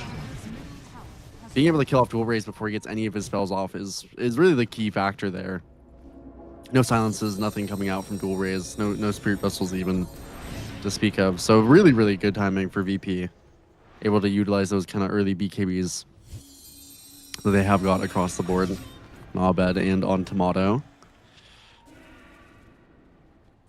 Get a lot of map pressure too off that. Getting that mid tier too. Not sure. It looks like I didn't get the Wisdom Trend, of course, was not up for Abed. It looked like he kind of walked towards it, but he got most of the waves and whatnot. Force Avilis pretty comfortably back into their base, as this Roshan will be in a spawning window, and Fly, for the time being, knows it could be up. So you're servicing as a ward for a little bit. Just gonna, sit there. It's fine. Talking about timings, though, because we talked about how, this fight was in large part, yes, it was the Hellscream save. Yes, it was the Warlock save. It was also Abed making the play on his BKB timing, right? It was also, in general, VP moving out on some of their time. He's taking advantage of that one. T2000, his next timing's a Manta. It's nice, right? You are an Agi hero, used to be universal, but you do benefit a lot of damage from Manta. But Insatiable or Incapacitating Bite no longer applies to Manta illusions.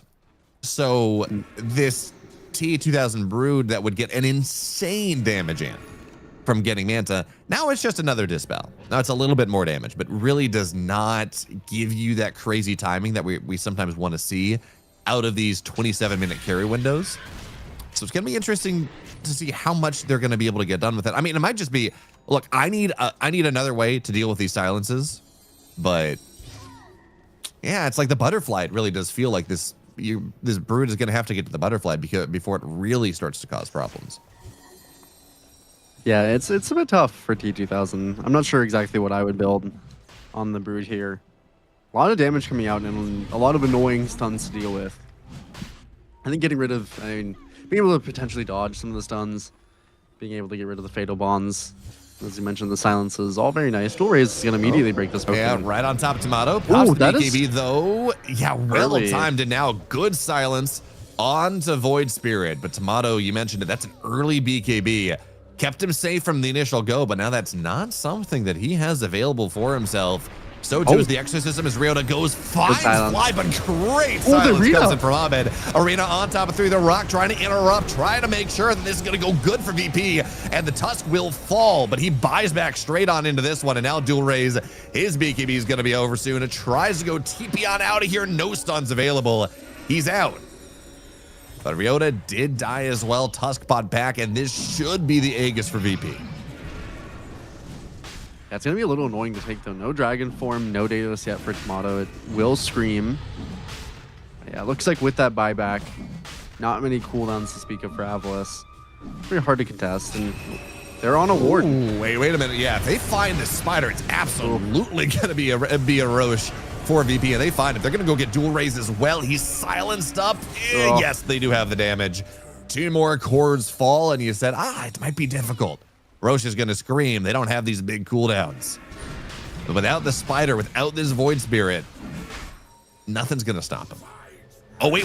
Oh, going to get the Mars as well. Ahmed and Hellscream, they're just hunting. And yeah, it might take a while because you do have Bulwark, but it doesn't even matter. Corrupted's locked here in a corner. Even if he runs away, they secured the Roche. That was the real goal. And yeah, okay, it looks like yeah. Do we have Dream Coil? Yeah, we did. Oh, what? Yeah, it doesn't cancel. It does. Actually, no. Okay, well, that was a little bit too big for your britches. As Hellscream gets the punch, blinks out, TP's away. That's a small blunder after playing pretty cleanly on Abed, and I suppose you can't win them all. A little bit greedy on that go there, and they're actually looking to go back through the gate. They will soon have vision of where Tomato is, although punishing him could be an entirely different story. They want to, though. And Tormentor's up in 15 as well, as they will find Fly, at least for the time being. Here comes Corrupted into the stun, but Tomato has just so much damage. Blinks on top of Ryota, but that's the problem of the arena. This DK really struggles to get effective damage, so he's going to have to BKB TP out of here. Sorry how Fly got out? I guess they wanted he just Ghost Sceptered and TP'd. They had no damage to kill him. It does secure them the Tormentor, which actually that's a really, really nice shard to pick up. Most of these Broods almost never buy their shard, but it's really good. Sometimes I'm surprised that they don't buy it, but it's just, you need as much money as you can get on the carry. You need as many items as you can. Slotting in that shard is pretty difficult, but this is a very nice one. Can get you to some pretty ridiculous damage numbers, especially as you get up in the levels. Not quite going to be that 25 yet for TA2000. It's a decent ways away. But this game is, it's looking to go relatively late. No team pushing onto the high ground yet. Of course, VP are going to soon be taking this tier 2 bot. But we've seen how dangerous high ground is. So I'm expecting this game to continue on pretty smoothly for the next couple minutes. Big item timings are not actually too crazy across the board. Dual Raise, I think he wants to get some way to get... I thought he might go for Mantha, so actually jumps onto Tomato. Yeah, Spearback's not going to land, though, unfortunately, as Corrupted moves in. Now locked into the Ice Shards a little bit. Got to be kind of careful. Tomato will pop the Elder Dragon Form. There's a Rock on top of Corrupted as well, but does have the BKB. And the Bulwark is making it very difficult for them to take him down. So Saberlight will try to go chase this down as Puck right side kind of struggling to kill Ryota as well. So this is a couple significant cooldowns. Rock, Exorcism, Dream Coil. And they don't get anyone. They're not actually not. The creep waves aren't even in a good spot to get a tier 2 because of the Chen split push. This is now a pretty big window for Avalis to try to take advantage of. They don't have the BKB uncorrupted, unfortunately, so maybe they won't be able to abuse that too much. But it is nice to keep, again, this tier 2 tower up for a little bit. I mean, they definitely do have a decent window where that BKB will be up. Golem's going to be down. Elder Dragon Form is down, and Aztekor is doing a great job on this Chen. Very, very key that he just kind of cuts these back waves, and now he's even just going to call the creeps back as soon as Saberlight goes to try and kill them. Looks like they don't actually, fortunately, make it to their way home, but they did their job. They're perfectly happy with where they landed. They are going to use the smoke quickly. It's about 20 seconds left for Corrupted's BKB, but they're relying on not having to use it. They can get an immediate spear. Corrupted. Oh. Ooh, really nice Ryota's gonna get silenced up. That's annoying, but here comes this Void Spirit on top of 2. No Exo. Dream Coil is up in like 2 seconds. And now they're gonna pop that one, but it's a defensive one. Really struggling to get any damage. And now, Saberlight goes in, does have the BKB. He says, this is fine. Here comes Tomato as well. Elder Dragon's up soon. Not just yet, but they're buying so much time here. And here comes the Dragon. Aztekor dies in 2 hits. And now into the arena. Tomato very happy to fight into this one. But now he's stunned up. The BKB is over. Can we get the damage? Satanic is gonna just not get enough here. Not in these necrotic webs. So he goes back up to about 50% HP, and the Spider now tries to run once again, starting to click on top of Tomato, but the damage way too much. They almost take Tomato down, but now Corrupted left on his lonesome, does not have his cores available, and he is gonna be the final victim here. I liked the smoke, Rojo, right off these timings, but they just bought so much time to let these cooldowns come online. Yeah, I mean, honestly, that was just a very good phase shift by Abed. And probably also maybe something Avalis could have tried to do there to prevent that from coming out. I think they did have that good smoke, but yeah, definitely once it didn't land, they needed to get out.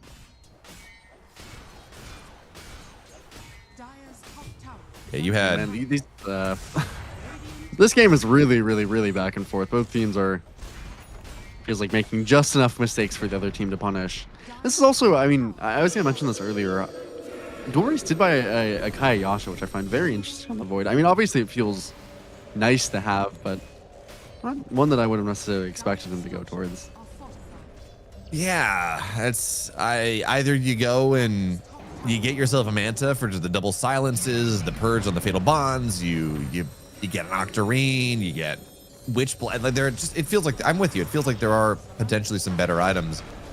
And now with Roshan's Banner here and Exorcism and Elder Dragon Form, but Dual Raise is going to go in. He gets Dream Coiled up, but not taking a ton of damage for the time being. And this is just hold position and run. Roshan's Banner will fall. So they got a tier 3. They got a range Rax. But off this timing, that is just about it. And now Elder Dragon Form down for 80. Exo down for 80. Dream Coil down for 54. Yeah, Dual Raise doesn't have a BKB, but these big teamfight ultimates are just not available to VP right now. No, Dual Raise does have his BKB up. Didn't thankfully have to spend it. But I don't think VP will give them a fight. Maybe this smoke is a bit ambitious in that sense. But if they can, I mean, they were eyeing going towards the gate. That would have been towards where Saberlight is. But yeah, VP definitely, I think, are aware that this is not a timing they want to particularly fight on. It will be this butterfly finish for TA2000 soon, which could be a little bit scary. I mean, we saw Tomato. He did opt for the Satanic, which he's very farmed. Definitely, usually a huge power spike for this Dragonite, but pretty diminished by the amount of healing reduction they have on Avalis. Unfortunately, though, TA2000, I think with that butterfly and again with the healing reduction, he would have been able to stand up against Tomato, but Tomato is pretty correctly identifying.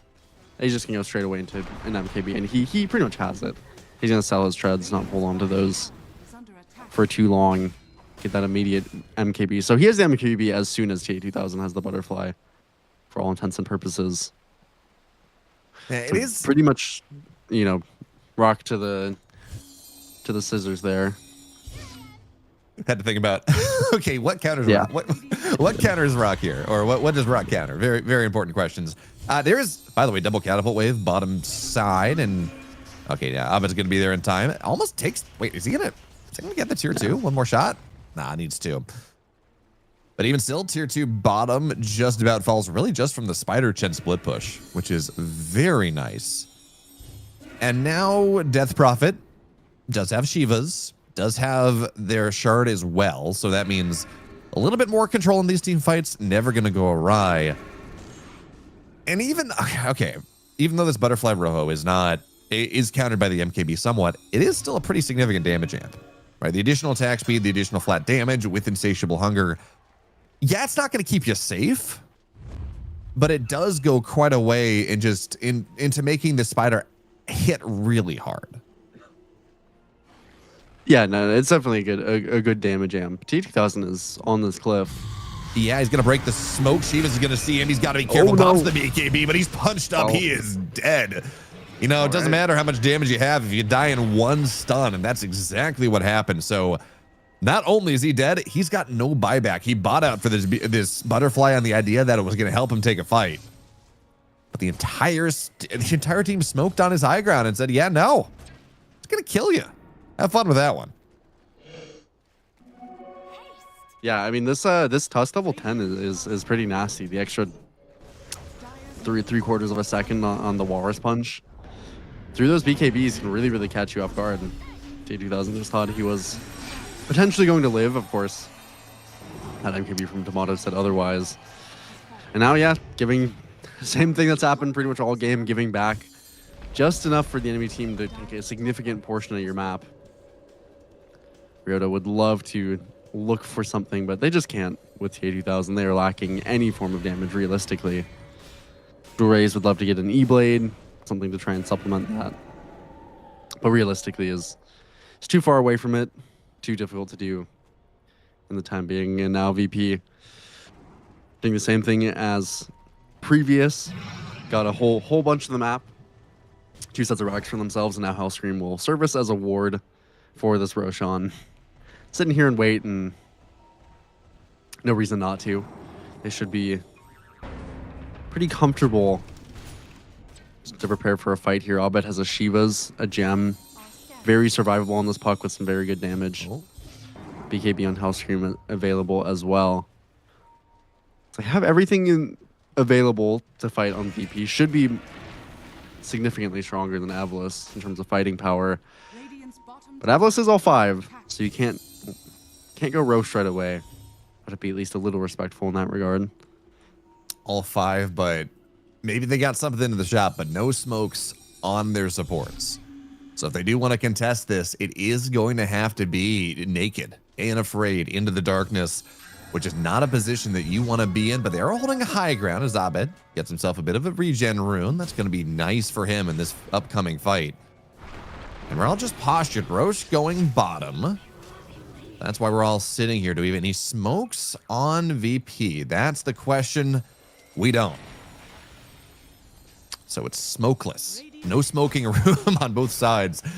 And that makes this wrap really difficult. That's actually where having this puck is so useful. He can just put illusory orbs up on the high ground, see where the team is. Provide a lot of free scouting. Both teams do get their smoke coming out on Courier, I believe. So this will be the very much the Hail Mary play. It's kind of funny that both teams are just handshaking, just waiting for their smokes. Both have the same kind of idea. There is a lot of gold floating, though, I will say, on Avalos. I mean, I suppose so on VP as well, but Corrupted in particular has 4,000 gold unspent. He's looking towards the scythe. Doesn't quite have it. 2,000 on Ryota. Holding some buybacks, but I'm not sure the buybacks are going to save you in this kind of fight. T2000, pretty good position for the time being. Hopefully it doesn't get jumped gonna break. the They're same going way. to find him. Dream Coil on top of 2 immediately, but here comes Dual Rays trying to mess with things, Ryota? looking for the arena, but not dropping it just yet. And Ryota dead, buys back into this one, onto the tier 2. How much more can we find now that these BKBs are over? That's what you're waiting for on the re-engage. Remember, there is an arena. Here comes Dual Rays, once again gets the silence. but not much more. Now he's got to run. Here comes the arena into the spear on top of Saberlight. Do they have the damage? No, they don't seem to. The Golem causes problems. Dual Rays gets out for the time being. And Saberlight, he is healing up like a madman. That's a second death on this Tiny. He's died back. And TA2000 wasn't really able to join the fight at all. He's on the edge, and now he's going to get found out. He has a spider. He does have the webs. But that was a nice patient fight from Avalis. They waited on the arena. They baited out these BKBs. And it just didn't matter, Rojo. They just did not have the way to take the fight. Yeah, unfortunately, I mean, yeah, Avalis was very patient. I think in particular Corrupted looked pretty great for his timing, but Hellscream was equally, if not more, patient with that snowball save, which was really quite nice in that initial arena. But also TA2000 wasn't too, I mean, I guess he's just not afforded the ability to be too patient with his BKB. So he used his BKB early and pretty much just immediately out of the fight.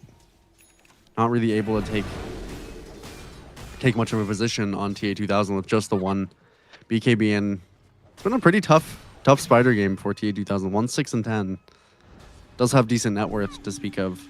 Of course, that is trumped by Tomato and really everyone else. All the supports, I mean, you know, Azakor and Fly are both quite rich. Hellscream, he's held onto the Screedy enchantment for a very long time, so he's quite rich. That BKB and such. So there's a lot of items to kind of help mitigate what TA2000 can accomplish this game. And for Saberlight going this scaling kind of Death Prophet. We're looking for a toss back into a spear. Can we take Tomato down the one? Nope, no, we can't. Satanic. He's going to go pop the Satanic, and even if it's not healing him... Oh, wait, actually, Tomato's just dead. Okay. Victory feed. That is going to be the BKB. First Elder Dragon form does have a Refresher Shard in his backpack if he wants to spend it, and Tomato's just killing everyone. Tomato, round 2, shows up, doesn't get the stun on Dual Rays, but gets the kill anyways. A surprising kill, honestly. I didn't think Tomato was going to die there, but that Refresher Shard, they passed on over to him. He's got a second one. Totally fine. And now the game is going to get called. Avalis, they had enough damage to kill the Dragon Knight the once, and that was it. Yeah, pretty much the theme of this draft. I think there was some decent theory, and they found some actually really good openings in the mid game.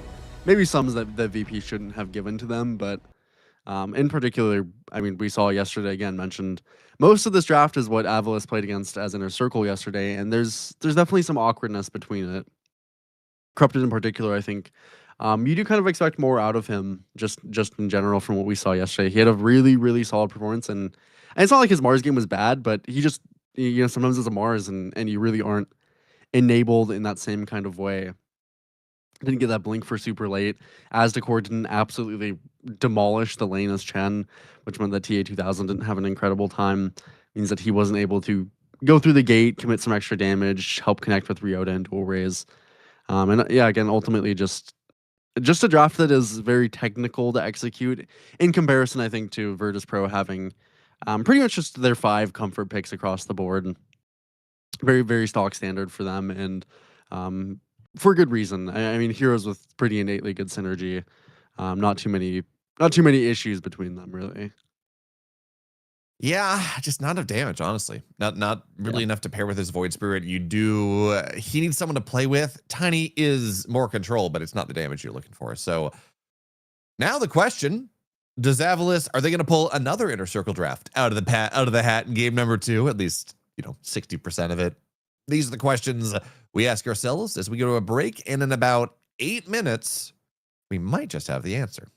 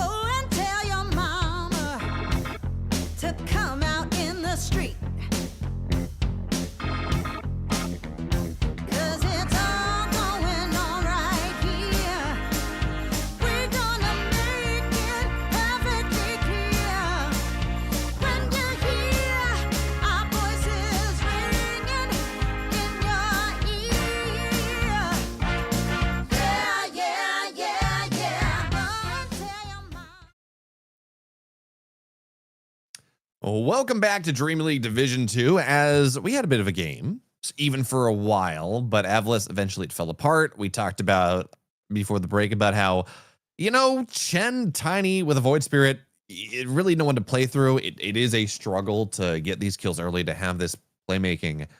So, Rojo, I guess what I'm getting from you out of the conversation we had going into break, maybe Avalis shouldn't try to copy Inner Circle drafts. I mean, maybe not ones that weren't particularly impressive, I will say, as Avalis were able to beat that draft that they had yesterday from Inner Circle pretty consistently. Today, VP showed some of the flaws that it has as well, and I think it's pretty evident.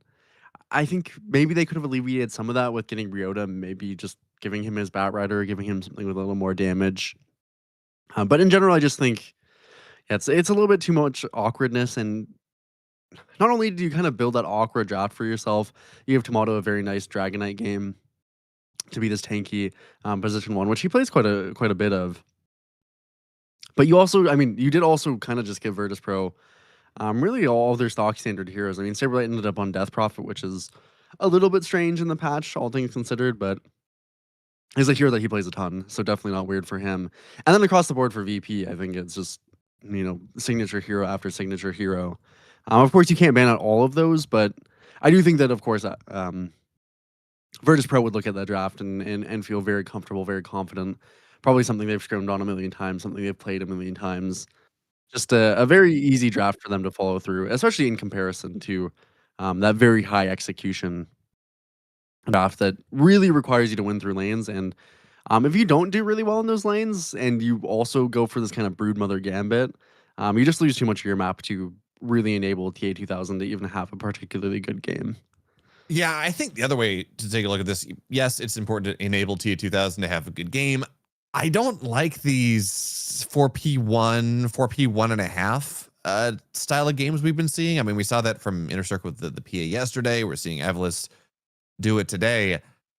I really would like to see more out of the offlane, out of Corrupted. We've seen in these games, you get him the Primal Beast, you get him a hero that does more than control, more than like setup fights. He does great. Let him go and be something closer to a Tricor. Let it not just like sit on the shoulders of TA2000, because when I see Avalis play like that, when I see Avalis draft like that, it just doesn't really seem like the heroes they're picking for TA2000 are able to shoulder the load that they're putting on those heroes. Yeah, no, I agree. I think it's nice to have a little bit of insurance, and Corrupted and Dual Rays have just done very, very well for themselves in these games as well, for when they do have success on Avalis.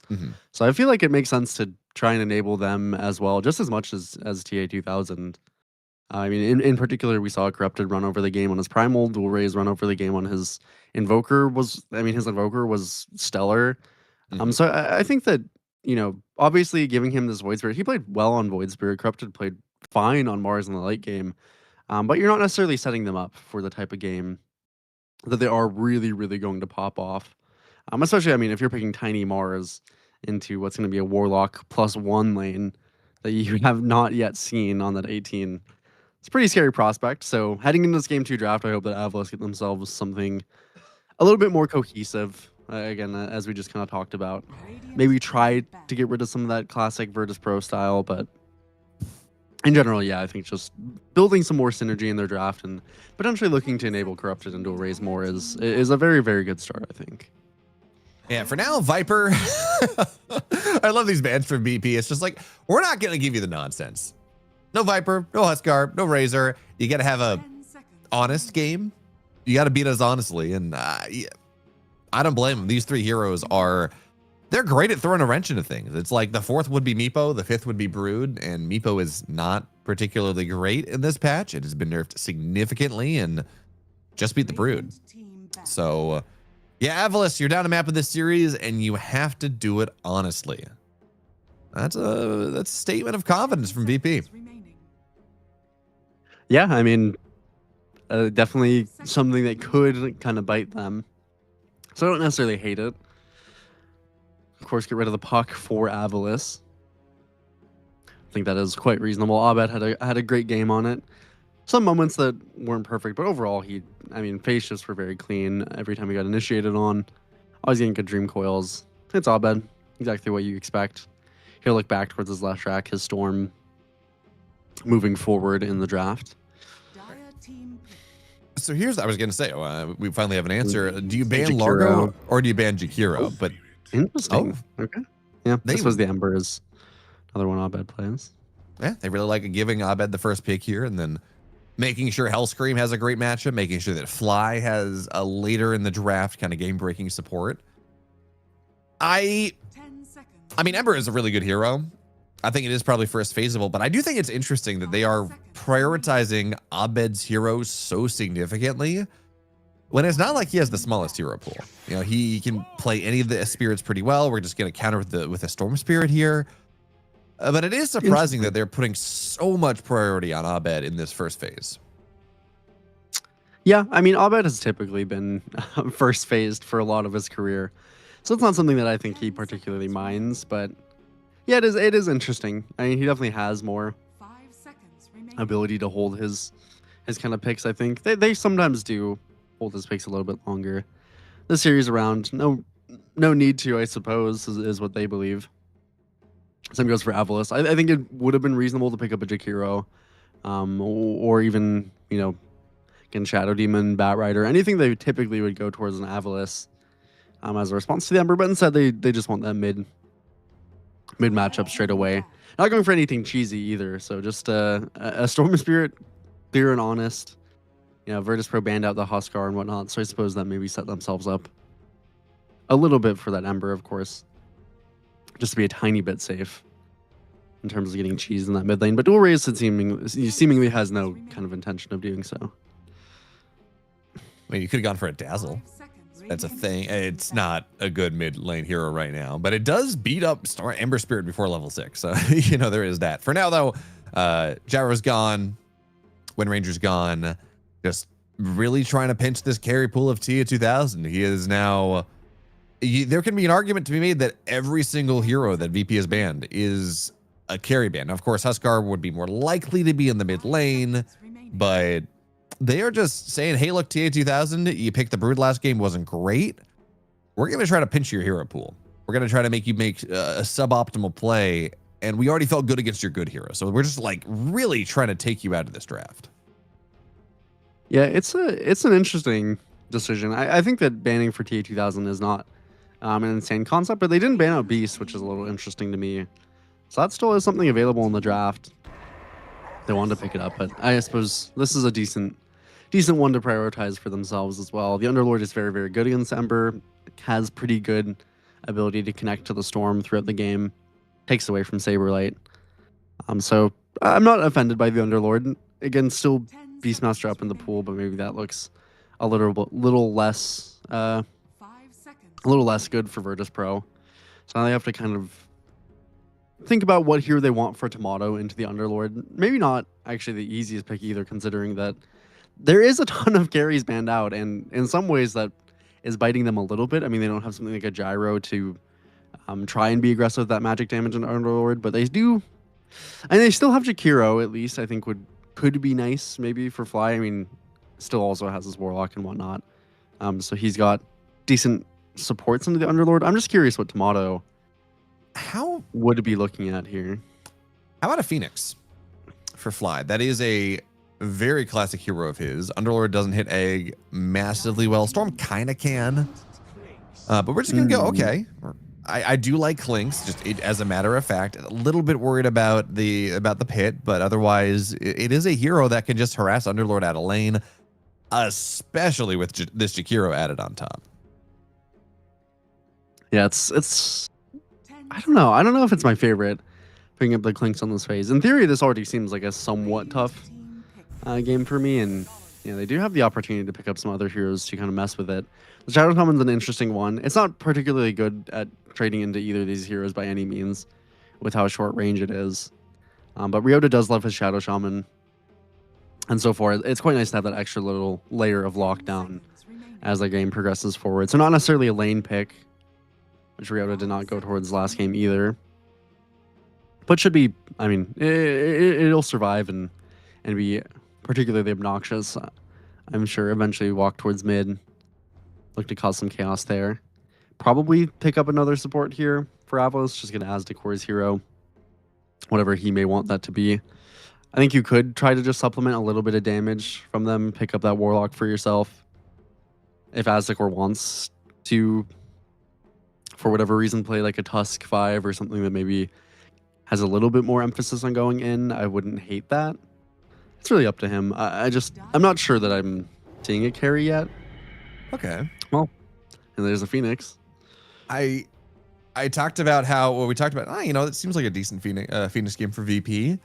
Phoenix Underlord is a great combination. They try to go on top of the egg. You drop a pit. You drop another pit, and it just makes it hard for them to go in and take the egg down. The one awkward part about this is Klinks has crazy range, great attack speed, and Jakiro every time he attacks twice. The egg positioning for Aztecor is going to have to be elite in this game for him to just not get clicked down in 2 seconds by Klinks Jakiro.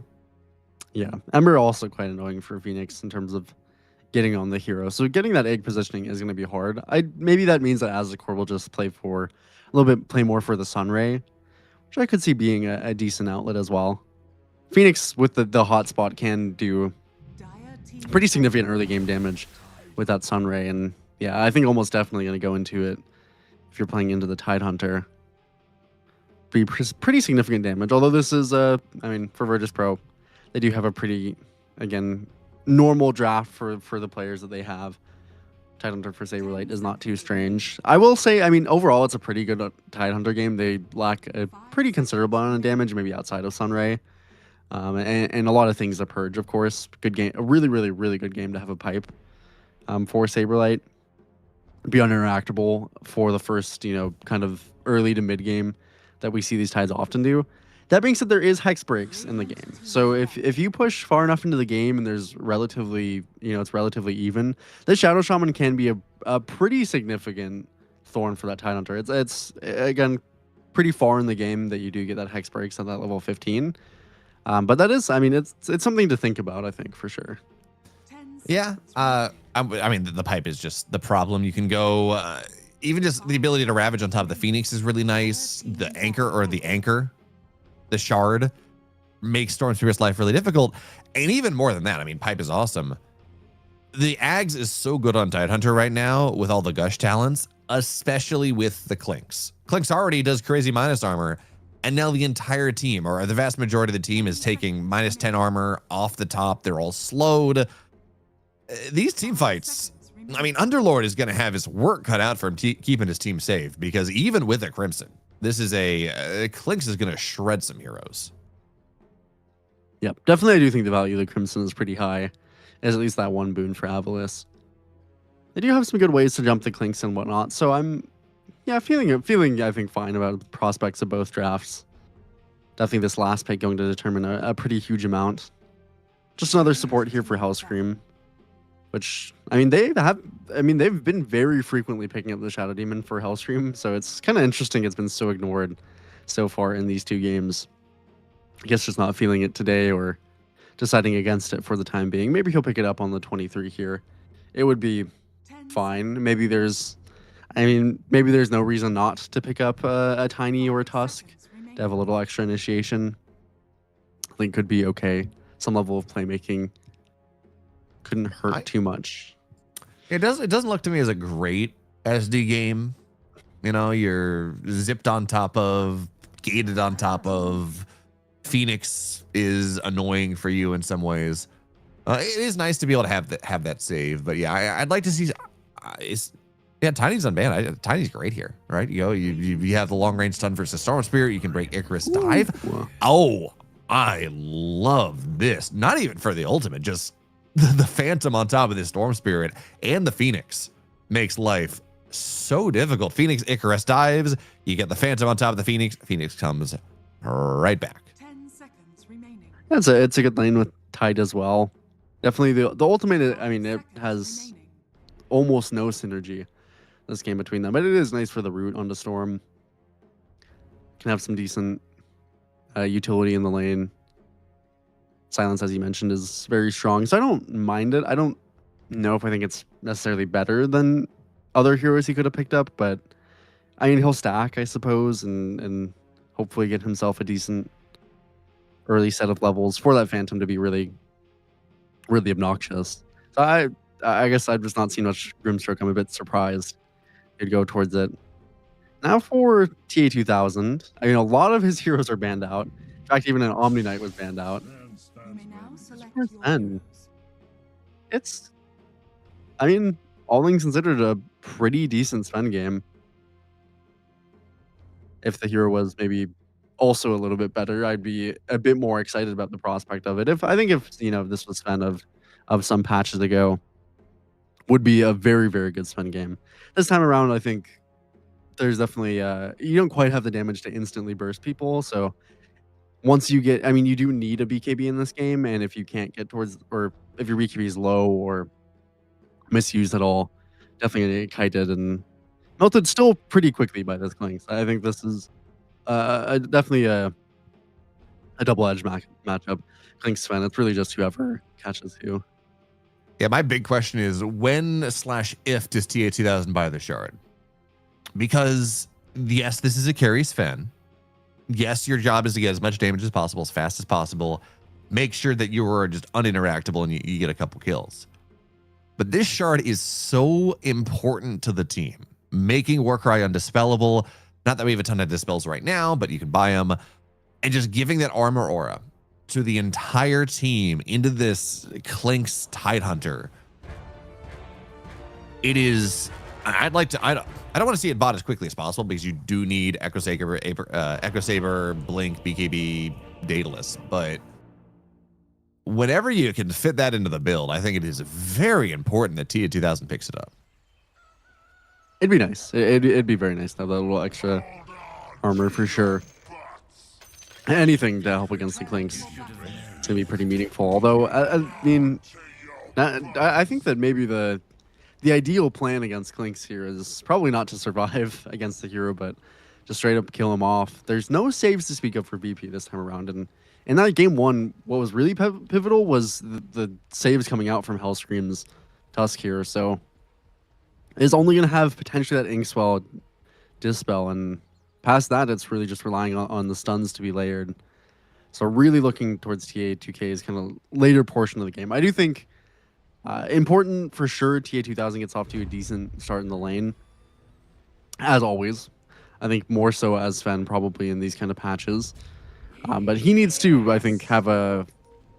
I guess they just need to keep the map relatively tame, particularly for him.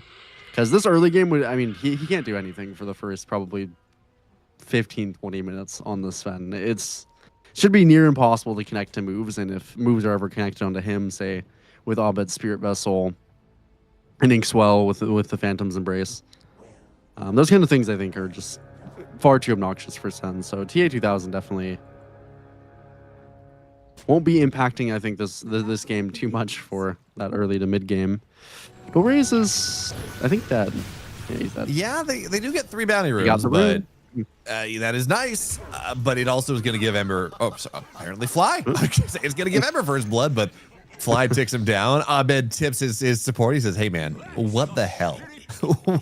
But I think it was the liquid fire tick that killed the storm. So what are you gonna do? I think he just miscalculated his damage on Fly.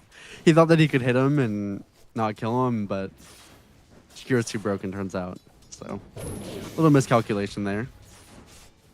Would have been nice for Abed to get that kill, but you know, it's not too bad for Jakira to pick up an early bit of net worth, help secure Tomato's lane, which should already be quite decent. Fine harass against the Underlord, and definitely these heroes should be good against the Shaman. Yeah, Ryota's gonna hit level, or Fly's gonna hit level 2, and Ryota's just gonna be sad.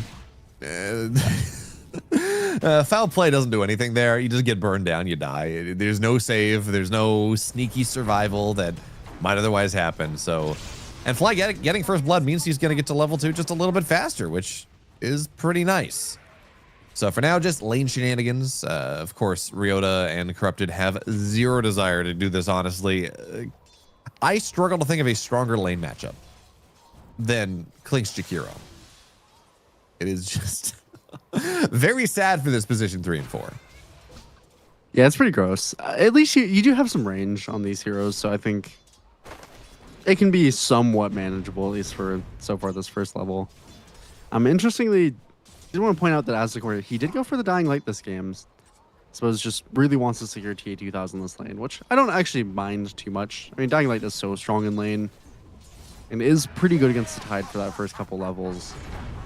But I definitely think it will hurt their kind of, 6 to 10 minutes probably not having access to that Sunray potentially. That definitely going to mean that Saberlight is not threatened at all once it gets to that portion of the game.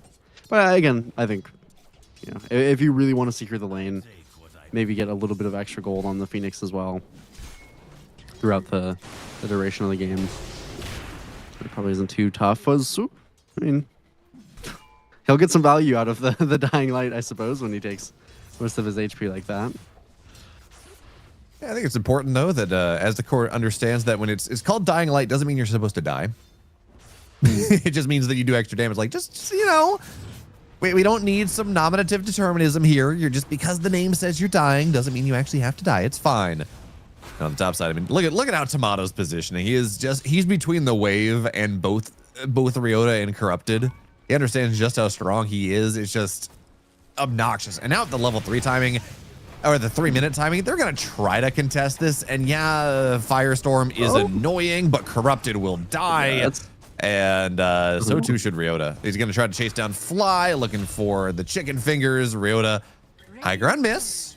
Will be okay, but does lose his Curry and onto the bottom side.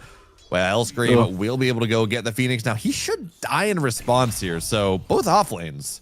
Actually, technically, it's better for Avalis because they only lost one hero in the off lane, not 2.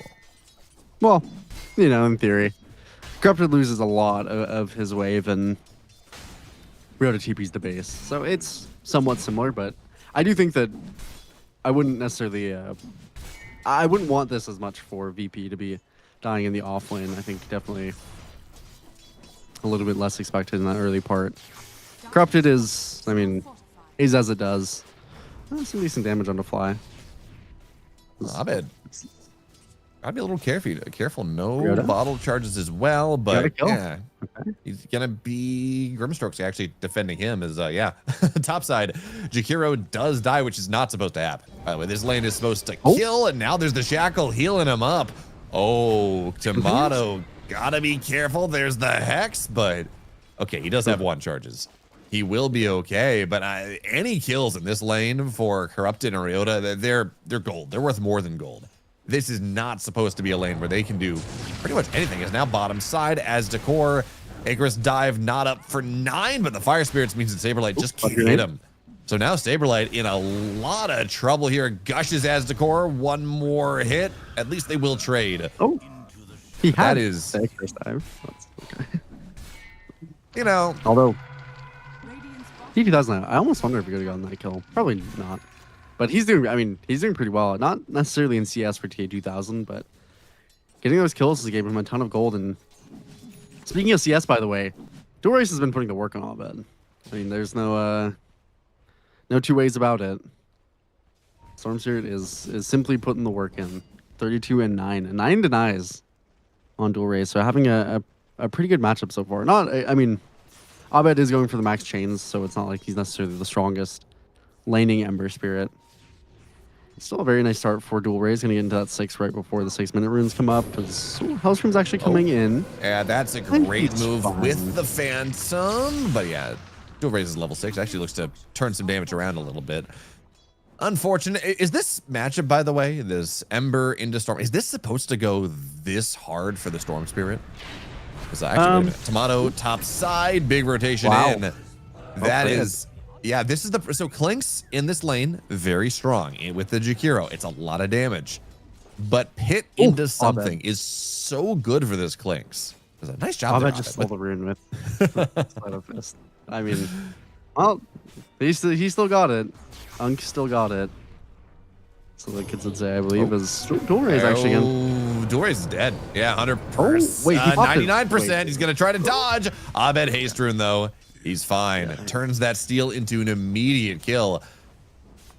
Still does beg the question, though, even as Dual Rays does fall to Abed here. Is this lane supposed to go as badly as it has for the Ember up until this point? Probably not, but I mean, you know, sometimes Storm Spirit players just have better CSing. Really, that's Hero just has an incredible animation. I have lost many a lanes to Storm Spirit where probably I should not have that hard. I've probably won lanes in Storm Spirit as well, where you just wouldn't necessarily expect to come away with a decent CS lead. So how the hero works. And Tomato again. Yeah, he's not level Great 6. rotation, No skeleton walk. Great rotation indeed. And now, yeah, he is just dead. Well done. Unfortunate. One thing I didn't think about, it's like, okay, you know what? They're gonna go on T2000 bottom side. I don't think they got the damage though. He's got he's got Stormhammer, he's got Warcry, he's gonna be fine. But oh, they're actually looking on the Saberlight. T2000 T2000 can fight. Yeah, he does have God Strength available if he wants to spend it, but yeah, no, It's kind Saberlight's of odd, I think. yeah, maybe. Saberlight though, still just gonna be able to walk away. The slow from Fire Spirits and Icarus Dive means that it's impossible to run away from the pit, which is really why we've seen Tomato die multiple times. Is now Abed will go yet. Yeah, actually Hellscream gets the kill on top of Ryota. But just now, here's kind of falling down all over the map as Duel Rays into the Ice Path. Chain's ready to go. He shouldn't die here, but he's not going to get the rune. Instead, fly. This Jakiro now, you're probably looking at the tier 1, right? Amp damage on Liquid Fire is, it's going to take this tower down pretty well. Yeah, no reason not to put some decent pressure here. Playing through Abed is certainly the correct decision. Max Chain's already with an Earn Charge and some Earn Charges on it. Ryota as well. I mean, TPing bottom and then dying right around the rune timing. Very unfortunate. Gonna give away a decent bit of pressure on this mid side as the core wants to alleviate a little bit of that. But Fly off the back of his lane, probably off the back of soaking some waves when Tomato died. That kill, or getting that kind of early kill. Fly is almost level 6. Port level is pretty good for VP. Not necessarily on Avalis the best, at least for Ryota, so he'll soak mid for a little bit. It's a good game for TA2000 now. Yeah, it's not bad. He is top net worth. And he is one of these heroes that can just chunk through Saberlight, especially as you're talking about once the Shadow Shaman hits level 15 and Hex breaks. And into the mid side, well, that's just a little bit of a tangoing. It's gonna be fine. Ahmed will not die, but he's not gonna get the kill necessarily. So Saberlight does have his soul ring done now. Right, he does have some of his. He's got a wand ready to go. Like, he's starting to get his early game sustain items. Is this just a rush pipe game? Is this rush ags? Where do we want to see Saberlight go? I mean, definitely the pipe, as we kind of mentioned. I'm not. I mean, probably you do just want the ags, but I could definitely see him stopping just to go for a blink. I think this game having that extra form of initiation to go with Abed would be quite nice. A blink and then I guess whatever you're afforded after that. Ideally the ags to pair up with Tomato. Although Saberlight for the time being is getting gone on. Definitely can't live this. Yeah, now with Dual Rays here, God Strength, Sunray, just everyone on top of him. Tide is not at the stage in the game. You got 1300 HP. That means you purge two times. 2 Blubber procs, give or take. There's a little bit of regen, but for the most part, that's what's going to happen. And that is not enough to get out of a Sunray and a God Strength and a Stormhammer and Storm Spirit and just way too much damage there. So he's not having the best time. He's still having a better time than this Underlord, though, just by a tiny bit. Yep, a little bit. Corrupted has slightly better levels since he's just been dying a little bit less. Although this is a typical Saberlight cycle, as he is a player that is a little bit more likely to die in the early game. Just an intentional play style. Of course, is Ryota. It's getting stalked. They are on a ward, but of course they're smoked up for the time being. Full vessel for Abed. Yeah, there's a Love great to kill timing here. Yeah, great timing to make a move. They're going to find Ryota at the start. Nice Hex on top of Abed, though. And that is going to make it hard for Hellscream to do what he wants to do. He's going to get Vortex up. Level 6 does get the Shackle off. Does make sure that Azakor is fly there. But Azakor, yes, kill fly hits the egg. Tomato has to run. This smoke has found nothing. Misses? Oh, he missed twice. Is he actually no. dead because of that? Oh, no. Oh, no. That was... I don't know how much it was, but I think that was like 16% chance to miss or something twice. They did. Well, I think the one miss actually made him unable. But I think the 2 was actually necessary for Azakor to get that egg off. So little bit of fortune going their way, but they definitely played that dive very well as well. Dual Raze is pretty alone. Do they have the damage for him, though? He does have the mech. Yeah, he's just out. No Spirit Vessel charge. Yeah, that's the problem. The one vessel charge that Abed had, or actually I think he had 2, but he spent both of them trying to go kill this tanky Underlord. There's a reason people are picking this hero. He just, even before the pipe is out, it's very hard to take him down. He's got 1800 HP at 12 minutes into this game. Yeah, it's pretty gross. This tread is definitely making you very tanky. Early cloak helping a lot as he works towards that pipe, and they're actually going to TP on to Saberite, which... Tomato is here. Ravage is ready to go, but Dual Raze as well will pop the Ravage, but it's 5 heroes. This is... Well, actually, Hellscream's going to show up, trying to buy a little bit more time. Here comes Abed, and it's a great soulbind, at least for the time being, but Abed, yeah, no remnants. Now Tomato has to run. There's the dust. Tomato going to get Vortexed up, Stormhammer down, and that is a dead Clinks. I thought they were just going to sell the Tide, and I guess he does get out. There was no need to take that fight.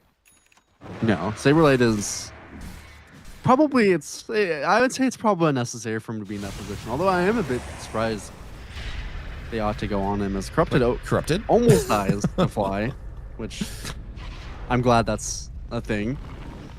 So as the core is looking, should be able to kill off Fly here as he walks into the pit. Well, yeah, I suppose the TP is fine. Fly knows his limits, I suppose, against the Phoenix. Now Hellscream and the Ember realize they still don't have damage to kill the Storm. That has not changed since they last tried to kill the Storm, so they're going to go get Chains back up. They're not finding a support. And Abed still has no vessel charges. The damage that he can do in this game is just so minimized up until he either dies or just finds a free kill somewhere. And I mean, Avalanche are just not giving it to him. They're making it very hard for this Ember to be effective. Yeah, they're doing just a great job across the board, and T2000 is also monstrously big, which again was one of my kind of big tenets here for them to come away with this game. Is they really have to get TA2000 off to a good start, get him to comfortably. Ooh, barely miss the chains ball. Really nice ball lightning by Dual Raze there. But TA2000, I mean, he's having an insanely good game, and yeah, that's a sign of the times. I mean, Tomato has bought a Midas, a hand of Midas on the Clinks. That is the first time that I have seen that this patch, and I hope it is the last. It is attack speed. Clinks loves attack speed. This is a fix for not being able to kill the Phoenix egg. And serpents. True. Yeah. That is... Glad we figured it out. I think that with the money spent on the Midas, I'd rather have a 15-minute egg shard, even if I don't have a Dezo. I think that is far more effective. Yeah, I mean, Midas probably long-term gives you slightly more gold, but it is also a useless Midas, so...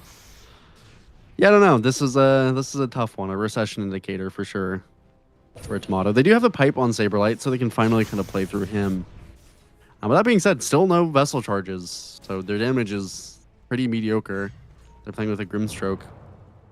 Honestly, their highest damage dealing hero is Fly by far, like by a very large margin. It's Fly. So they're gonna have to make sure that he's connected to every move that they have. That being said, Dual Raze does have the Greaves, so he's giving a pretty good amount of survivability to his team, as well as being able to chain purges or to purge chains and whatnot. The pipe is strong, at least for Saberlight, but I'm just not sure that Avalos is going to give Saberlight anything to do with this pipe. T2000 is, I mean, very comfortably fighting in. Oof.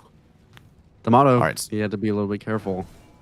Yeah, so Rojo, I did the math on Midas payoff because I'm not up to date with where it is with all the changes.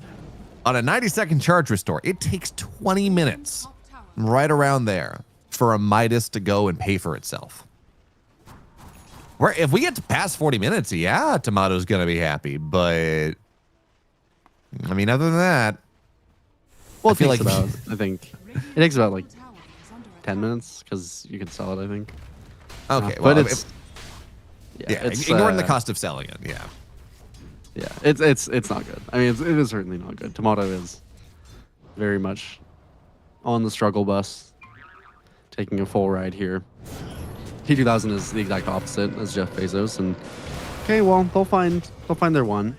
Ryota gives over some vessel charges, which is much needed. Saberlight also, I suppose him being saved earlier has elevated him to actually being second net worth in the game. It's slowly getting better for Avalos. Although that being said, this is without TA2000 entering the game. Yeah, the other question I have for you is we take a look at this Ember Spirit as, a spirit enjoyer yourself. I feel like almost always, like 9 times out of 10, we do see phase boots on the Ember, especially into physical damage lineups like the Sven. Why are we going power treads this game? I think treads is really never bad. I think Embers go for it more frequently nowadays. It's nice to have the extra mana in the early game from tread switching, but it's also nice to have the little bit of extra HP against heavy disables. And most of really the only physical damage that you're taking is from this Fen. So I think the treads is nice. It's better for farming, I guess, is probably the short answer, and a little bit better for having an extra HP. So I think it's nice for Abed. My big question is what he's going into next, as it's not an easy item decision. You can't, I mean, in this kind of game, I'd be looking maybe towards something like a Yule's.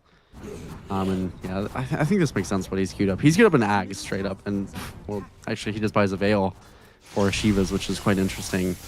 It's a hard game to itemize on this Ember. Can't go Yule's, you're against the Underlord. If you go for something like a BKB, sometimes you just get stunned through it because of Ryota already having access to this Blink. It's not an easy game for Abed. Other important thing to point out is because Abed has just been running around with his supports trying and failing to make something happen for the last couple minutes. Storm Spirit's level 13. Abed is level 10. He is very slow to scale. Like, his farm is not awful. It's not great, but he is just very slow to farm, to scale into this game. Level 15 talent is really nice, whichever one you take. Getting up to level 20. This is a hero that really does enjoy levels, not just in the early laning stage. So that's a little bit dicey. Now we're gonna move on top of Saberlight. Does pop the Ravage, and he is reasonably tanky. Does have the pipe. As now we are gonna have the pit going in. Tomato trying to lay in a corrupted, but it's doing literally no damage. There is nothing there. So at the very least, Saberlight stays alive. They trade 0 for 0, but with the trailing edge of this God's strength, maybe Abed? not. I'm just kidding. Yeah, Abed puts a remnant in. And they're still looking for something. They know God's strength is over, so maybe we can get a kill. Maybe we can force them off the Tormentor. I mean, this is still very dicey without Ravage. Let's see what they're going to be able to find. Is scary. No Macropyre at their disposal either. But there's not much for Avalos. Oh, great pick. Firestorm. Not going to be enough to lock him in place, though. Importantly, though, you talk about no Macropyre or nothing like that. You do have on top of the backline here, this can be dead Jakiro. You do have an egg. Supernova is available into this fight if you want to find it. Now on top of Hellscream as well. He's going to go down. And as Decor, he can pop an egg if he wants to. Doesn't feel like he needs to. That's dead Abed as well. 3 heroes fall, and well, the TP is going to get canceled as well. So Saberlight, he's going to try to run on out of here. Does have some nice purges, but he will eventually die. It takes a while, but that's also the pit problem. It's like, okay, great, you blubbered it off. You're still in the pit. You're still going to get snared up again. Don't want to be stuck in the pit. Tomato definitely does not have 2 charges on my up. We'll pay attention to the Tormentor right now. Yeah, this is just a really tough game for Ava, or for Virtus Pro. And, you know, T2000, I think Sven definitely not easy to enter early on into the game. But he didn't have to at all. He's 4-0-5, a ton of CS, about 200 or so. It's just about where he'll cap out at. Gonna very comfortably get to his BKB, at which point they should be able to look towards Roche. They have that shard for Ryota, which is fine. It's a nice little shard to pick up, as he's also kind of barreling towards level 15 on Ryota at this rate. A couple extra Wisdom Shrines, some good fights. We'll get towards that Hex Breaks. I mean, Ryota's level 10, Abed's level 11. I thought there was some world where Ryota saw Abed there with the blink forward. He's just going to take the tower. That's fine. But actually, Abed gets the deny, so it removes a little bit of gold, and now Hellscream gets jumped on top of. And this Phantom is obnoxious as it gets to higher levels. Very hard. It takes 4 hits, or what is it, 3 hits to go get removed. That's annoying, but here comes this Underlord again. He's going to get, you know, Phantomed up for the time being. But yeah, you got Ryota here. He comes through. It's fine. And Hellscream, once again, I liked the concept of this Phantom's Embrace. It's actually 9 attacks. That doesn't seem... Oh, there we go. It's 3 hero attacks. Okay. Yeah. It was like... Wait a 9 minute. attacks would be a few too many. I think they'd have to hot fix that one. They are also finishing this... Okay, they just finished Crimson on Corrupted. He has that coming out on Courier. They also finished the BKB for TA2000. So there's no conceivable world in which you can fight this on the Virtus Pro. You'd have to have the absolute perfect engagement from Saberlight with his newfound blink. So he does have the potential to potentially burst. Aztecor is probably the only hero you could kill if you also... It's okay, a lot of things have to line up for Virtus Pro, and unfortunately Abed is lined up in the mortuary. He is cremated by Aztecor right before the timing of this roast. The Virtus Pro have to waste this smoke. Ashes for them. Yeah, best part about this, by the way, generally you're like, I want my cores to get the kill. Aztecor got his shard with this kill. It's on Courier right now. It means his supernova is going to be so much more impactful. They're going to go... This? I mean, Soulbind is down, but Tia2000 is just chunking him here. A Tomato on the high ground, pops the burning barrage, does literally nothing. No damage from this Clinks whatsoever. Why'd you even show up? It's just not worth it. 4 dead. It's going to be the Roche. This game feels such a disaster at this point. Yeah, that was... that was a humiliation ritual. The channeling of that burning barrage, a little bit emasculating. That was a tough watch. I don't know why they even chose to try and contest. I guess maybe they thought they could go for a steal, which I think the game is tough enough that you do have to go for Hail Mary plays. But that one was just that one was a little low percentage, I think. Unfortunately. Yeah, this one is... 10,000 lead at 24 is very significant, but I also just think this lineup is going to function incredibly well off of even a smaller lead for Avalis. So this one is very, very tough. Dual Raise is completely unleashed. He's going to kill off Fly here eventually. Yeah, well, nice path. But yeah, no, Fly should go down. Overload slows him down. A little bit more damage. Tomatoes here, and, well, the Tide is TPing in with Abed. Does have the anchor. They might try to go and just get a kill on top of this Storm Spirit Ravage as well. They really want to go bleed the Aegis, and they do. But here comes Corrupted onto the backside, just chunking Tomato, and Avalis on, or excuse me, Dual Raise on his second life. Tomato really wishes he was not in the same zip code because he gets chunked down once again. Dual Raise finds Saberlight on top of TA2000. So Saberlight this time will die as well. 4 more die, but don't worry, Rojo. They did kill Dual Raise's Aegis. And they killed Ryota too. You know, that's not fair. You know, a nice little, you know, nice little carnival prize. Get the Shadow Shaman for fun. Yeah, there's not much to do for VP. The damage is okay when the Underlord isn't around. Granted, we saw what happens when the Underlord is around.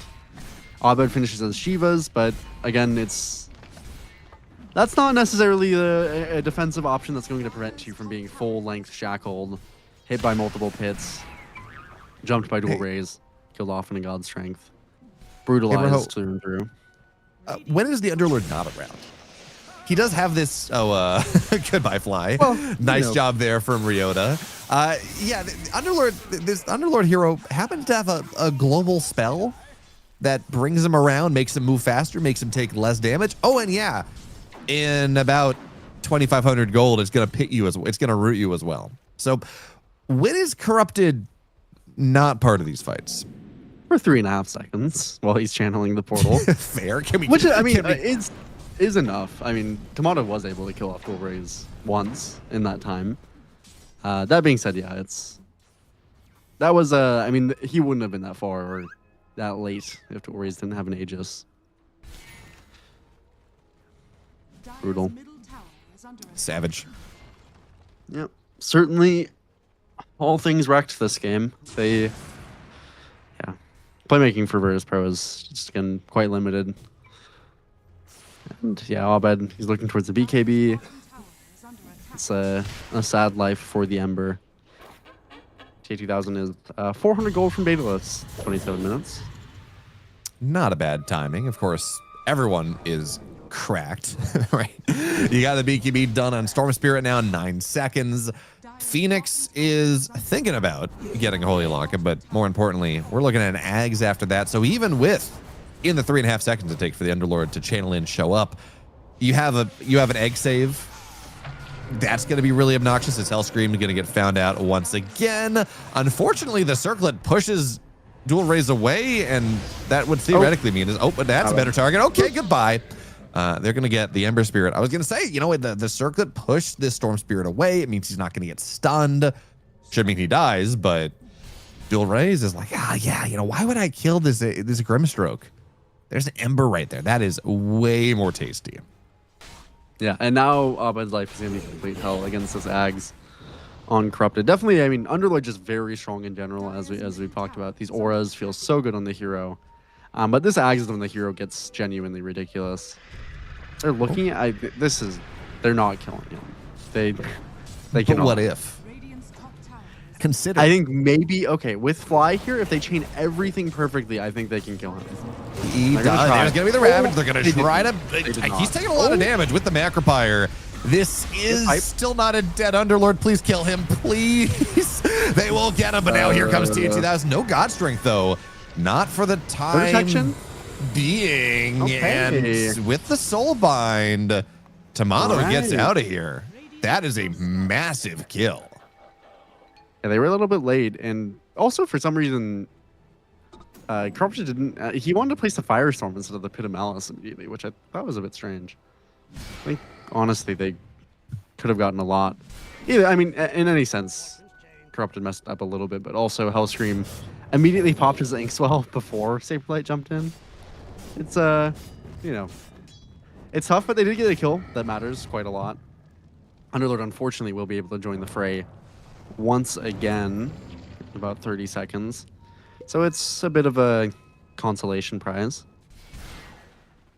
Yeah, but even just taking him off the map, when he was on that cooldown, it buys some time. Again, you're still waiting for Ravage for 80 seconds, but Saberlight, he's actually farming relatively well, all things considered, as Fly is going to go down here. And avert your eyes. It's going to happen fast.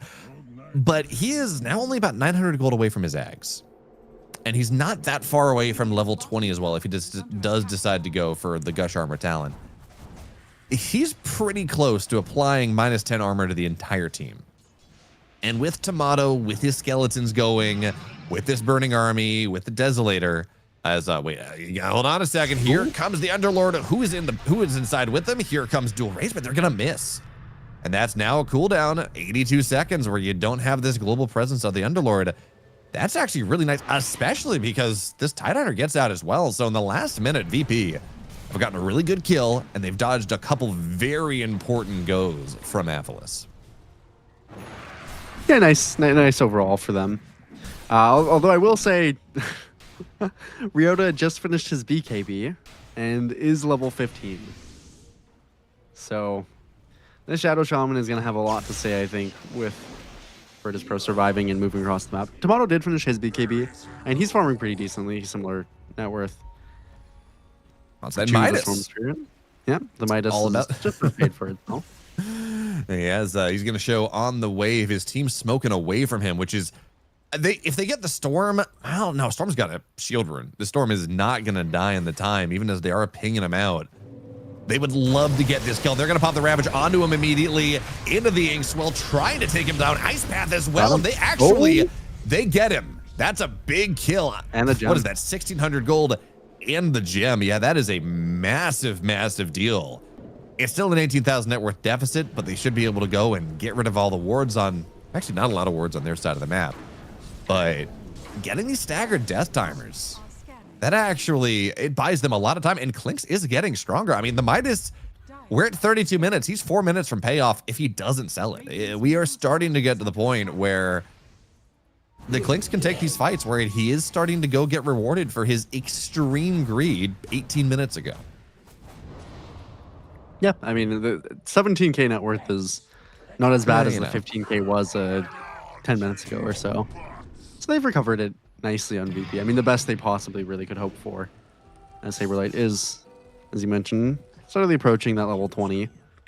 They have the ability to kill off one hero or so, as long as the Underlord isn't present. And again, Underlord does have the capability to be all over the map, but isn't quite able to be too fast. The horse is a little bit slow as well. They looked on the Saberlight's illusion, so unfortunately waste another Fiend's Gate. Haven't really been finding what they want with that spell quite yet. So yeah, you know, I mean, slowly working towards diminishing this net worth lead. You're gonna probably get Abed towards his BKB before the next fight breaks out.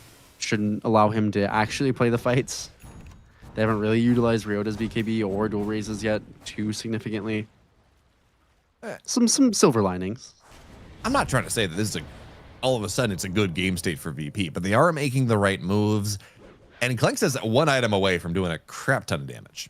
All right, he's got his Hurricane Pike now to get the Sven off of him. He's got his BKB. But now he's got Daedalus queued up after this. And even with a Crystallis, the damage amp that you get from just popping having a Crystallis with all the Burning Army, with all the searing, with all the barrage is very significant. And in fact, he has the Crystallis right now. If he wants to go sell the Midas, I don't think he's going to. It technically hasn't paid off yet. And you do have this Falcon Blade you can sell instead. So this Clinks, again, he's level 21. We've seen Clinks in the late game. Yes, multi-shot doesn't apply to the skeletons anymore, but even with all this Ven armor, starting at this point where Clinks, if he's allowed to hit for a second, this Ven might die. Yeah, I mean, it's a lot of things that have to line up still for VP, but they are reaching a point where they can definitely clap back a lot more. As Avalanche just really haven't had a move in the last 5-6 minutes or so. Truly would love to utilize Ryota here, as again this break and this BKB that he has the potential to be extremely nasty. Oh, Saberlight leading the Saberlight charge. can die. They go on Yeah. top. Great pit as well. Saberlight just dies in the Hex. You're right. And now Hellraise dies as well. Oh. That's 2 dead. At the very least, looks like Fly's going to get out of here. So that's nice. Tide does have buyback. Does have buyback Ravage ready to go if they want to spend it. For now, it's just going to be fortification. And Tia 2000, he's got about a quarter duration on this God Strength. So it'll be enough to take the tower. Don't know if it's going to be enough to be able to take the rack super quickly as well. You forgot. Corrupted has his God Strength active. Oh, yes. as, Sorry. yeah. He's doing more than TA2000 to the buildings. TPing that's out.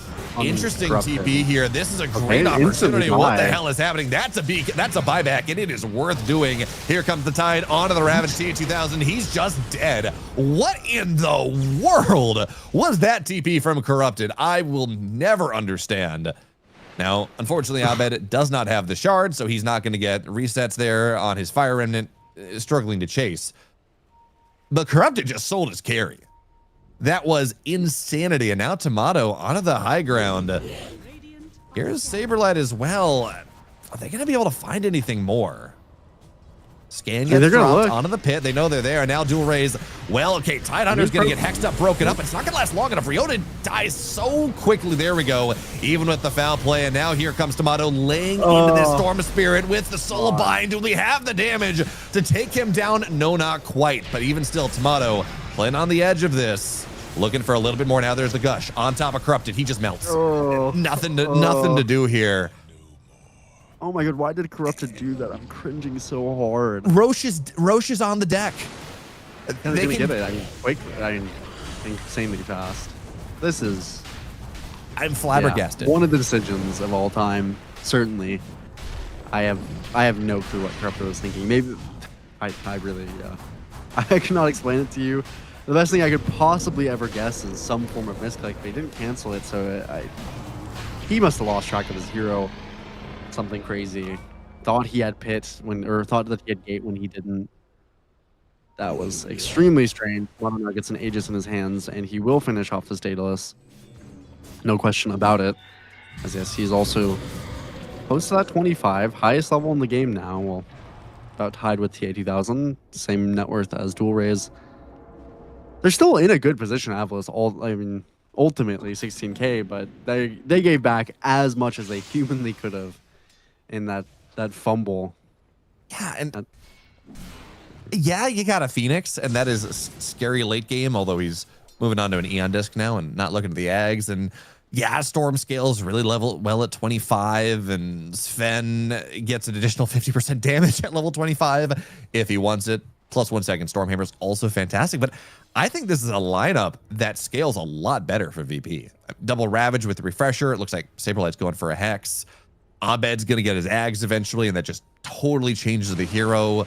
Klink's multi-shot is, I mean, we don't need to talk about Klink's multi-shot. It's just incredible. And we've seen, like, we're at the point as they're going to go find this Phoenix. Underlord, do not complete that Fiend's Gate. Phoenix dies in 2 hits, and he completed it. Here comes the Storm on top of Abed, trying to make something happen, but he's soulbound. And oh god, this doesn't feel good. Storm, you're just trying to wait to see where the Sven's going to come up. They will kill Abed, but Ryota does live. Foul play will keep him alive for now. And here comes TA2000, pops his ultimate, and goes on top of Saberlight, and even with the purges, the Hex, yeah, he's gonna be fine. No buyback on him, by the way. That felt bad, but it was a really good read from Avalos to realize that even if they lost the Phoenix at the start, they could take this fight, and it was worth taking. Yeah, 100 seconds here on Saberlight, who is really, I mean, most of their team at this point, despite his net worth, he is so much their utility and a pretty significant portion of their damage. I guess Fly finished in Ags, which is fun. But that's the power of Avalos when they're grouped as a team. But yeah, when they land a few heroes into the pit, get to utilize Ryota's BKB. It's a pretty beautiful thing. Carpet finishes his BKB, Dual Rays hit the level 25. That Storm 1 is a very significant damage that you gain from that. He's had an insane game on Dual Rays. Yep, 2000 level 25 as well. And yep, oh, and bought the sharks. That much more difficult as oh no, gets brought right back in. That's the first life. Does have an Aegis, but who can possibly save him?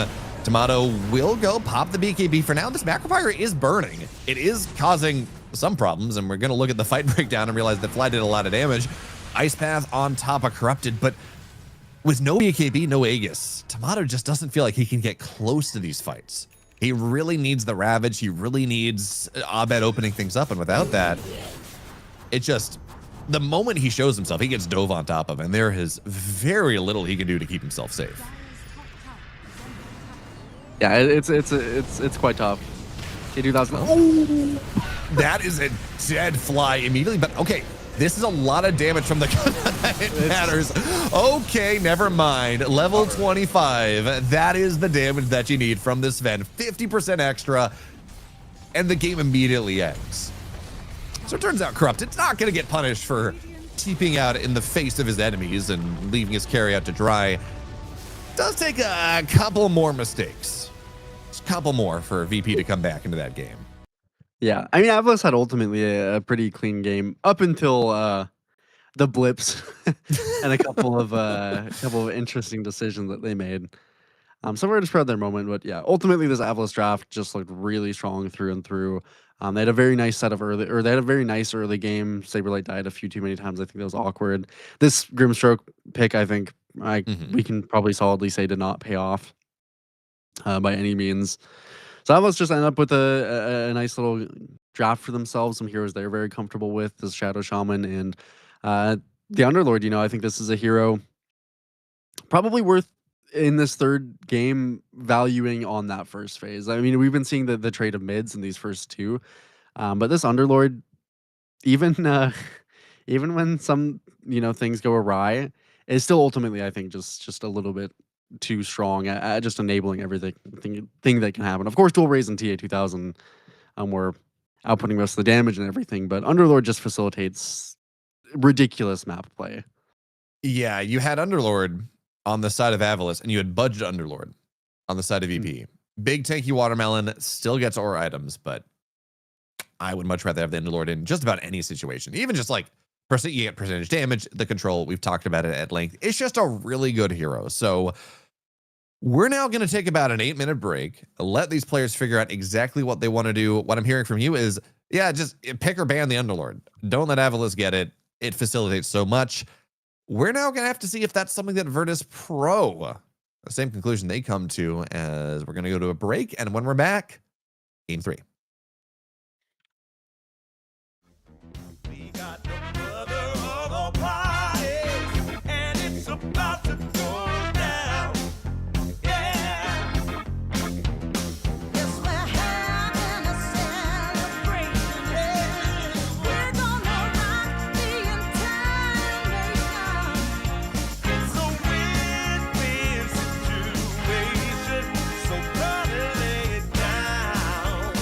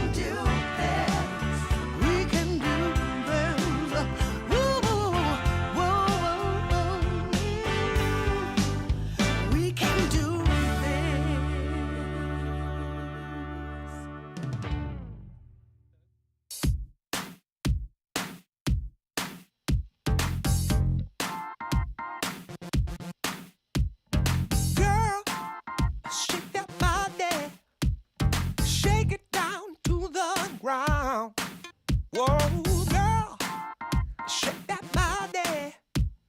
Show me how it's gonna go down. Don't be late to the party. Don't be afraid to scream and shout. 'Cause when we dance to the music, you know that's what it's all about. Yeah, yeah. Hey, girl, shake that body. Shake it to the left and to the right. Yeah, girl, shake that body. We're gonna shake it all night. We're going down to the nightclub in my stretch SUV. 'Cause you know, girl, when we're dancing, there's no place I'd rather be. Yeah, yeah.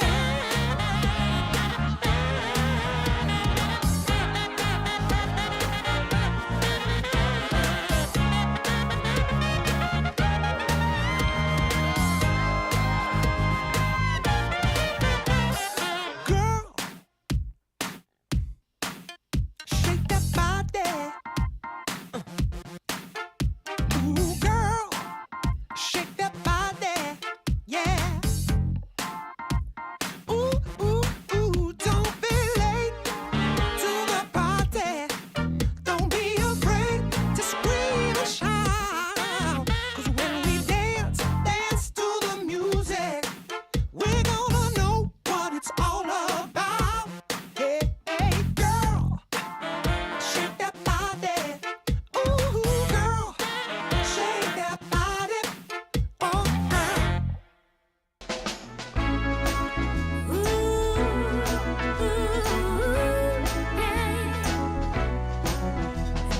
Never been so happy like I am with you.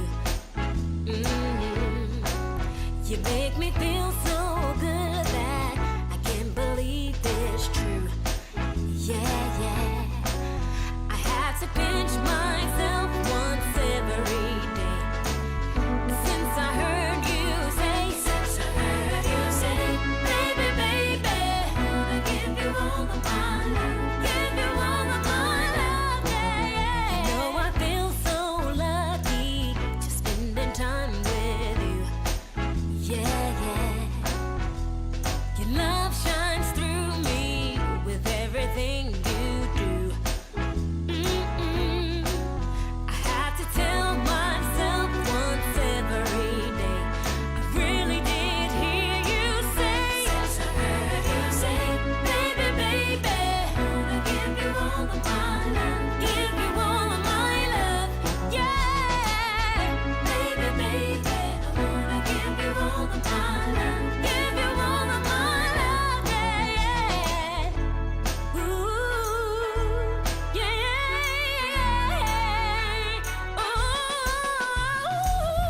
baby, baby, I wanna give you all of my love, give you my love, baby, yeah, yeah. I wanna give you all of my love, yes I do, yeah. My love, yeah, yeah.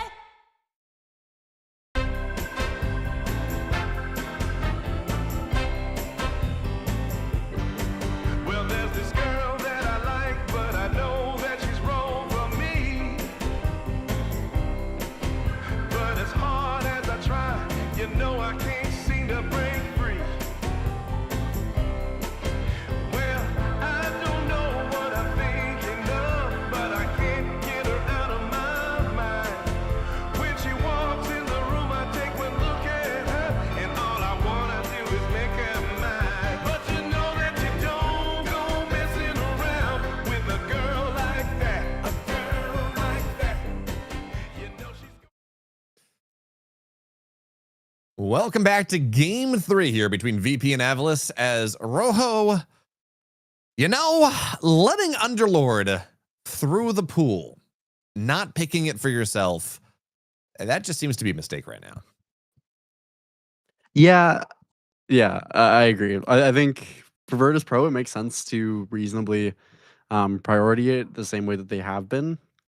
I think, I mean, yeah, you can pick Abed's hero first. That's historically what has been done with his hero for a very long time. But sometimes it does leave me wondering if there's a good rhyme or reason for it. I mean, he did, I mean, fine on Ember, but they just weren't able to accomplish, I think, enough with the hero to really counteract what the Underlord did. And they even let Underlord into the second phase, which does seem a little ill-advised at the very least, especially pairing with the Storm Spirit. So I think definitely switch that one up. I think we might see maybe a difference in this third game. Maybe they want to pick mid on mid again, as they did in the first two games. But I do think that I don't know. I think it's reasonable to hold your mid maybe slightly longer if there's going to be these super power picks in the pool. Particularly, I mean, this Underlord. It's just disgusting, Bayo. Every time we see it, I think. Every time I see it, I just think, oh my god, I am so glad that I am not the player up against this Underlord right now. Like, yeah, why? Why let it through? It is kind of in a weird spot though, where I don't see anyone first picking it because there are bad matchups. You know, you don't want to go into an Ursa. You don't want to go even into a Klinks early can be annoying. Even if late game, you just say, ha, there's a pin on top of you. Have fun. But there are some awkward matchups you can run into. But also, I don't see teams really wanting to second phase ban it because you'd rather make sure that you protect whatever you're going to 13-14. It gets a little weird. So I understand why we're seeing it. But I think we're at the point. Just take it out of there. If you're not going to have the 13 pick, just remove it. If you get 13 pick, hey, you're an Underlord player now. Have fun. Yeah, they've been pretty consistently 9 picking the Underlord, I think, for Virtus Pro. So they do sometimes go towards that, but of course they've had first pick, I think, in all 3 games. So just what both teams prefer. Because they probably, they might not be first picking the Underlord. Could run into some potential issues. But I honestly, I don't think I would mind it. There are awkward matchups and whatnot, but I think the hero is just so strong throughout the entire game that I don't really mind having it at any point. And particularly considering that you can just itemize for any form of matchup.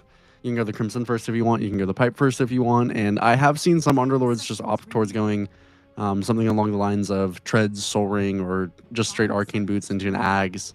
Because that item is just incredibly potent for the hero. So, I don't know. I think the value of it is quite high. I do think banning the puck is probably still worth it regardless. But it's... I mean, this is going to say a lot of Virtus Pro, what they want to do on this first pick. Do they switch things up at all? Because they have banned the same heroes. Avalis, they could ban the Ember if they want, knowing what what Virtus Pro was setting up for last time. But I don't think I would mind just leaving it through. I mean, the trade seemed to be fine last time around, and Dual Race had a really good lane and transitioned it into a really great game. So I think if they want Ember, I would let them have Ember. All right, hear me out. First pick Abed Storm. Blind. Probably runs into an Underlord on 9, I would assume. But I mean, Abed is good at Storm, so I don't think it's horrible. But is there an 8 pick that? Roho, is there an 8 pick that doesn't run into an Underlord on 9? I suppose you could first pick Ursa, but there we go. Probably don't do that. So they do go back towards the Ember. I'm skeptical of it. I still think, I mean, Avalos, they can just go back for the Storm if they want. I think that is inoffensive, but they do have an opportunity to pick up the Underlord. It's not like Underlord is bad by any means in the Ember. I would say it's probably one of the better matchups against Ember game-wise for a lot of mids, or for a lot of offlaners. So I that's what I'd be looking at for Avalos. That being said, again, if you want to just pick up Dual Raze's hero, which the Storm, he cooked on it. This time around, though, okay, Virtus Pro. Wow, they really dropped their ego on that second phase of bans. They said, you know what, you guys are kind of smart. You guys, you know what, you got to figure it out. We're gonna make you play something a little bit different from last game, and I think that's fair. Both those heroes are really good against Ember, and if you look at their last game draft, maybe those would have been more secure bans. My biggest concern is still that the Beastmaster is in the pool, so if you do want that for TA2000 or to just flex it, I think it's open. It's not nearly the same tier, I think, as Beastmaster by any means. In terms of pick, it can run into some issues. But TA2000 just looked really good on it, so definitely something I'd keep in the back of my mind. Some strong supports also still left in the pool, your Warlocks, your Jakiros and whatnot. Yeah. It's going to be interesting to see where they want to go here. I think the Underlord solves so many problems, and now those same problems that you got to solve, it takes multiple heroes to kind of fill the same hole, that great big Underlord sized hole. You could go for knockoff Underlord and just get a Tide. But Skywrath is interesting because it does lock down the Ember Spirit fairly well, but also it just dies to Ember. Ember finds you, chains you with a Remnant, Slate of Fist, and goodbye Skywrath. It does not feel all that great. It's kind of interesting to see this as I wouldn't be surprised to see like Axe as a follow-up here, but I'm not a big believer in Axe. Yeah. Because I would expect Fly to pick up Ench or Chen here. Probably. I mean, if he really wants to dominate the lane, maybe he'll still pick Jakiro, and I mean, it's still fine against Sky. But if he wants to really make the Skywrath's life hell, which I think is a pretty good plan to look for, I think that Chen and that Ench, which of course he just loves playing, are pretty reliable at that. Skywrath can't do anything into the creeps. So it's... I find the Skywrath mage a little dicey on the phase that they did get it at. We've seen definitely these Skywraths have pretty weak lanes. I suppose Warlock is also fine. Not as good. And I mean, this is a combo. This is a combo, and they are very red, Virtus Pro. They're on Dire. I mean, you know what? I like thematics. You know, I mean, Alice is very blue and they're on Radiant. But man, Soulbind Fatal Bonds is, we talk about Soulbind Doom and talk about Soulbind other things. Doom is primarily the one I think of, but Soulbind Fatal Bonds is just disgusting. It is really double bonding everyone is just so gross.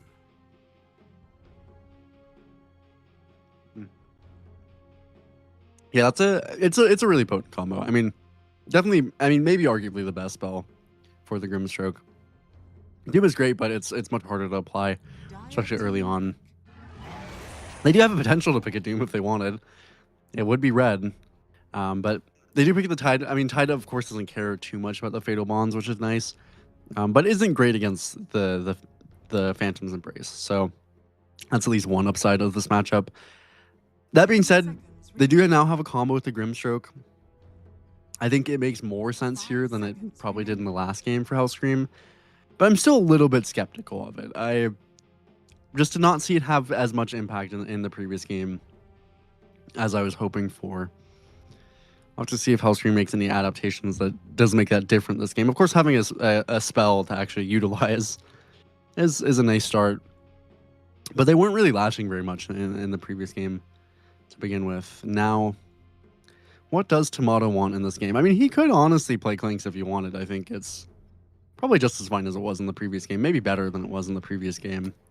That being said, have a Underlord. Okay. It's good in the sky, although it is blue, which is a little unfortunate. How do you feel about probably not, because we're looking at a Saberlight here. He's not a bad Beastmaster. How do you feel about No, he's pretty good. Sorry? He's pretty good at Beast. Yeah, that's what I'm saying. Like, he's a good Beastmaster. He's not a bad Beastmaster. How do you feel about last picking a Beastmaster for VP? Is that too all in? It's not great against Jakiro, and you would be running into 24. So maybe it scares me a little bit. I probably want to see Saberlight have a hero that can initiate, facilitate things a little bit more. I wouldn't mind, honestly, him playing his Primal or maybe his Darkseer here, I think is pretty good. All things considered, I think those heroes could pretty reasonably go for, Darkseer could go for Greaves, Pipe, which could be really nice in this kind of lineup. Give some extra movement speed to Ember, some extra damage to Abaddon. I could see something like that for him. I think the Primal could be not too bad just in terms of having a strong initiation. I really just want, initiation. So it's an okay game to have summons against most of these heroes. I think the Jakiro maybe annoys it a bit too much for Saberlight.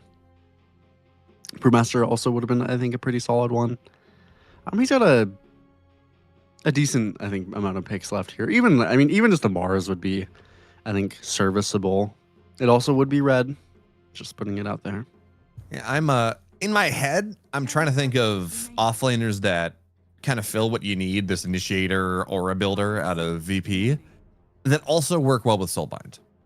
All right, it's not a necessity. You already have Fatal Bond, Soulbind, and that is disgusting. Utterly disgusting. But you have it's probably not going to be a Doom. Doom is an awful hero right now. Beastmaster, for all the reasons you mentioned, probably not the best pick. It's not going to be, even you could go Tide and just like double Gush, which would feel okay. Tide's picked. A little bit, you don't really have those options, right? There's not another that I can think of, high value offlaner that works well with Soulbind. So yeah, probably not. Which is, I think, fine. 10 seconds. Honestly, it's not that bad of a game to be the. All things considered, if there was a game and if there was a player who would do the Doom, I think this is one of the more reasonable ones. You're against Storm, you're against Tide. With a Grimstroke, can go for an early set of auras. Axe is a decent shout, I think, as well for that kind of first item pipe. But yeah, I mean, I like Primal, I like Darkseer. All these heroes, I think, are decent. Primal's more in the direction, obviously less in the direction of auras, more in the direction of a BKB, which is a really solid BKB game. Eventually, if it goes really late, you do have a reliable break for Tidehunter, which is really nice. If you're good at jumping the supports aren't actually too good at stopping you, all things considered. I like this. Do you double pulverize on Soulbind, or are you not close enough to the second target generally? I think you can only grab one target. I think it's. I'm pretty sure that you can't grab both. Although it would, I'm interested to see the interaction, but I'm pretty sure it just works as normal. Thankfully, I think otherwise, I think there'd be a lot of jank associated. Yeah, just this guy just going up and down in the air 10 feet away from the Primal Beast. This is an interesting troll game. If you go troll Ags, like Battle Fury, BKB Ags, that's really nice. That means that you're not going to get fit. Like the Fatal Bonds goes away. You can actually deal with the Phantom pretty easily. Should have a decent lane into the Primal. The only thing I'm worried about, of course, is that you have this BKB piercing stun from the Primal Beast that might waste a lot of your BKB cooldown, might waste a lot of your ult. Look at Corrupted belly. Look at it. Look at his big old belly on that Tidehunter. That's crazy. Sorry, that was really distracting me. I'm sitting here like, yeah, let's talk about this troll pick, and you're like, belly. It jiggle. Dude, it's got a star on it. Have you not seen that skin? That's a relatively new skin. Yeah, no, I have. It just makes me laugh. Good skin. So Corrupted's got it on this game. A little bit of a motherly duty that he carries. But yeah, no, TA2000, I think you're talking about it. I think it's a good game to have the Ags on the troll eventually. But yeah, there's some pretty concerning ways to kite this troll, particularly again through the BKB. Soulbind can be pretty obnoxious for troll, actually. Just kind of a dog on a leash type situation, which is quite, usually what you're aiming for when you do play against the troll warlord. Try to kennel him pretty much as you can. Obviously, all the annoying basic things, the Ember chains, but definitely Chaotic Offering, Pulverize, going to be pretty significant to stopping TA2000. So I think he's probably trying to look to really win this lane and then build a significant net worth lead where he's kind of just tanky enough to blow through all of it. You know what's a hilarious interaction, by the way? Before we get into Ags, right? Earlier on, before there is that Dispel, Troll gets Soulbound. Troll gets Fatal Bonds twice. Troll pops Battle Trance. He's down on 5 HP. He's taking infinite damage. He's not dying. What about the rest of his team? Well, he'd have to pop Battle Trance and then get hit by Yeah, Fatal Bonds because he purges on the. But I mean, yeah, in theory, yes, he could kill his entire team at 1 HP. Which, I mean, they're not too tanky across the board for Avos. That's probably one of my bigger concerns for their draft is if Saberlight with his early boot and a blood grenade, by the way, which he bought, so definitely looking to cheese this first wave.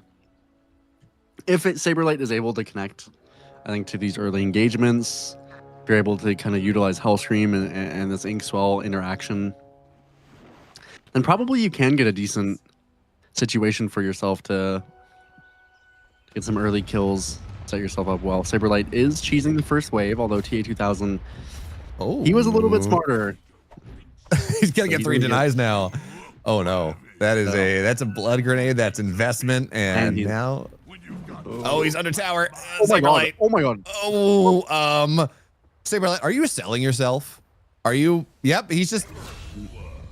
Oh my god! And he gave birth. Oh my god! Oh, he is just. This is just wallow in your misery, man. What was? His game is over. Like, he bought Boots blood grenade, tried to cheese the first wave, got slowed down. It failed. TA2000 got a couple denies, and now TA2000 has the first blood. And now Saberlight has to lane for real into Troll Jakiro.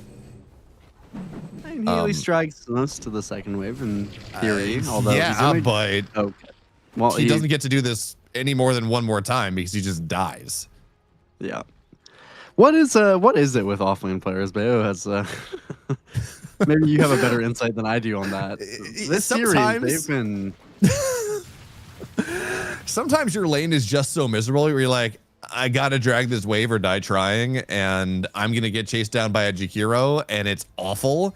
And you're just like, well, team, I hope you can win because I'm just in a miserable place. I'm in a hell of my own making, and I'm just really sad. yeah, I don't know. They take it and they give it away for sure. It is it's a tough life sometimes. Corrupted himself is dead. Well, He's dead to fly. Yep, there we go. With the fatal bonds, goodbye. But Corrupted's death is not nearly as painful, I don't think, as Saberlight's was. Because, Saberlight gave up Oh, first that's kinda- blood, and he spent a blood grenade, and it's, I don't know. I guess That's kinda cute. actually, yeah, it's fun. And TU2000, he melee threw his axe at the courier and then switched to, or he ranged through it and then switched to melee so that he would one-shot the courier. oh, It's kind of cheeky. I didn't know it worked like that. I assumed it was Yeah. whatever projectile hits. That's kind of cool. Yeah, that's how it works with Battle Fury too. I knew it worked with Battle Fury. I didn't know that it worked on the couriers. So it's a neat little interaction. We're all learning today. Saberlight's doing a little bit of learning in class. At least he's okay. Well, he's gonna have to charge away. This is Oh, he's gonna have ow, ow. He's doesn't have to. Okay, now he does. Holding So- it until the very last possible second. yeah, why not? Yeah, and I mean, that help him was, at the wave. A win is a win is a win. I think. is it a win? I mean, I guess technically, but Primal now does have it. Hey, here's the thing. Primal Beast does have a TP. So he can go back, TP behind his tier 1, and catch the majority of this, unless Azakor just kills Hellscream, but that's probably not going to happen. No, Azakor actually maybe. Okay. Yeah, I think he should be a tiny bit careful. With the Inkswell and with the boots, he can definitely actually die. That being said, I mean, Saberlight's lane is not too much worse than Corrupted's. Obviously, Corrupted is not giving away, I think, nearly as much as Saberlight is, as TA2000 is completely and utterly free. But, it's still a struggle for the Tide Hunter. Of course, I think for Tide, eventually you'll be a little bit more of a critical mass. 2 points in Kraken Shell already makes you a lot less killable. Saberlight is probably going to look at some point to make some crazy rotations, as there's already quite a few. Yeah, and the Hellscream's mid lane here watering. with dual raise, and the Inkswell is nice. The Storm Spirit only level 4, but Ryota is doing a decent amount of damage. They're going to try to turn this onto Abed. Not quite going to make that happen, except here comes the Jakiro. Abed will fall. Fail bonds Fighting. are annoying, but Fly should die here as well. I think they get Hellscream as well. Ooh, Or they not split quite. targets and don't get either. Oh, that's awkward. That is Yeah, there was- really awkward. They should have at least gotten Yeah. one of Fly and Hellscream. Yeah, they definitely. I think they could have probably killed off Hellscream there for sure. Fly did have a 10 wand, so I think he was just about okay. Still, yeah, these lanes breaking down so much in the off lanes here, allowing for a lot of kind of weird, crazy rotations early on. Tomato and, well, I mean, Corrupted for sure will definitely take this trade. Saberlight is probably fine with it as well. I think most of the off lane is probably being comfortable with little support intervention to their lanes after the start that they both had. Hey, Rojo, I got a joke for you. All right. Hit me. What do you call a dinosaur behind the tower? I probably sad is what my first thought here. I was going for depressed, but same thing. As, Okay. Well, I mean, this is a lot of supports on the mid lane. Hellscream has been enabled by his offlaner having such a miserable time. And this is Ember Spirit plus this Grimstroke is a really good combination. You do have the Ink Swell that causes a lot of problems, but yeah, apparently we're tri-lane mid. 30 seconds before the 6-minute rune, just realizing how important that is with how bad these offlanes have been. You do need to find some way to make something happen. And now Hellscream is dead, by the way. He's just going to burn down to Aztekor. And this is the power of having some high damage supports early on. It just is a very difficult situation. Now, Abed will get the Invis rune top. But Hellscream died, and it's just an Invis rune, man. Like, this is not enough to justify the rotation. I mean, you know, all heroes are rotating, so it's relatively fine, but Abed is at least, I mean, this game around, he made some adjustments, so I think he has kind of recognized what happened in the last game and maybe something that he can do better against the supports and whatnot. So he's opted to actually max the Flame Guard so far, and he's doing a lot better in lane than he was against Soul Rays last time around, probably because of it. But he is also stronger on these kind of engagements. If he can fight on a Wisdom Shrine or whatnot. Of course, they did scan him. Corrupted has level 6. He does have a Ravage here. He's a very difficult kill. Hello. Yeah, we got a little bit of vision there. Hey friend, is that's going to be a dead fly. He's going to fall. Abed on the Invis rune timing. Not really able to make anything happen as the Wisdoms will trade. At least Abed had a Fire Remnant back into the mid lane, so he's going to go right back to farming. Did force a TP out of Dual Rays. That does slow him down just a little bit. And this Primal is stacking and clearing for himself, so it's not... I mean, it is still disastrous, but it's not as bad as it was. Good news, though, for Corrupted. Now that he's got 2 points in Kraken Shell, he's gone 0-2-3. He's right up there. He's pretty much matching CS with the Abaddon when this lane shows up. That is a totally fine position for this 1-1-0 tied to be. Yeah, and he's tied in net worth with Tomatoes, so definitely the important part. Got that extra kill, so he also even got some early Kraken Swell value. Not that it's too important, but it's always nice to have. 8-minute runes are coming up. Seems that Avalis is probably not too likely to contest it, yeah. Abed picks up an Amplified Damage. A much better rune than that Invis, all things considered. Wanted to look at Aztekor. That cheeky ward placed by Hellscream. Not quite able to. So it's very much, yeah, been a party in the mid. I'm honestly surprised that at no point we haven't seen a Saberlight come towards mid. As some awkward remnants. On top of Sky, but the Phantom gets killed, and TN2000 is flanking in from an interesting angle. Good move. What can we find? There's the Ravage on top of Abed. Crazy moves from VP, going to get punished significantly, and now Hellscream tries to run. He's in the river, so he's a little fast, but he's not fast enough, and TN2000 reaps the benefit of that rotation. 3 heroes go down. And that just feels like you're pressing way, you're trying way too hard to bail Saberlight out. It's like we're in a bad spot because Primal's having a bad game. We got to enable this Ember Spirit, and then you just try way too hard to make something happen off this amp damage rune. Yeah, I mean, again, I was a little bit surprised that Saberlight has not at least once attempted to kind of make something happen in the mid side. But actually, it was Avalis just bringing literally all 5 heroes using the Ravage early as well. T2000, that was, you know, he had to leave bot pretty early to get into that position, anticipating that they would press forward like that. And yeah, as you mentioned, I mean, that is really punishing. Abed is now 3,200 net worth, only has 1 earn charge to work with, as that is the one he got when he died. They do at least have 6 for Fly. That's what they're going to try to utilize. They're looking towards bot. Ideally, I mean, TA2000 would die on this timing, but it is a pretty difficult kill to get. They scan out Aztecor and like ships in the night. He walks a little bit too far. So they're going to push forward to the Ancients. They should find him, but if they kill him is a little more dubious. He does have a great healing Lotus. He's held a point for Battle Trance as well if he thinks he can turn this around. So for now, tries to run. Phantom's a problem. Going to be able to kill that off. And oh, what an ice path. That's so good. Don't know that it's going to make a kill happen. As he did skill Battle Trance now. He's popped it, but he is pulverized. So it's really hard for him to heal up. And he's just getting kited away. Not enough time. Not quite enough time for his team to come in, or just they didn't want to.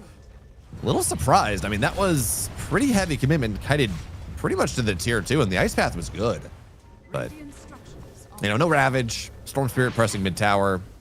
Just didn't really want to go and rotate too many heroes in.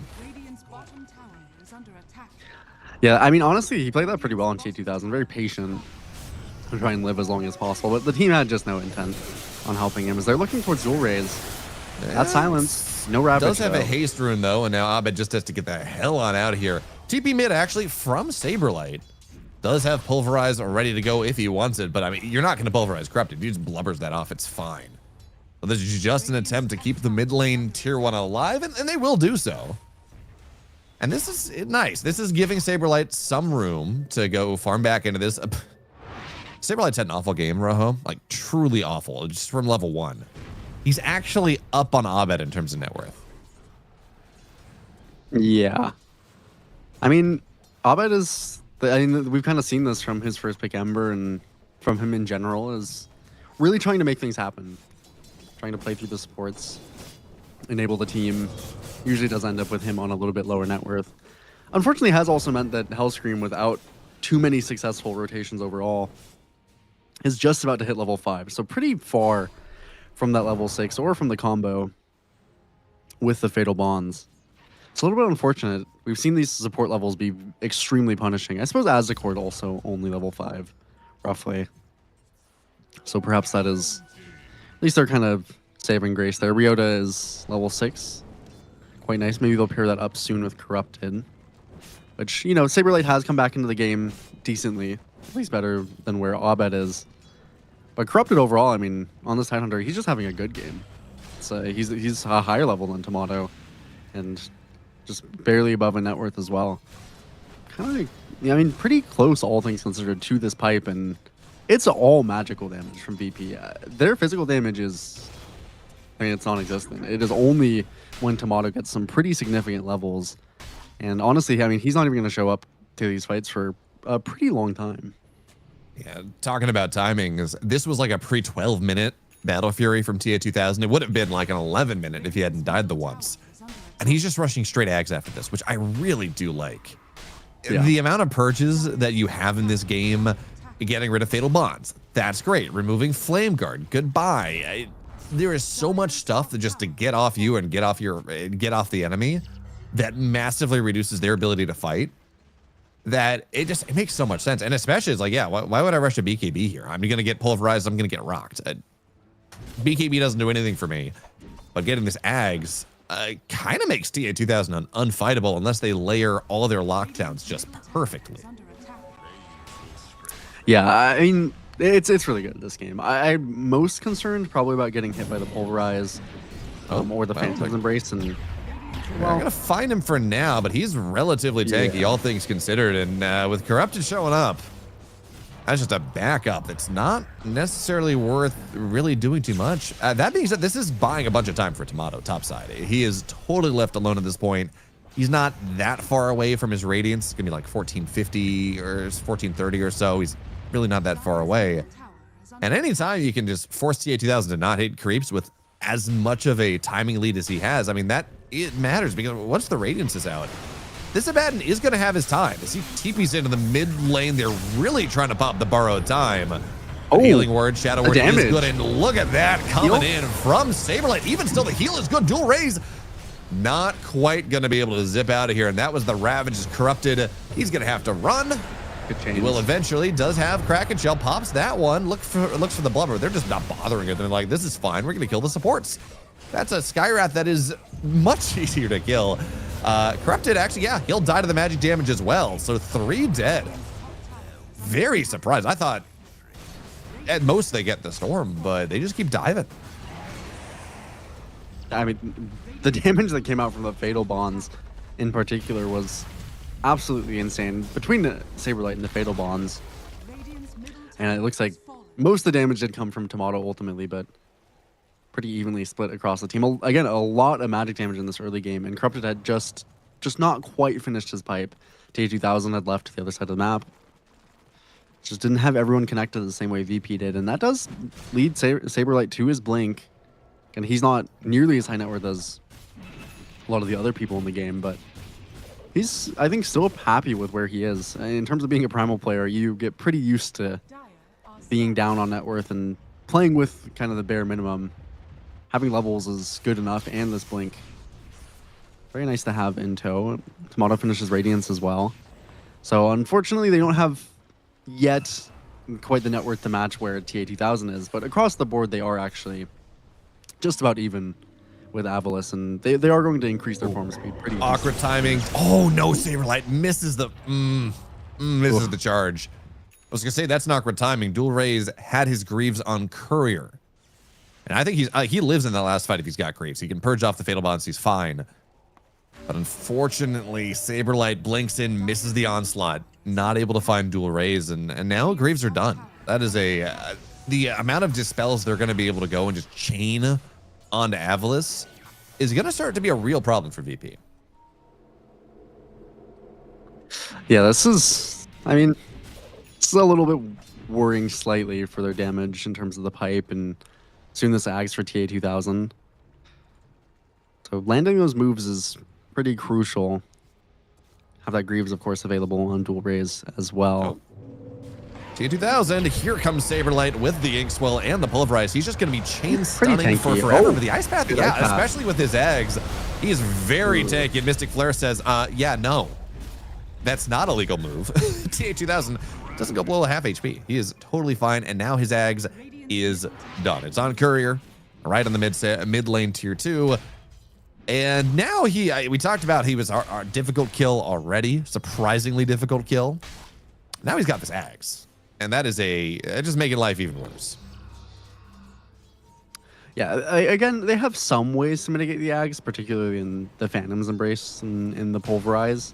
So that's kind of their big benefit, I would say, having some of those abilities to get through it. But yeah, otherwise very nice, and particularly also the offensive purge is really good as well. This game, it's really good against the Abaddon in particular. Great against getting rid of the Flame Guard. But has ended up maxing any form of buff you get. Ash Legion Shield, the Uproar. All very relevant as the game moves forward, and he even does have that extra Whirling Axe's damage talent at 15. It's a pretty significant source of damage as well between them, about 500 every 4 seconds or so. And they might, I mean, they're looking towards Tomato, who doesn't have much mobility to get out, but I was gonna say they might also just walk into Roche. Unfortunately, axes don't do anything to Roche, or at least the melee ones don't. Don't they? It's so fast. Do they not mischance? No, they don't hit Roche at all, I don't think. So, a little bit unfortunate for the troll players of the world.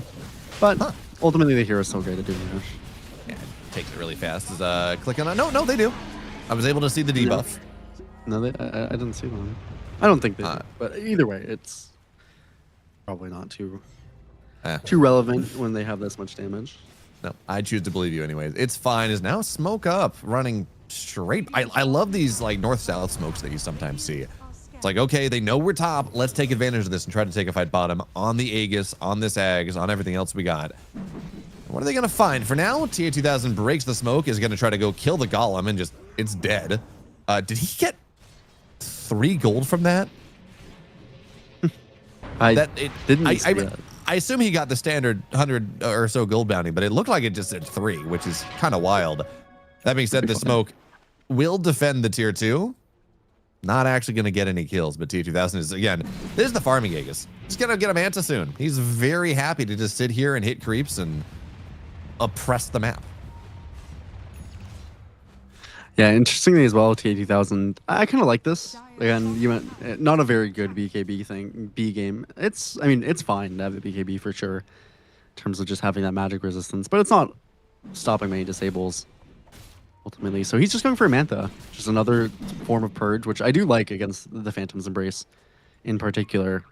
Is going to be higher damage, keep him farming at that incredible speed that he has. They took that early Roche. It was nicely timed, give them this Tormentor and a really, really good shard to pick up. Ryota gets his for free as well, so he'll be able to... He was holding gold to see if he needed to buy it or not. Now he gets to buy out the Kaya. Feels very nice for the Skywrath. He'll accelerate a little bit in net worth, as they've surmounted about a 5k lead on Avalis. Pretty tame game, all things considered, based on how the early game went. But now they're looking to get a bit more active. Honestly, we do have to give VP a little bit of credit with how bad that level 1 was for Saberlight. The fact that he has any game at all, the fact that they are not, say, 15k behind at this point is kind of impressive. Of course, Abed is the kind of the victim here, tried to make a couple bad moves, felt very pressured, and now he's going Spirit Vessel straight into a BKB, which I don't blame him. There's a lot of stuns. They will go find this Primal Beast. Are they going to be able to get... No, okay, there's Pulverize. But he should just get locked down. There's the root. There's the perma root. This is a dead Primal Beast. Tomato's here now, and Aztecor will die to the Vessel. T2000 actually kind of on his lonesome, but he's not particularly worried about it. Still has Battle Trance ready to go if he wants. Ryota will fall, but Ravage now on top of a bunch of heroes here. Even as, you know, there is the double fatal bonds. That is a problem, but not for T2000 as he continues to run forward. Doesn't really want to dive under the tier 2 though. Yeah, it got us scary for a second. I'm surprised they lived through that Ravage, but I guess there's no vision down, unfortunately. TA 2000 was just a little bit too late. So they don't get, honestly, all things considered too much. I mean, Saberlight, again, no foreigner to dying. Probably roughly fine. Tomato got some okay net worth off the back of that. Didn't get punished too much. They pushed them away from their side of the map, forced Ravage. I'm curious to see what Corrupted does by the shard for himself. Yeah. Hey, Rojo, I heard you like Dispels. Mm-hmm. Do you want more Dispels? I mean, you know, says they couldn't hurt. I mean, I guess I don't really know what the other item would be for a troll, other than just a BKB. So, yeah, Lincoln's is okay. Maybe he needs a disperser after this. Yeah, Disperser's pretty good on troll. I think it would be nice to have a Lincoln's to just make sure Pulverize is not going to be a problem, because then you are just really uncontested in this game. But you know, Satanic is good. It means that when you hit Battle Trance, you're guaranteed to go back up to full pretty much. And it is nice in that way. Yeah. I wouldn't even mind something like a Scotty, honestly. I think that could be interesting. It's an interesting game to have something like that against Tomato, but Tomato does have the Blink already available. He bought it a little bit earlier than the Manta, which I actually do kind of like on these Abaddons when they go for that earlier Blink. So the Scotty maybe not going to slow him as much or anything like that. Fly, ooh. Early Greaves Dispel is... T2000 has very little fear, and I mean, no reason to have any. There's nothing they can do to him. Speaking of Manta Style and Abaddon, by the way, they in 7.3 or in the most recent balance patch, what are we on? C now? In 7.3 or in 7.40C, they said, yes, Abaddon does not get Curse of Avernus, as Dual Rays has found his Abaddon topside, but borrowed time. Can't pop the channel though. Although Corrupted to your bottom side, unfortunately, does have the shard, so that's going to be Hellraiser dead, and nice job with the Ice Path. They do find this Abaddon as well. But going back to this Abaddon, the Manta style, they made it so Curse of Avernus does not apply by illusions, but generally Abaddon goes blinks on top of someone, hits Manta, and Curse doesn't really double up anyways. So, nice job there, Abed. How impactful was that nerf? Actually, it was pretty. I would say it was pretty impactful. Mostly, for pushing waves. The Abaddon's much worse at pushing waves with the Manta illusions, if you get an illusion or anything like that. So definitely, I think it impacts your like long-term net worth. But yeah, your overall game plan is not changed by it, which I think is a fine change. Maybe that part of that Heroes kit was slightly toxic, you could argue. I think probably it was fine, but they thought the hero needed to be down a slight peg. Fortunately for Tomato, he probably is feeling every little bit of nerf that Abaddon has received, because he would have loved to have a slightly more strengthened version of his hero against this 18,000 net worth troll. And it looks like T2000 actually.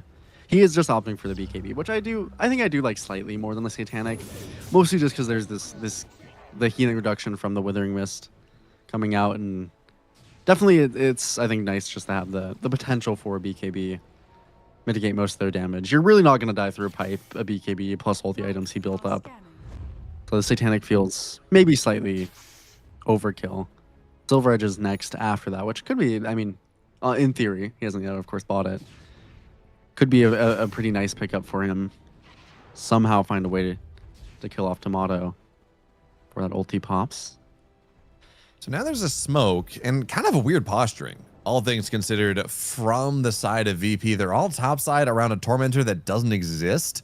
Roche isn't up for 50, but T2000 is just going to break the smoke, and they are totally fine with this one. Now there is Root. Oh, Saberlight, good job. Not going to be able to go get on top of the Storm Spirit. He zips out, and yes, there's a pulverized backside. Who the hell cares? Dual Raise on top of Fly. TA2000 here as well. That's a kill. And now Abed does get an Invis rune, but they have Dust. He's going to have to pop BKB, get right on out of there. Nice job, Dual Raise. The second this Primal goes in, he zips out. He's not going to get pulverized. And what are you pulverizing a Jakiro? Who cares? It really does not matter in this fight. Yeah, Dual Raise's positioning, I mean, a little bit scary to be on the low ground like that when a smoke breaks.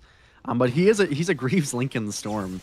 Actually, he bought that Lincoln's for potentially even to help TA2000. He actually just goes straight on the Saberlight. Probably a tough kill to get, but can't cancel the gate. Yeah, for a little bit. And Jakiro is arriving. Now he's going through the gate. He's like, hey, anything you can do, I can do as well. So on the top side, there is a troll, but Tomato is here as well. So maybe you got to be a little bit careful. Tiny bit. Small iota of care. Yeah. Honestly, I will say also as well, this corrupted shard is really obnoxious. Dead in the water as he has it onto his motto right now. Yep, trying to go at least force out the borrow time. He should be able to do so. There we go. And yeah, you got Shadow Word. Guess what? That's gone. Ravage popped as well. And now you're just amping up stacks. A Rock tries to make some level of space and kind of will, certainly with the X-Well bonus as well. So you trade a Rock for Ravage. He does live, but now that's 70 seconds, 60 seconds where there is no borrowed time. So Abaddon continues to have to kite away, run away. Hope that eventually he'll be able to fight this troll, but 5,000 net worth deficit. He's going to have Silver Edge eventually, so you can just kind of kill the Abaddon if you get a silence on top of him from the sky, and life just gets more difficult. Yeah, it doesn't get much easier. I mean, they really just have nothing, no way to deal with TA2000 yet, and unfortunately it's not like any of their heroes build a Hex or anything. It's kind of just relying on Saberlight as his main form of initiation, and even then the burst damage is just not particularly high. This pipe is ready to mitigate a ton of damage from Corrupted, so fighting this Roche is just seemingly impossible. Yeah, it looks like they're set up to trade tier 2 for Roche, which is not crazy, and it probably is the best situation they have to go for. We should point out, by the way, is actually they are smoking, so they do want to go for this. The courier with this shard for Primal Beast was killed, so he's not going to have that extra level of lockdown, extra pulverized stacks, all those things, and they are on top of a ward. That is a problem. Abaddon just blinks in. He's on top of TA2000. Here comes as the car gets jumped to the top. I'm not sure how much it matters. Yes, you do have the bind, but TA2000 to lay into Saberlight. He will fall. And Fly will die backside. TA2000 finds Hellraiser. And I mean, they did get the supports, and it is a buyback, but you are not stopping this Roach. TA2000 is way too strong. Yeah, they're right on the shrine as well, so as the core. He uses the buyback. Maybe wasn't necessary, but I think is definitely the safe play to make. He'll pick up the banner for himself. Unfortunately, yeah, it's too split. Tomato jumps into the pit, and honestly, it was kind of maybe one of the better case scenarios they could get for a fight. Having Ravage be down, T2000. I mean, he's again. This maybe isn't necessarily the best troll game on paper, but he is very much fighting that with net worth and with pretty good itemization. Really unable to touch him when he's built this much of a deficit, especially between him and Tomato is a pretty 7,000 or so.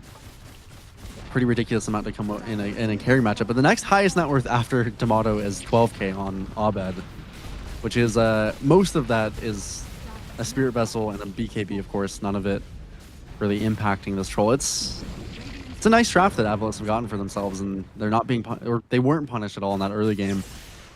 Now T2000, it's a freely hit away.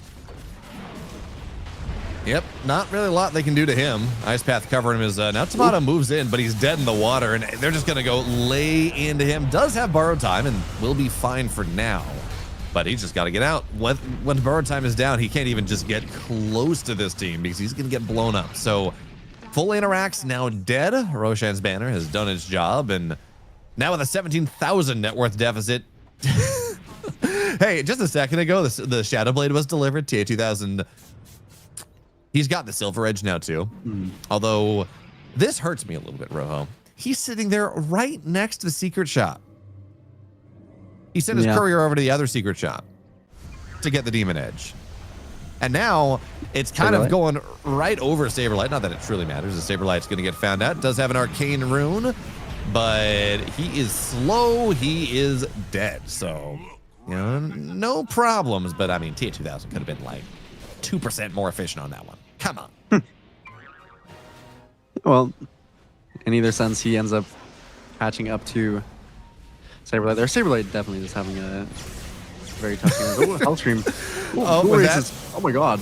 That was not the Jumping Soulbind at the very least, but yeah, Dual Race is just having the time of his life here. They can't stop him. TA2000 just burst down.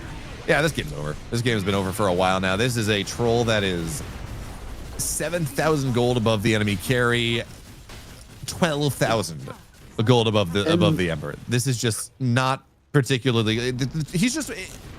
It's a good enough troll game that when you are this far ahead, there is nothing that you can do to properly constrain. Yeah, and they've barely attempted as well. I mean, to itemize too much deal with him, which again is hard, but really haven't gotten anything that could potentially try to address him. And Tomato, by the way, he has a Hyperstone in his inventory. I wonder if he was eyeing an Assault Cuirass or something, but he might end the game with a Hyperstone. As they find Siglet again. Oh no. Well, Abed's on the backside, does have a BKB as Tomato moves in, Yuled up, controlled. And now he's broken. That's the ulti. So he does have the ulti, not silenced. And now we are going to see the Soulbind do have double fatal bonds, and that is annoying, but there's a Ravage and there's no damage. So it doesn't really matter, even as scary as it is. They're going to find Tomato. He doesn't have borrowed time anymore. TA2000 will try to chase him down. You're right, they did get the supports, but there's a buyback available. And now Abed, really no remnants to speak of, and Corrupted, he's got 4 more stacks. He's doing a great job. Look at that, 28 Kraken Shell stacks. What a nice time. Yeah, Corrupted's had a nice little game with his big old belly of his. It's been a relatively chill game for the Watermelon. Jump forward. Oh, no. Fly, please. Fly, please be careful. Oh, no. Well, they're going to pulverize the troll, who has an Aegis, by the way, and does have Battle Trance. No, he's going to pop Battle Trance. He's just going to kill him. It's fine. Drag him into the fountain. This is the play. He's in the fountain now, eating up fountain stacks. Okay. This is how you kill the troll. Although, it does reset. So, the stacks aren't really going to be there. Looking for the Aegis. Well, just pops BKB. Gets out. This is fine. Megas, by the way, they're down. They're there. 20 seconds on the Ember. They're in it. Yeah, there we go. There's the GG. This game's been over for a while. Well, yeah, we got the fun. We dragged Troll into Fountain. We abused his mechanics against him. What more could you want, Ro? Like, winning a game? Nah. Drag the Troll into Fountain. Could have been nice for VP, but that's a good secondary prize, bringing the Troll all the way to the Fountain. I mean, it's just, yeah, J2000 was definitely unleashed in this game. And for Virtus Pro, unfortunately, it's just weren't able to kind of find it in these last two games. And I don't think, obviously, it did not all come down to the Saberlight had a very tough Primal Beast game, all things considered. I think an unusually tough performance for him where he didn't really ever get to come back into the game. But I also don't know if I believe in this Grimstroke as much as Virtus Pro have. So I'm a little bit, I feel like they deviated from their typical drafts maybe slightly too much in these last two games. And I don't know. Look at Tomato's end of game inventory, by Yes. the way. Okay. Well, The man might have been just a tiny bit tilted by the end of this game. For those of you, of course, that can't see this, there are 8 Mantles of Intelligence and 1 Healing Lotus in Tomato's inventory. That was it. He sold everything else. it's pretty aesthetic. It's got a nice little look to it. Yeah, it's a blue hero. Yeah, it's blue items. Yeah, this is an unfortunate series loss for Virtus Pro, of course, too. As we talked about, this is a really important one. This is one of the matchups that they should have really been looking to win as they're facing some tougher ones moving forward. And I just think probably they really did not set themselves up the best in drafts out of it. And yeah, I mean, Abed is great at Ember. He does really well in the Ember. Definitely this game I don't think is his fault by any means, but I'm just a little bit surprised that they're so willing to kind of go back to the same things that have troubled them kind of over and over again. Yeah.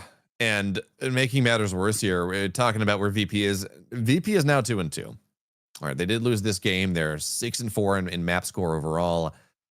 Z10 is right and tied with them. Map score is not as good, but Z10 plays Team Silk. Team Silk has not has not won a single game. They've not won a single series. They're 0-4, 0-8. This should be a pretty reasonable game for Z10, all things considered. So now, VP, they have 2 games tomorrow. They play Aurora and Enigma, which is Aurora is terrifying. Enigma maybe not quite as scary, but yeah, they play VP next slot as well. And Tomato apparently is pretty tilted, just based on the post game score. So it's looking dicey for VP. They probably should still qualify because Team Silk is sitting down. There's the anchor down at the bottom of the group. Avila is still not in a great spot, but you don't want to start lower bracket at the very least.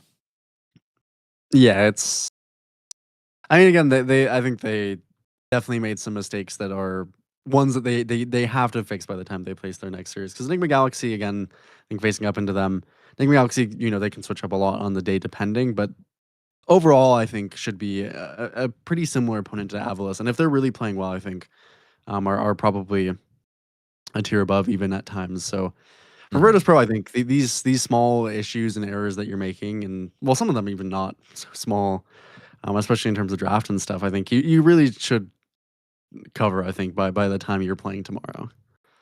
Yep. We're going to have to see, though, if they can go and button up the hatches and get themselves operating maybe just at a pretty decent higher level than we saw in certainly games 2 and 3 today. For now, though, it's about 17 minutes or so. We're going to be starting right at the top of the hour with our third series on this stream. It's going to be Z10 versus Team Silk. Z10 now with a great opportunity to shoot up the rankings because of what happened to VP. So we'll be back right at the top of the hour. She's only 5'3", but she's got a little spell on me. All she does is snap her finger, and you know it brings me to my knees. Yeah, I don't care what the people say. She's got everything I need. She makes my heart grow weak with everything she does, right from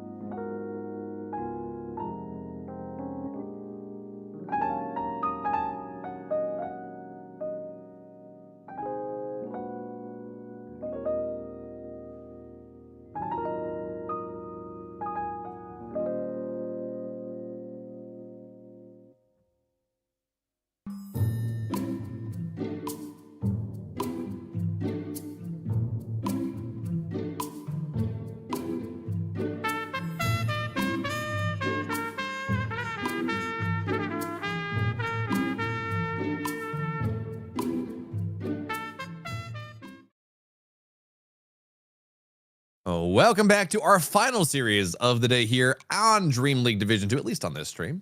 We're going to have to see what's going to happen on others. It might go a little longer. For now, though, it's Team Silk. At Zero Tenacity, Team Silk has not won a single game in this entire tournament, but Zero Tenacity, they do have a chance now. VP falls down. Z10, they can go 3-2. They have a very real opportunity to shoot up the boards and no longer be in this kind of, are they going to qualify? Or are they going to get knocked out level that they currently are at? Yeah, I mean, definitely, this is pretty much the must win for Zero Tenacity. So at this point, you really, really got to look forward for them. First, I think, they should be relatively hopeful for the prospects of this one. But obviously, I mean, we've casted this stack of Team Silk.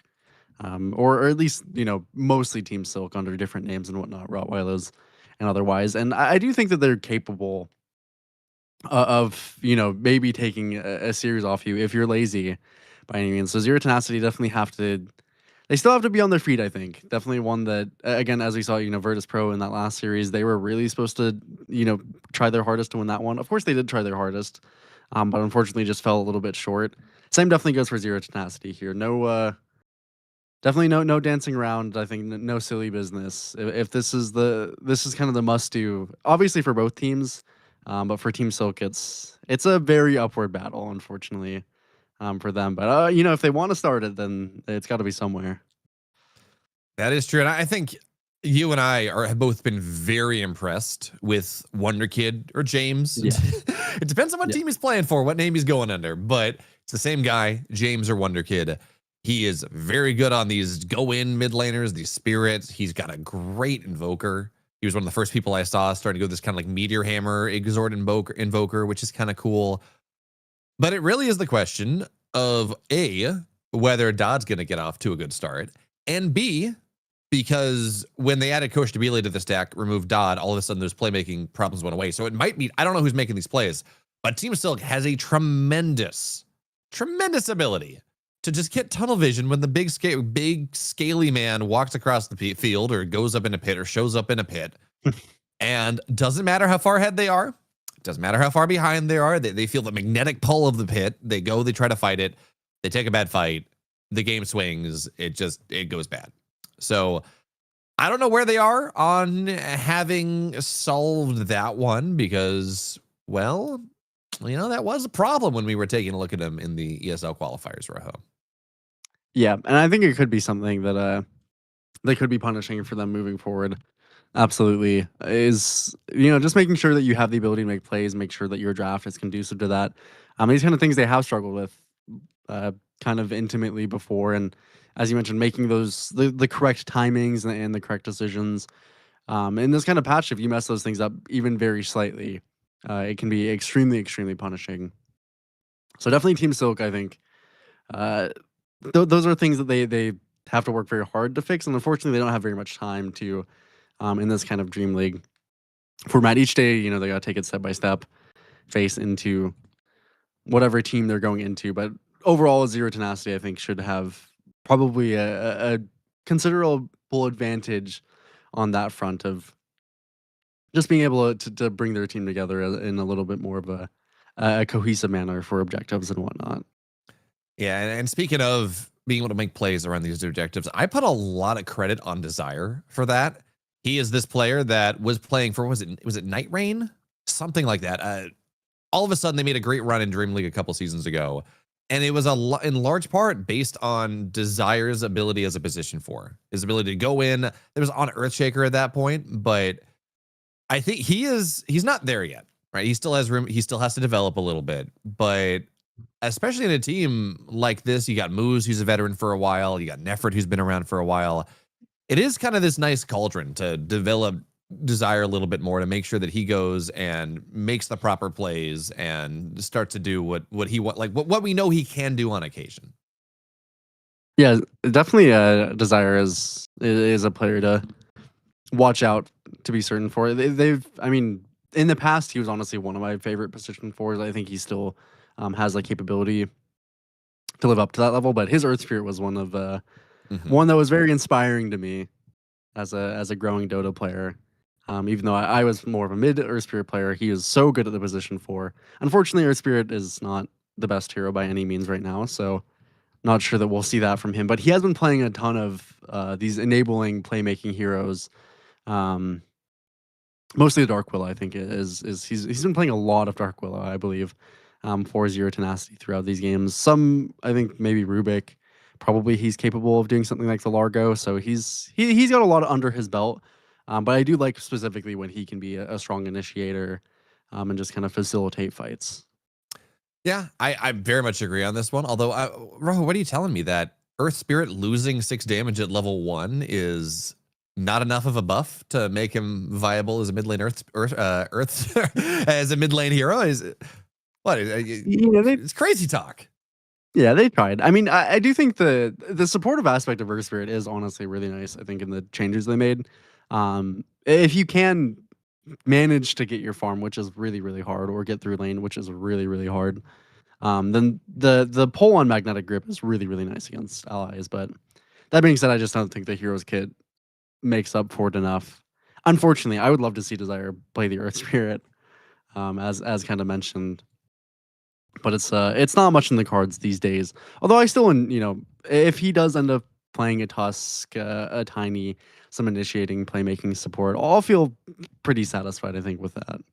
And yeah, like that is the problem with Earth Spirit, right? It has a ton of utility. You get an Aether Lens on Earth Spirit, and I want to see if the Shard do you need Shard to pull heroes, or is it by default now? Regardless, Geomagnetic Grip is like the entire screen. It is an incredible save if you can make that happen. But regardless, again, it needs too many levels. It's just kind of in this awkward spot. Keeping y'all updated though, we don't have the entirety of Team Silk in the lobby just yet. They've already been assessed a level 1 draft penalty. We might be getting a level 2 one in a second, but we're gonna go for a bit of a break up until the point where we have the full complement of Team Silk, and then we'll be right back with the draft.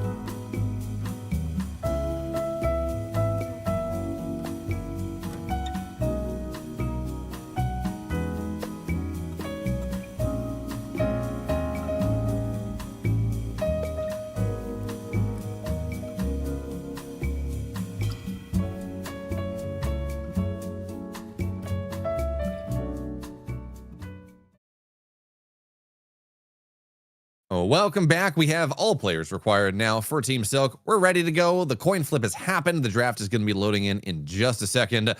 Just keeping you updated, it is a level 2 draft penalty for Team Silk. So they're going to have a lot less reserve time going into this game number 1. They're already been struggling, Rojo. They already 0-4, 0-8, not really having the best time in these qualifiers, or not even these qualifiers, in this league. And now they have 70 seconds less of reserve time. It doesn't help, I would say. Although, I'll give you a spoiler that this is probably not something too many South American teams are foreign to. I mean, just nothing bad about it. It's just lobby issues happen pretty frequently in that region. So, I think it sucks down 70 seconds. This is a very important series for them. They have to win this one if they want to bring it together. But I believe in Wonder Kid's ability to press the buttons, not random, say a gyrocopter or something on a very important game for themselves. So there's I think it'll be okay, hopefully for Team Silk. Although the draft, of course, as you mentioned, always is incredibly important. You'd like to leverage every little second of time that you have. So far, I think their bans are normal. I'm sure none of us are too shocked seeing somebody lack the desire to play against a Viper. No, I want to play against Viper. Yeah. All the time. There's the only thing I want to play against more, Rojo, than a Viper is a Huskar.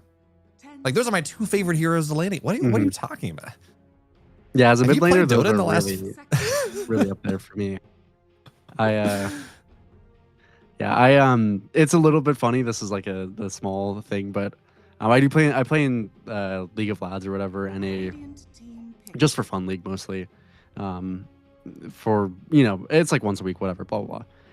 But I played Huskar in 2 of our series the last time around that I played. And that was it. I played it 2 times out of probably like this almost 20 something series we played.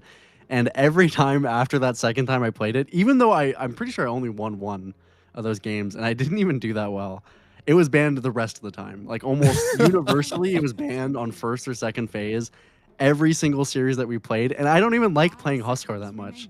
But I knew that the long-term con was to play a bit of Huskar just to put the fear of God into every other mid laner around. So I think, I think it's very reasonable to ban Huskar. I agree with everyone who faced up against me and banned it, because I would just rather not deal with it, especially if for Zero Tenacity you're going to pick up Warwick's Ember Spirit on this first pick. He's very good at Ember, so I'm sure Zero Tenacity are very comfortable with this, not too upset. Taking a page out of Abed's book, which could be precarious, but I think it's fitting given their team, and they'll probably build up their draft slightly different around it. Team Silk respond with a beast, which is, I think, a good response. And the other really nice thing about this Ember Spirit taking it early is it means that Wonder Kid doesn't get it. And Wonder Kid is an incredible... I don't know that it's his best hero. I like his Invoker quite a bit as well, but it's those 2. Like, those are the standout Wonder Kid heroes that really cause problems. Now, the bad news is that Invoker is actually pretty good in Ember Spirit, because you have Tornado. You can purge off the Flame Guard. So we're going to have to see. My question for you, though, is this Adrian Beastmaster? Is this Dodd Beastmaster? Is this Wonder Kid? Where do we think this Beastmaster is going to go? I mean, they're going to keep it open. Wonder Kid does play a good Beastmaster, and it's generally a pretty fine or good matchup in Ember. So I'm sure they're just going to keep it open, is the short of it. Pick up whatever supports they feel comfortable with on this next phase. No Treant or anything, unfortunately, for these supports here.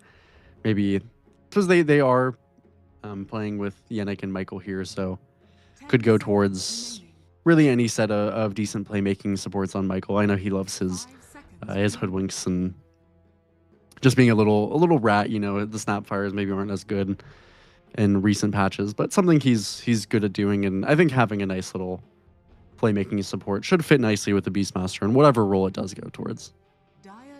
So for now, Warlock is removed. I mean, Searing Chain, Slate of Fist with a Fatal Bonds is obnoxious. Secures a lot of lanes. Makes sense. It doesn't really tell us a lot about what you're trying to secure for Team Silk in the next phase. But generally, these 2 bans, obviously, you just want to get rid of the tree. That's fair, but these are meant to kind of support this 13 pick. And, you know, getting rid of Warlock doesn't really do anything about this Skywrath. So Skywrath's going to be the pick. Can be good in the Ember Spirit. Ember Spirit can dive you and kill you. It does go both ways. But now I'm a little bit afraid of this Chen pick we talk about. You know, you just pick Chen, hit Sky with the potato, and Sky gets very sad. Yeah, it's also quite good against the Beastmaster. So if they're willing to pick up the Chen, then I think they certainly should. I know, yeah. Moose, I think, he is playing the 5. Moose is a very good Chen as well. So they walked a little bit into this one for Team Silk. I think the Chen pick is overall very good for them. That probably means they'll swing the Beastmaster mid, even carry potentially if Dodd is willing to play it, which he has in the past. It is nice though to have that little bit of security in ruining that flex. And already Skywrath is not really a hero that you can flex much. You could try to play at 5. It's not quite as potent. But that Chen matchup is really brutal. As you mentioned, the potato is usually stronger, I would say, than your hero pretty much. They will pick up the Hoodwink for themselves on 0 Tenacity. Same, you know, Desire. This is one of his other kind of playmaking heroes. Again, he's quite good at these. It was this or probably the Dark Willow or whatnot. Maybe if they picked Dark Willow, they would have been a bit afraid of running into an Abaddon or something. So go for a little bit more of a more solid and consistent stun, which I like. You know, I know it's not exactly what you're talking about. Plus, it's a rat. I mean, a rodent. It's true. Technically, it does run through the trees. That is really nice for you as Brewmaster. I do like Brew Sky as a lane. You just have guaranteed ignite on the Cinder Brew. Although generally, we're not seeing Brewmasters take more than 1 point of this. It's like 1-1-3 at 5. You're just really leaning into the Drunken Brawler, which it means you lane well, gives you stats. It does take some of the power away out of this Sky Brew lane, though. Yeah, if they have the capability to, I honestly also wouldn't hate if they just opted to go for something maybe like Bounty Hunter and they do switch the Skywrath to 5 and play something like Beast Skywrath bot. I think that could be interesting, but maybe Skywrath is also hard against Hoodwink is the tough aspect of that.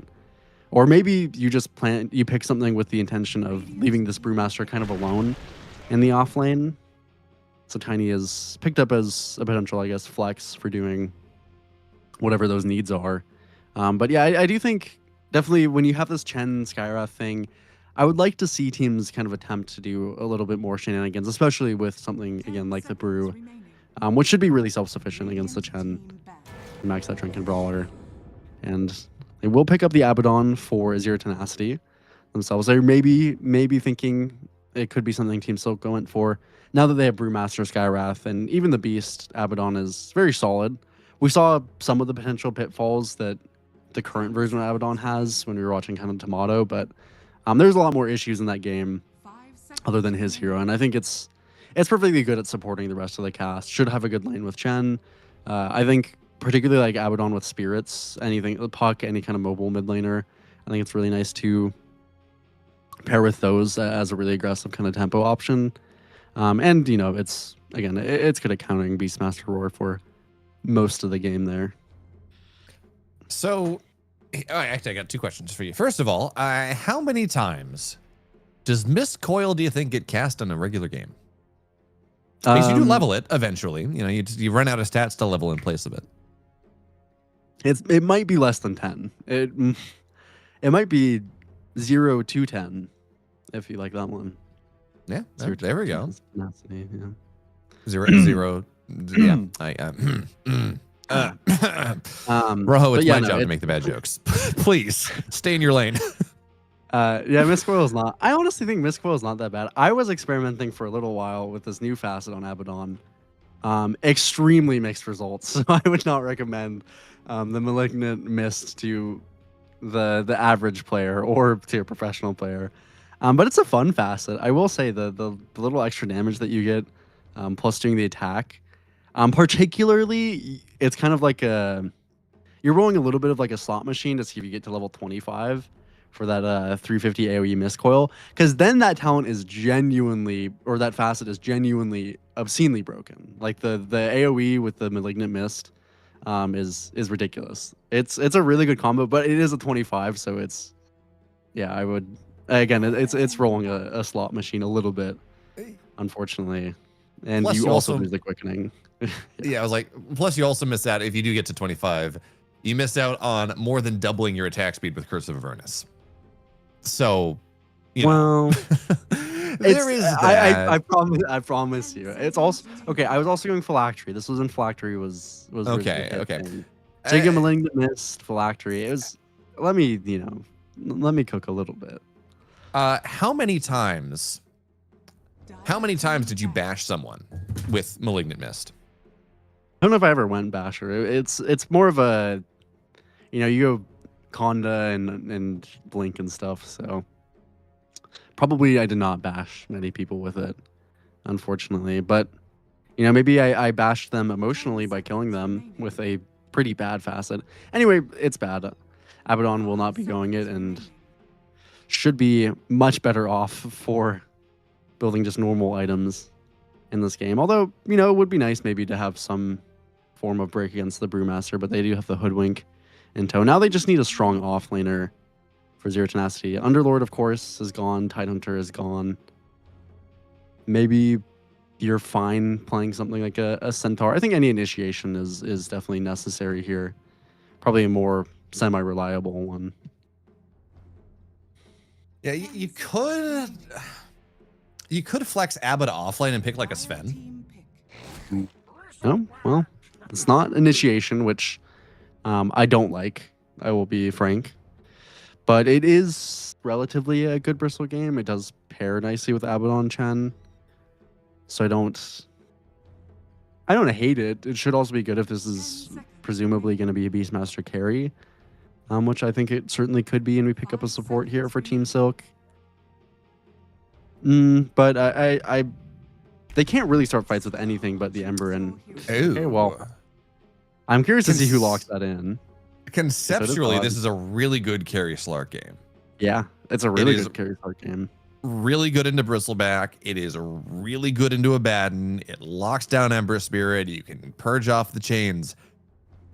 It's just a question of, even if it is a really good carry Slark game, is it still a good enough game to win the game? Because Slark is better than he was. All that it changes, right? With the new spell is good. But is it enough? That's the question. Yeah, it's a tough question to ask. I also think that this is a very actually precarious Slark lane. You're usually pretty okay into Bristle, but you can get stacked up on and die pretty easily. And Hoodwink is a pretty nasty support combo to have to deal with. Yep, you are going to have, I think, likely the Skywrath in your lane, which also does not trade well on the Hoodwink.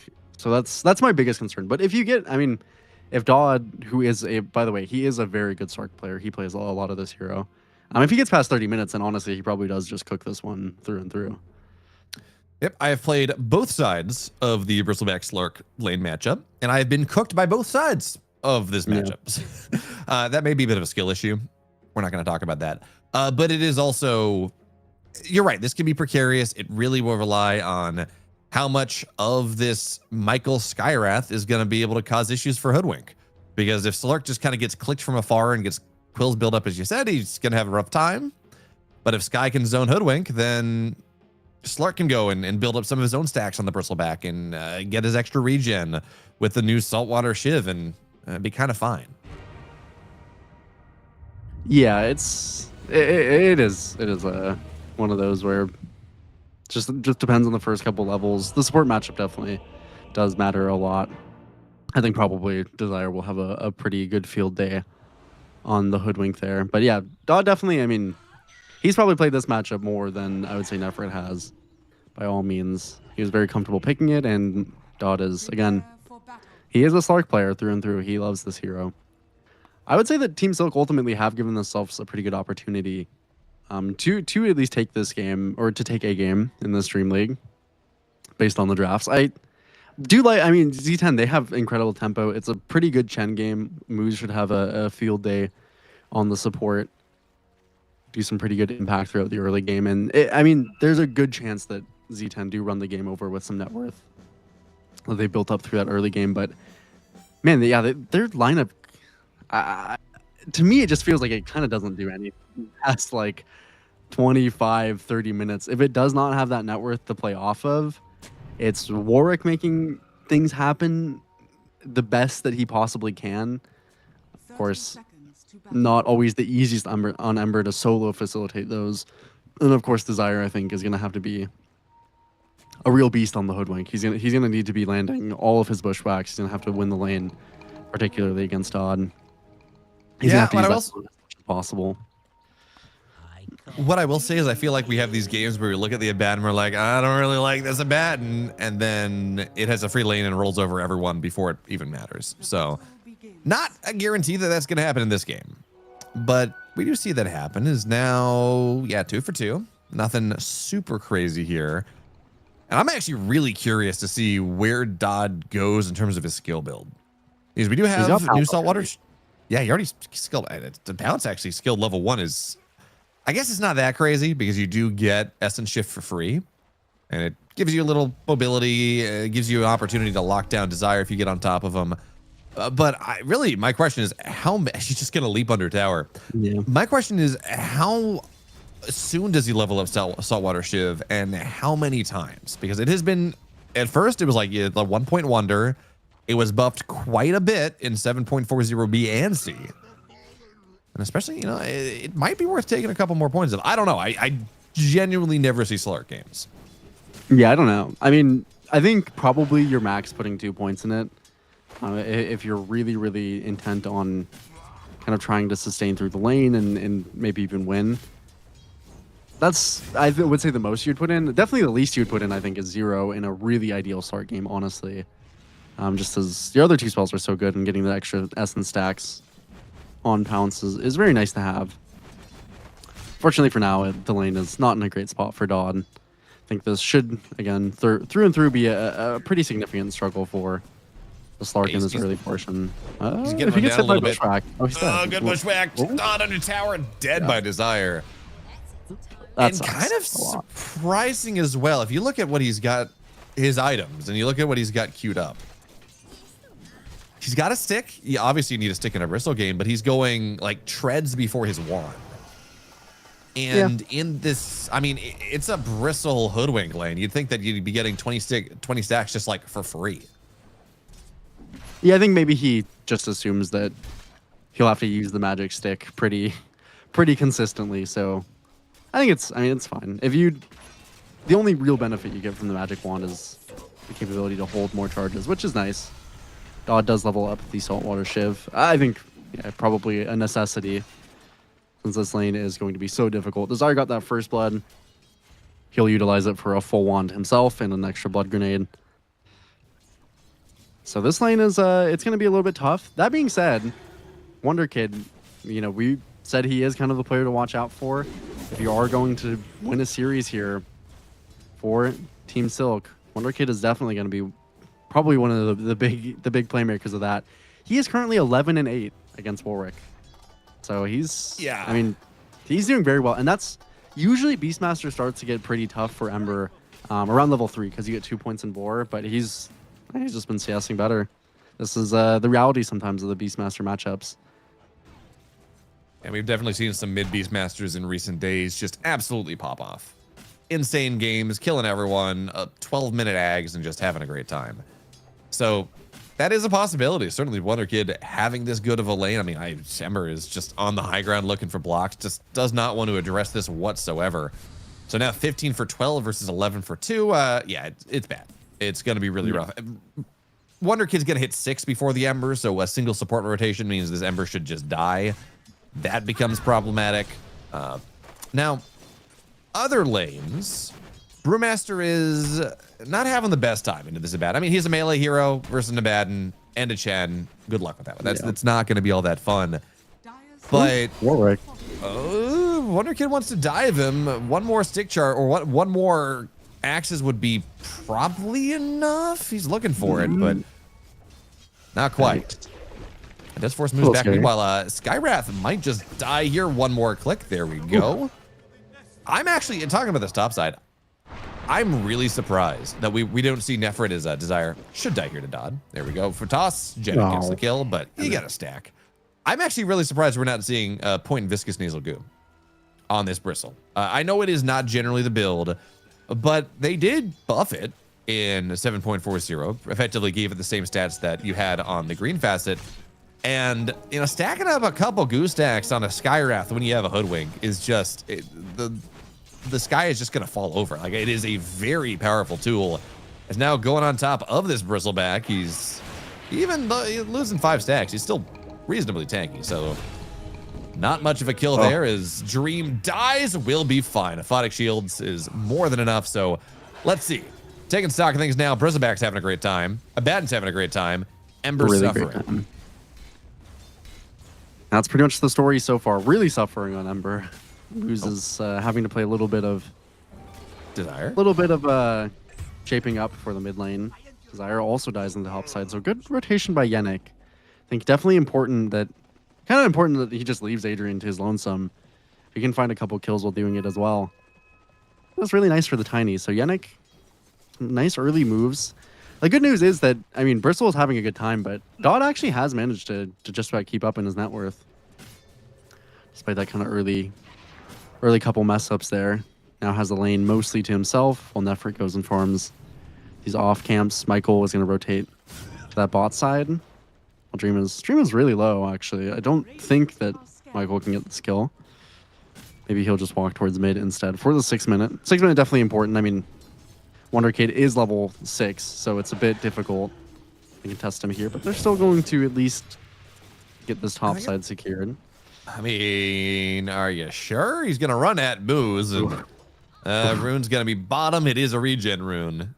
And that, yeah, they just got it secured. So this Beastmaster, who is having a great game, gets a regen rune, goes right back up to full whenever he wants, can continue the axe spam, continue to have a wonderful time.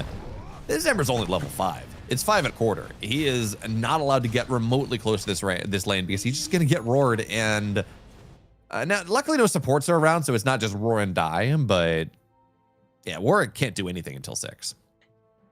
Yeah, and this regen is also very brutal. It's going to accelerate Wonder Kid's farm by a very, very significant margin. You can get so much value out of this regen on these mid laners, especially a mana-hungry one like Beast. Interesting thing that I wanted to point out here is that I like this a lot from Adrian, is he's gone 3-1-1, which is definitely atypical from what we see normally on the Brewmasters. I've seen the max Thunderclap before, but it definitely makes a lot of sense, I think, into the Abaddon. So he's been putting actually some okay pressure onto Dream. He's been forced to buy a salve, still winning the lane very significantly, but Adrian's managed to eke out a little bit of value, I think, kind of dragging camps, getting some extra CS off of it. He'll hit level 6, and that's the one kind of benefit.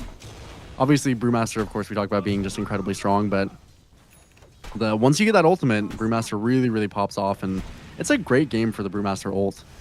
Being able to lift up the Abaddon is... Oh, they're on to Dream, but he did just hit level 6. Really unfortunate timing. I'm not convinced this is a kill. Good toss back, and that is going to be the borrowed time. Wonder Kid doesn't want to spend the roar on Moose. He just has the axes for that one. Now as Desire rotates over, Tiny is going to get locked in place. Adrian, not level 6 off this just yet, but the roar is going to be available. Do we have the damage to go take Dream down? That's the question. I think the answer is, for now, he's getting out of here. One more stack of axes will kill him. And now Desire, he is earned up, trying to scurry away. Wonder Kid looking for an angle. Desire is out for now. Warwick has arrived. That's a dead brew. Looks like Michael gets on out of here. They do get the Abaddon, but they lose their Brewmaster, and it was not the easiest thing. So Michael now is, he's fully bracketed. There's nowhere, well, Bushback doesn't land, but there is nowhere for him to go. He is just going further and further away from safety, which is not necessarily the goal. Yeah, I'm really surprised that dive worked. I really am shocked at how long it took Warwick or Nefrit. I mean, Nefrit never showed up, but for either of them to potentially show up to that. And Nefrit even gave up his Wisdom Shrine. Just nobody was on that top side since they all rotated bot. So Dodd used that little bit of extra movement speed from Shadow Dance to secure a free Wisdom Shrine. I mean, that's... I will take that every day. And they're actually going to ult onto Dream as well. He does have the borrowed time back up, but again, you can just lift up the Abaddon during this time. You can even purge him of his shield. Well, use it a little early, Adrian, but the damage is so good. Yeah, I'm gonna try to chase him down. I mean, good pushback acorn shot. So Adrian now has got to be careful, but Cinderbrew is obnoxious and hits everyone. So it's not like Dream can just purge one person. But that is primal for not getting a kill, which is unfortunate. You do want to make something happen because this Brew is a pretty static hero up until the next time the primals, or until the next time the primal split is up. It's a little bit different because you have an urn, but he's not going Vessel, not into an Abaddon. He's actually looking at a Midas, which I do kind of like. He doesn't really have anything else to buy. He's very poor, actually, on Adrian. He is. He's been playing rather aggressive, so unfortunately has not played much further lane. Is hasting on Wonder Kid. Unfortunately, you can't really just ulti Desire. He's gonna. He would like to. He's considering. He's got his fork in his knife. He's running at him. He's like, please, I'm hungry. I want to eat. That is kind of what Beastmaster looks like. Yeah, I do like his little silly run animation. Looks so stupid. Have you ever had squirrel, Rojo? I've not. I am also vegetarian, so I mean, I will probably likely never have squirrel. That would. What about fake squirrel? Tofu in the shape of a squirrel. That might cross a couple boundaries for multiple reasons. Although I'd like to meet the artist willing to do that. Well, the good news here is that the Beastmaster has also never consumed squirrel, at least not in this game. At least not yet. So PETA does not have to be notified. You know what? In all the animal cruelty that exists in Dota, at least the squirrel hasn't died in this game. I mean, if there's one type of animal cruelty I'm all for, it's against Hoodwink. And there's even a stupid porcupine that I'd be pretty happy to get my teeth into if, I was a Slark or such. In theory, even a Beastmaster. That being said, the porcupine it's pretty big up in the top side. That is one worry. Now, he did give up a lot. I mean, again, he gave up the Wisdom Shrine. He didn't rotate bot at all. He was very, very greedy about the way in which he farmed, connecting camps to camps. But he does have 100 CS, which is, a pretty significant margin. So he's really been focused on getting these excess creep camps. And he's very, very farm for it. 5.6. Everyone in this game is a little lower net worth, I would say, than you generally expect, just by case of having been kind of aggressive across the map. Lots of rotations from Wonder Kid on a Beastmaster, which is a little strange. Adrian, of course, not having the best lane. Just a lot of movements that actually didn't amount in too crazy of differences.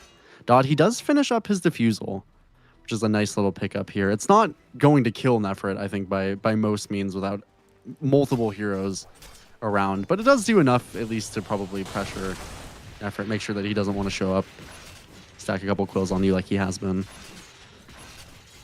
So, for now, Nefrit, you're right, he's very wealthy. He's top net worth by a he's little under a huge 1,000 stack. gold.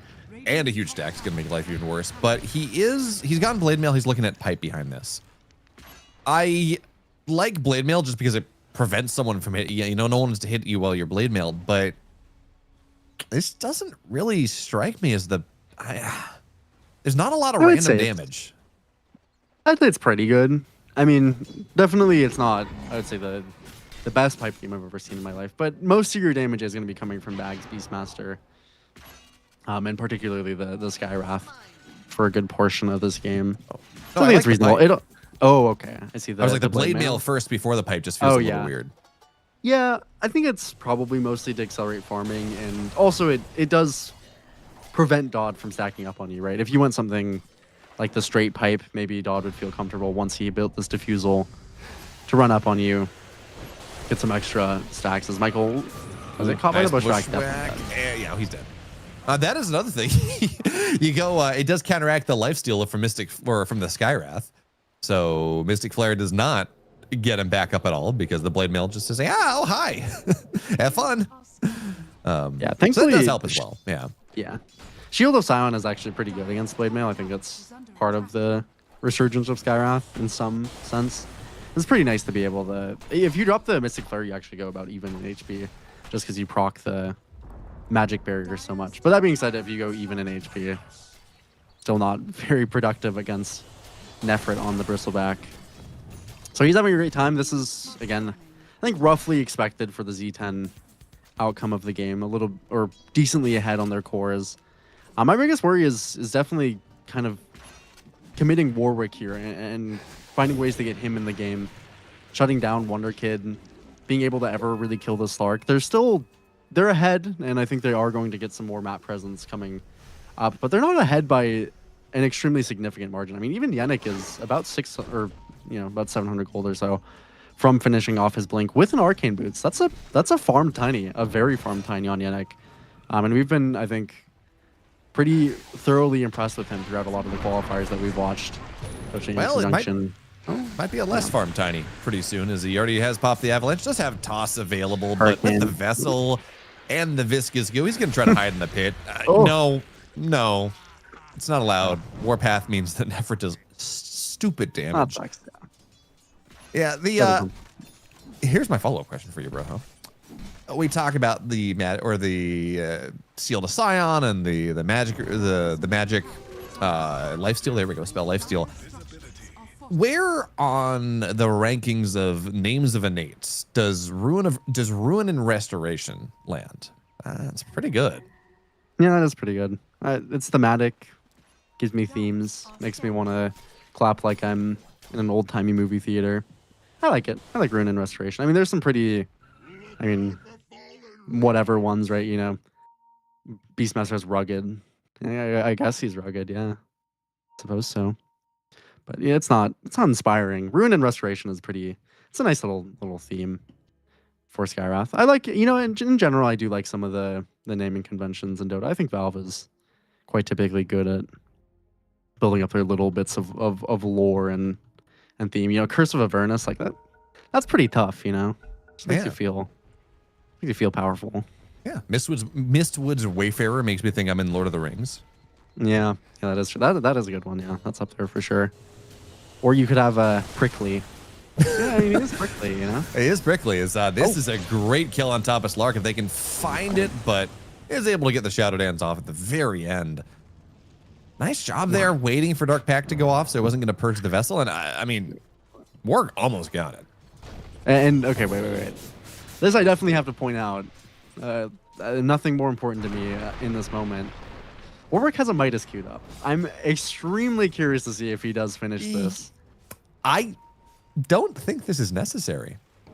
I don't either, but I could hate it more. I'll tell you that I could hate this more. That being said, I definitely foresee him buying a Midas, dying 2 times with the Midas, and then hating it more as Adrian, unfortunately. He has very few points in the Drunken Brawler, maybe anticipating the break coming out, but either way, he is fortunately not very survivable.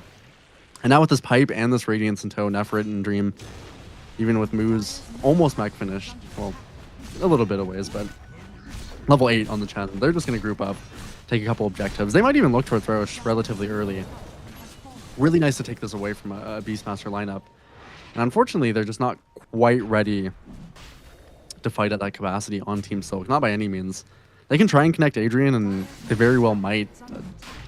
Don't really foresee them winning a fight into Ice Armor from Moose. This Pipe coming out.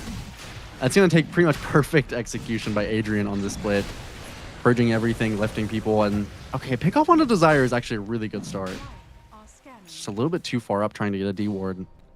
That might actually push them back. That was a really crucial mistake for Desire to make. And just not respecting the damage of the Slark and the Sky together. And, the Slark has not been having the greatest time, but he's got 3 stacks. And he's still top of his team. Yeah. He's not that far away. And as you were talking about, this game goes to 30 minutes. He's got a BKB. He gets a Silver Edge maybe to break the Bristleback and the Abaddon. I don't know who kills him. I really, he is going to be, you don't have any good hard lockdown on this team. You got Chains. You got a Bushwhack. That's kind of it. You can buy an Abyssal, sure, but you really don't have much. Yeah, they're going to go straight back into the Roche after the respawning of Desire, but they did take a very significant portion of time for them to get to this. Wonder Kid is very close to finishing his Blink, not coming over, so it looks like they should secure this Roche, although Yannick does have his Blink, and he knows that they're doing Roche. He even sees it. Oh, he might just go in. Oh, he should go in right now. Warwick is trying to bracket. It goes in. Oh, he got it. He's going to give his life for this, and Tip probably him. twice. But tip this Snappy. man. My goodness. He had everything he needed. Avalanche Toss just like, oh my.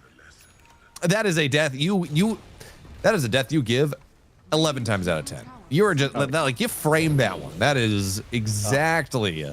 Man, that does My heart is so so much warm. for them.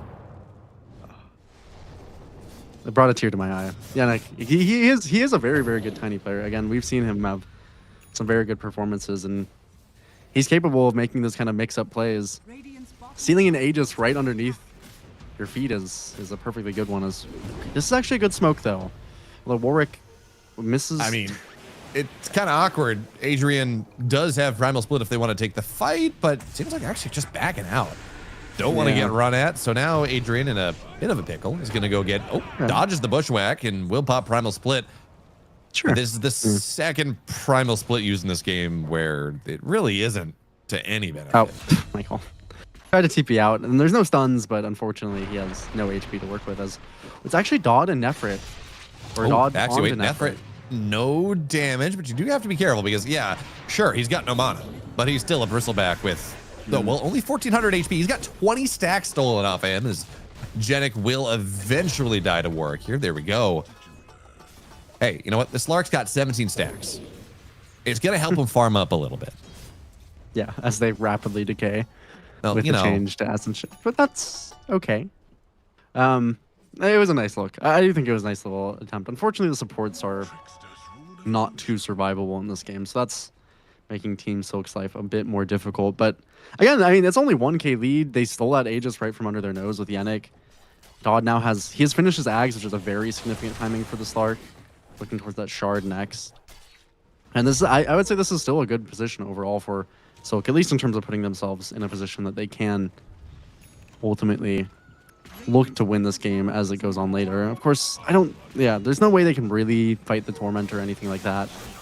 Still much weaker in those team fight engagements. But that being said, I mean, they're just not looking for them, especially not Wonder Kid. He has been very blissfully smacking away at the creeps. I mean, Dream is at 171 CS. Wonder Kid's at 220 almost after these camps finish. He's really smacking away at these. He hasn't participated in quite as many kills as Dream, so he's still a little bit lower on that net worth there. But he's almost 16 on Wonder Kid. I mean, he's very big on this Beastmaster. I'm a little bit perplexed that he's going straight away for Mantha and not a BKB. That's a pretty significant variation from the Beastmaster builds. But it is a good Mantha game, I suppose. So, yeah. you know what has me really excited? We're going to have to see if it happens. First of all, Desire gets the Shard. It's a great Shard. He's got no one to work with. There's like, no the Boomerang is not going to do too much for them. There is, that's a nice toss back. And now the Primal Split. Here comes Dodd trying to go on top of a bad, but Dodd is stunned up for the vast majority of this. So not really able to get the damage. Has to kite back, heal up to full, which means he's not really going to be here. And this Primal Split, you do have to be careful. The Bristleback is a great hero into Brewmaster because the Quills will stack up and will kill these Brewlings. So Adrian moves in, moves out, kites all about. The Primal Split's now over. And that means that he has no blink. He's going to start to get run down here. Dodd onto the backside. It's not enough just yet. Has to go pop the Shadow Dance, run away. That's and trying to awkward. buy all this time, but you were kind of happy to take a prolonged fight at this stage in the game as Z10, but even still, Avatos is good, does pop borrowed time. But here comes the Ember Spirit on top of these supports. Oh, and they're the looking on the Dream? Mystic Flare not going to land. Here comes Wonder Kid. Now borrowed time's done. He's going to start to beat some ass, but he doesn't have enough damage. Dream runs away, and it's just a disaster. Genic will kill Abaddon at the end, but it's 4 kills. And that is... yeah, it's kind of an this awkward is the, fight. Yeah, this is a little bit the Team Silk experience, I think, from what we've witnessed in previous qualifiers and whatnot. Again, very good players, but no, well, it was on the Roche. Yeah, they didn't throw on Roche. Yeah, that is true. The timers are just. I think they were mostly there to try and contest the Wisdom, which I like the concept of, but Wonder Kid did get the Wisdom ultimately, and for that fight, he's sitting on a diadem. I mean, he's not quite this BKB Brewmaster or Beastmaster that we're used to seeing. He's not going for the BKB. He really just wants to hit his timings. So I think they were definitely over forcing their hands there. Now they're even kind of looking again. Dodd, unfortunately, just a second off from having another pounce to kill off Moose. He does have Greaves as well. Very farmed on both these supports. They take a really, really punishing fight there. Otherwise, I think their game was shaping up perfectly fine for them. They don't need to be facing these early fights. They don't need to defend the tier 1s. In some sense, I'm sure they could even lose a Wisdom Rune and at the end of the day be okay. Is Adrian going to be forced to pop the ulti? As well, I mean, he should, I think. Is it worth it? Yeah, I think so. So 120-second cooldown, and he's dead for 45 now. They get Warwick, though. It's a nice little pick off for them. Everyone else was distracted on this top side. Yannick, Wonder Kid, just enough disables. Warwick definitely, I mean, he's going for the Shivas, which I think is actually probably his best item overall.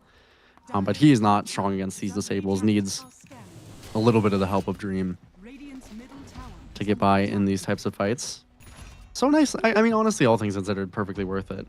Maybe it's worth not spending the primal split there. I also think Adrian, I don't know if he knows, but he can change Drunken Brawler while he's stunned. Or I believe so. I believe it's while you're silenced. I think they changed it to... Let me mouse over this. Now always present. Void stance removed. No longer talk like it's silence, not stun. Yeah. Okay. So I still think he hasn't been the most on top of toggling his stance. So he's making me a little nervous in that regard.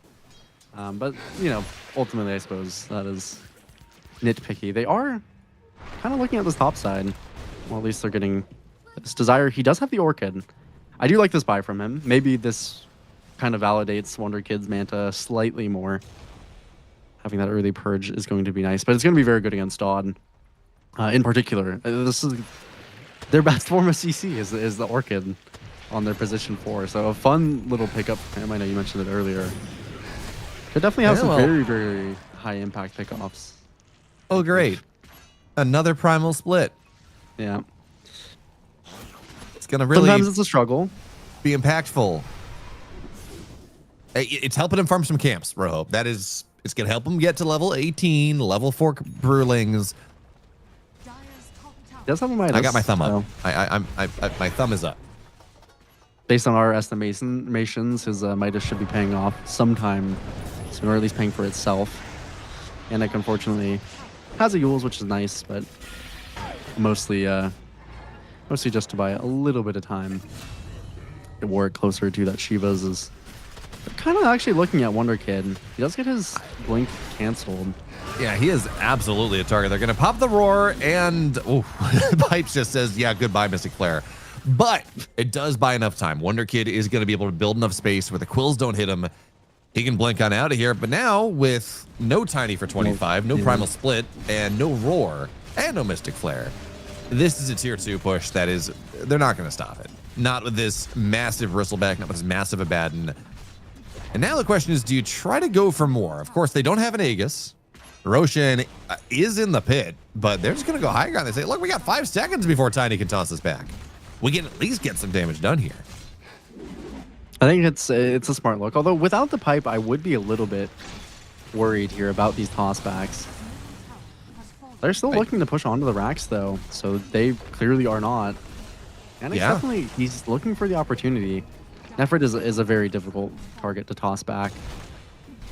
But I don't mind the thought of just trying to chunk him down, get some Essence Shift stacks building. Maybe he thinks he'll just die immediately if he blinks in. And Wonder Kid keeps trying to cut this way, but unfortunately there's a catapult here that they just cannot get rid of. So even if it is nice that this wave has been kind of cut by the board, Nugard goes on top, will find Desire, but the healing is good, and that's going to be the first charge. Now Chen will fall. That's something. Desire on the backside will fall here as well, and Ember tossed up into the sky on the Primal Split, finally able to find some value. And now Nefrit, Warwick, they got to run, but Warwick's stunned up here, trying to go back on top of Dodd. He really would like to be able to clean this fight up, but he's got a kite out for now. A Dream untouched in this fight. Still very happy to go to town. No borrowed time spent just yet. He still has that available to himself. And now this is a very slow Brewmaster. He's getting chunked down. He falls. And oh, God, we do find Warwick. Dodd is starting to chunk up here, but it's not enough. It's 4 dead. They're not going to get Wonder Kid because he's in the base. And they did. They got the Ember at the end. They got the supports at the start. Slark got himself a couple more permanent stacks. He's now at 7. You're optimistic. That's one thing I that's my appreciate job. about you, Bayo. For me, as much, this one is unfortunately looking to close out soon, I'm sure, after getting this Rax and then the Roshan. I think Yannick might have to do a couple more Roshan steals to put this one back at even. It's unfortunate for Team Silk. I mean, honestly, they took that fight, I think, pretty well. It was overall pretty patient. They played around their heroes well.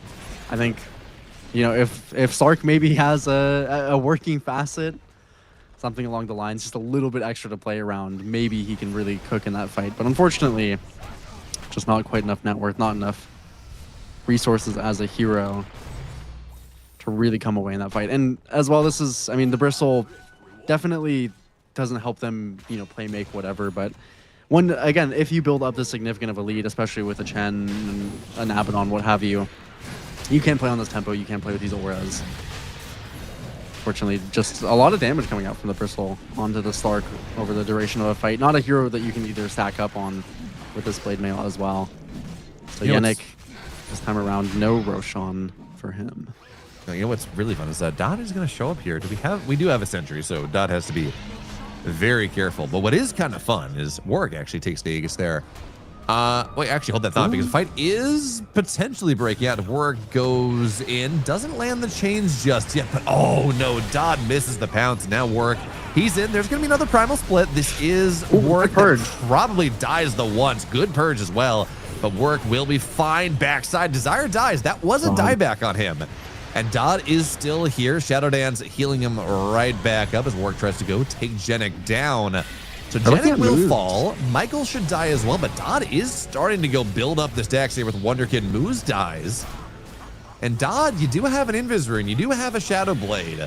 How much more can you find? Now, Adrian feels like he's dead.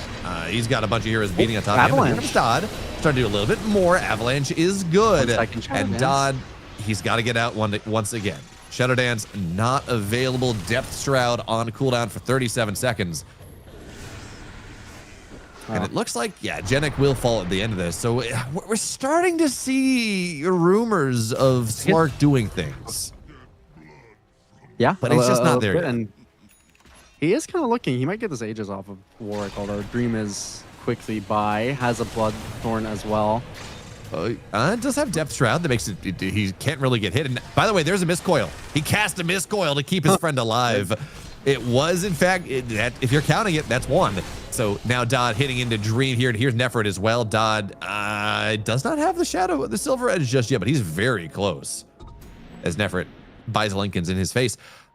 Depth Shroud is a really good ability, Rojo. But if Dodd had not bought it, he would have had a Silver Edge for that fight. He would have had a Silver Edge for the high ground fight. It is tough. That's a very tough decision, I think, on the Slark. Nowadays, I maybe agree that the Silver Edge would have been maybe a bit more optimal for him, just because they nerfed Depth Shroud pretty significantly. I mean, from 3 seconds to 2 seconds is overall a pretty significant decrease in how long that actually works. Although, I mean, they did take kind of a good and patient fight, and Wonder Kid, he really has Desire's number this game. Has a BKB as well to TP out of this if he must, and actually he can just TP out without doing it if he wants to, but he's going to be safe. That's probably slightly wiser, just in case Warwick was looming by, although he's on the tower. Yeah, the problem, Wonder Kid, though, I mean, he's finding his in these fights, although, yeah, Megas. Yeah.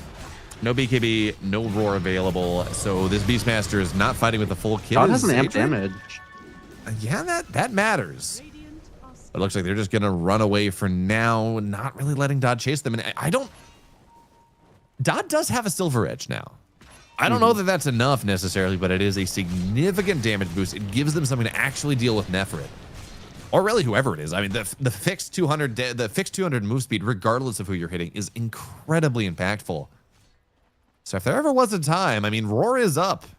BKB 45 seconds still, but you got Roar, you got Primal Split, Silver Edge is done.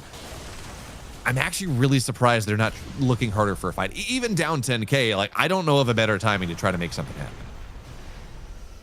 It is pretty tough, and I think if they don't take a fight outside of the space, then they're going to lose a pretty significant portion of it.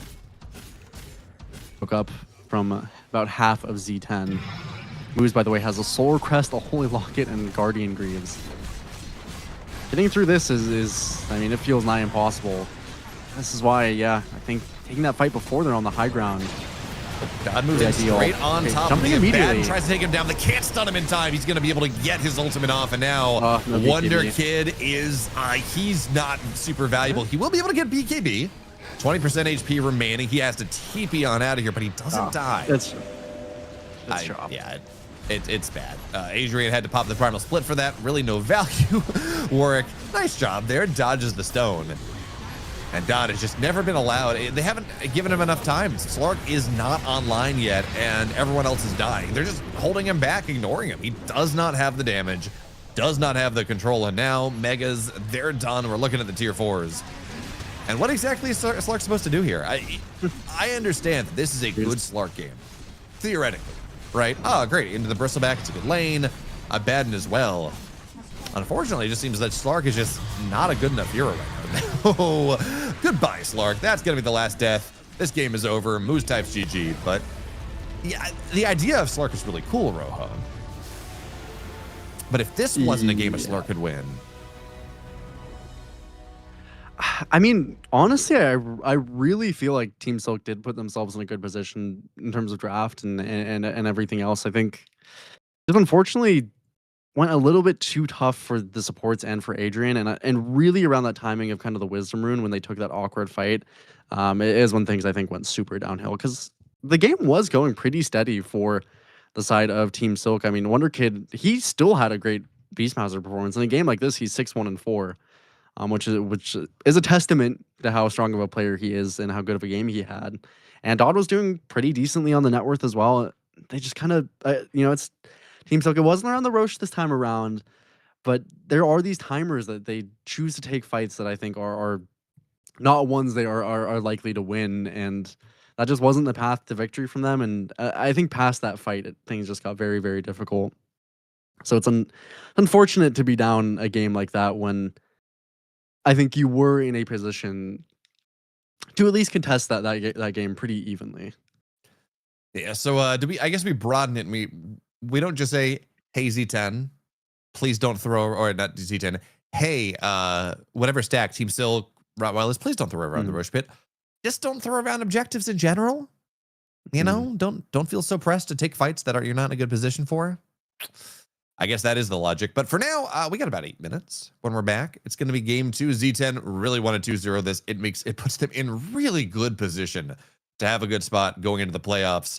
Team Silk, they need to win this one. They need to win the next one. And then they need some miracles to not get eliminated out of the tournament.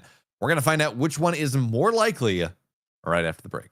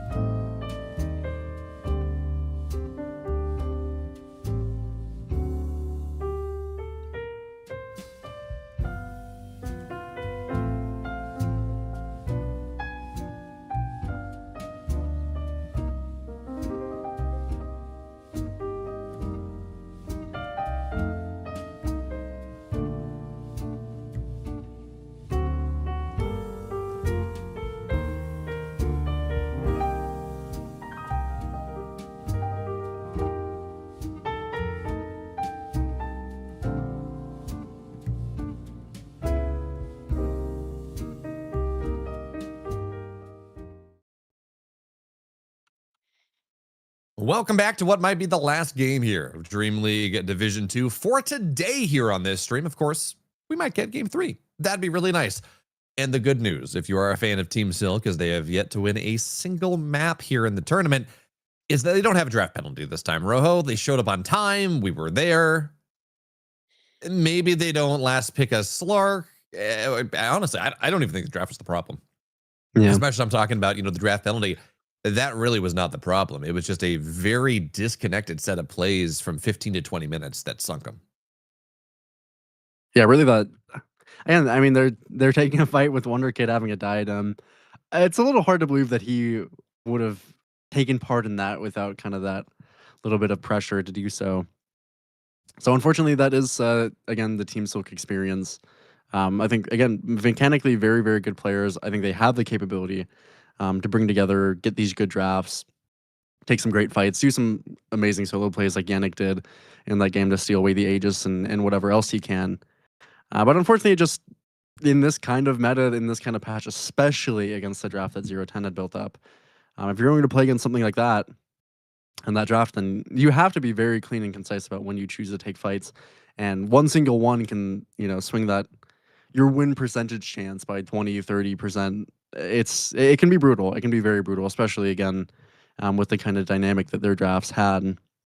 So it's unfortunate for Team Silk, but I do think that again, I think that they're not the hardest things to fix. It's tough in some senses, but if they can just build up a slight bit more communication, probably I think when Wonder Kid is playing this really kind of strong scaling Beastmaster as we head into this draft, we'll just see what he ends up on. Maybe just try to have a little bit stronger communication in that regard, and you can probably avoid a couple of those. And I think a lot of their games would be much cleaner. And again, for Team Silk, it's kind of unlikely that they end up much, moving forward. But if they're going to, they have to win this series. There's absolutely no choice by any means. Even then, it takes a bit of a miracle, as you mentioned. So it's a little bit of crunch time for them. Yeah. Does this Ursa ban mean it's just first pick Underlord, by the way? 5 seconds remaining. I wouldn't necessarily hate it. I think it certainly fits. Radiant team. I mean, I've talked about how I do in general like the Underlord. I think it's first pickable. Probably even if Ursa is open, but definitely Ursa is a very nice luxury one to take out if you're afforded the opportunity. 5 So for the seconds time being, remaining. looks good. Yeah, I mean, you're right. Even if Ursa's available, Ursa, yeah, it's going to be a rough lane. You can drag waves. You might be okay. You get levels and you can farm back up. But Ursa just hates the pit anyways. So, even if it is a quote unquote bad game because you're laning into an Ursa, the pit kites the Ursa to hell and back. And that also feels pretty rough. And there we go. All right. I really don't hate Team Silk just going for the Underlord first. You and I agree. Is it the most broken hero in competitive Dota right now? It might be. It's very, very up there. I think Underlord or Razor is a fine response to it, but this matchup can also be a little bit kind of two-sided for sure. There's definitely instances and drafts where I would pick Underlord into Razor, all things considered. You have decent poke in lane due to range. Sometimes you can build up roughly equal damage difference just because of Atrophy Aura to kind of negate that link. But of course, most of it is you place the pit down in a fight and Razor is forced to address it some form, usually through BKB, Manta, what have you. It's still good, and it should, by all means, if this is going to be likely Dreams Razor, we're yet to see, of course, but could likely be his Razor for that carry. It's going to win the lane, but again, as the game moves forward and these Underlords get their Crimsons, their Pipes, their Ags, their Atos, whatever form of item they choose to go into first, it usually is pretty obnoxious for Razor. Yeah, that, and as you said, I mean, 2 pits. Have fun. Good luck. You're a hero that wants to chase down whoever it is that you're linked to, and you're just not allowed to. You're a movement speed hero. This Nyx, though, this is kind of interesting. It is really good into the Underlord, right? You eventually can get a shard. You can break the Underlord if that's what you want to go for. But really, a Carapace into this Underlord, you can walk into pit and Carapace. stun him. You can walk into the Firestorm, stun him. It can be very disruptive for how Underlords just want to throw all their stuff on the ground. Yeah, Nick's definitely very annoying for the Underlord. It pairs nicely with Razor in theory. And you know what? We've been seeing kind of a distinct lack of this hero in this DreamLeague for us, Bayo, in comparison to what we were finding in the NA quals, this, American quals and whatnot. Haven't seen much Clockwork lately, but, I feel like that's more maybe of just a feeling thing, or maybe the teams we've been watching. But whenever we were seeing a bunch of Clockwork, we watched it lose like 1 out of 10 games or something. It had an extremely high win rate. I believe Yannick also played the Clockwork a couple of those times, and it always looked really good. It's great against Razor. It doesn't care that much about Nyx. It pairs great with Underlord as the game progresses. I think you and I are both pretty equally fans of this Clockwork hero. Yeah, plus, consider that when Clockwork hits, what is it, level 20? Ooh. Yeah, in level 20, you can just randomly find the Nyx. It's great. Rocket Flare 2-shot is fun.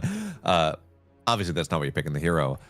But Clockwork Shadow Fiend. Okay, so here's the question. Clockwork Shadow Fiend, Tusk Shadow Fiend, which is scarier? It might be Clockwork Shadow Fiend, honestly. I mean, Tusk Shadow Fiend is definitely, I think, a little... It's a little more obvious in what they're going to do. The Clockwork can catch you off guard very easily. This is a decent response here. Phoenix is actually quite nice against these heroes. Not that SF can't kill the egg by any means, but certainly might be difficult to with all the lockdown they have. And the rest of the heroes, of course, are horrible at hitting egg. And the Beastmaster is a flex, which could also actually, I could see reasonably going the summon build into a Clockwork Shadow Fiend kind of lane and not feeling too upset about it. Just being able to kind of zone Clockwork off.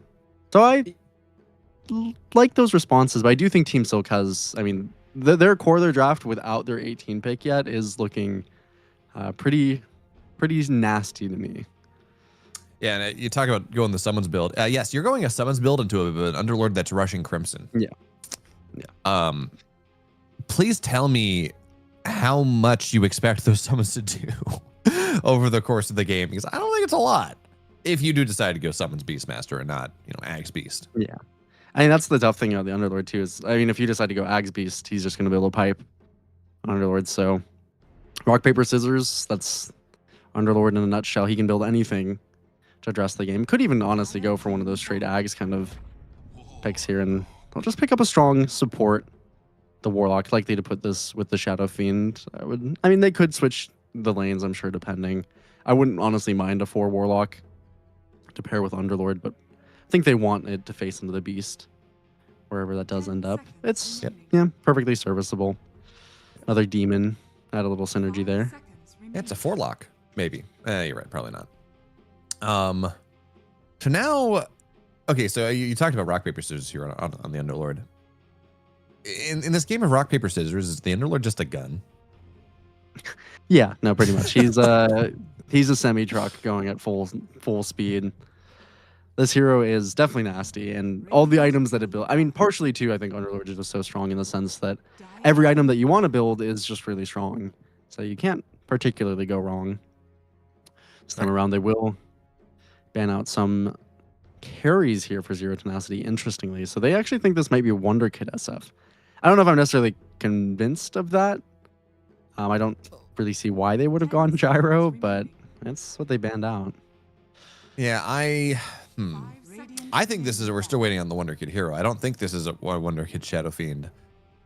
And if that is the case, it's kind of a dicey pick. Obviously, Ember's banned, but anyways, a lot of Wonder Kid heroes get kind of brutalized by this Nyx.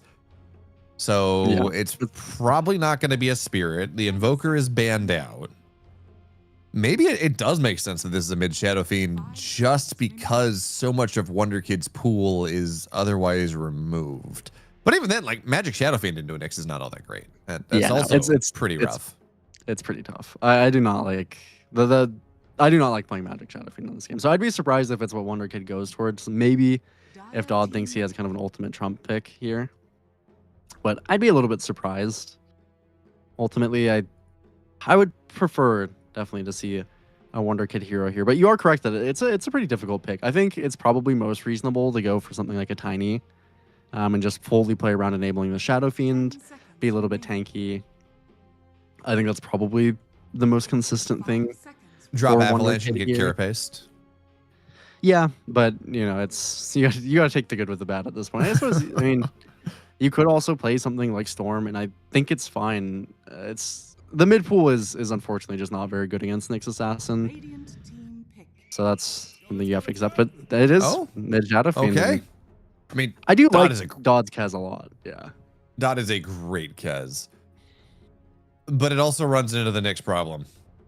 I mean, maybe that's putting a little bit too much weight on one hero, but the way Kez's like to go these fights, they like to dive in to get their first round of spells off, hit the Raptor Dance, heal back up a decent amount, and take advantage of the fact that like the first 10% is uncounterable. So if you waste stuns in that time, it's awkward. Nyx is just gonna I keep saying this. You're gonna hit Raptor Dance. Kez is gonna go and Nyx says, "Oh, that's great, Carapace."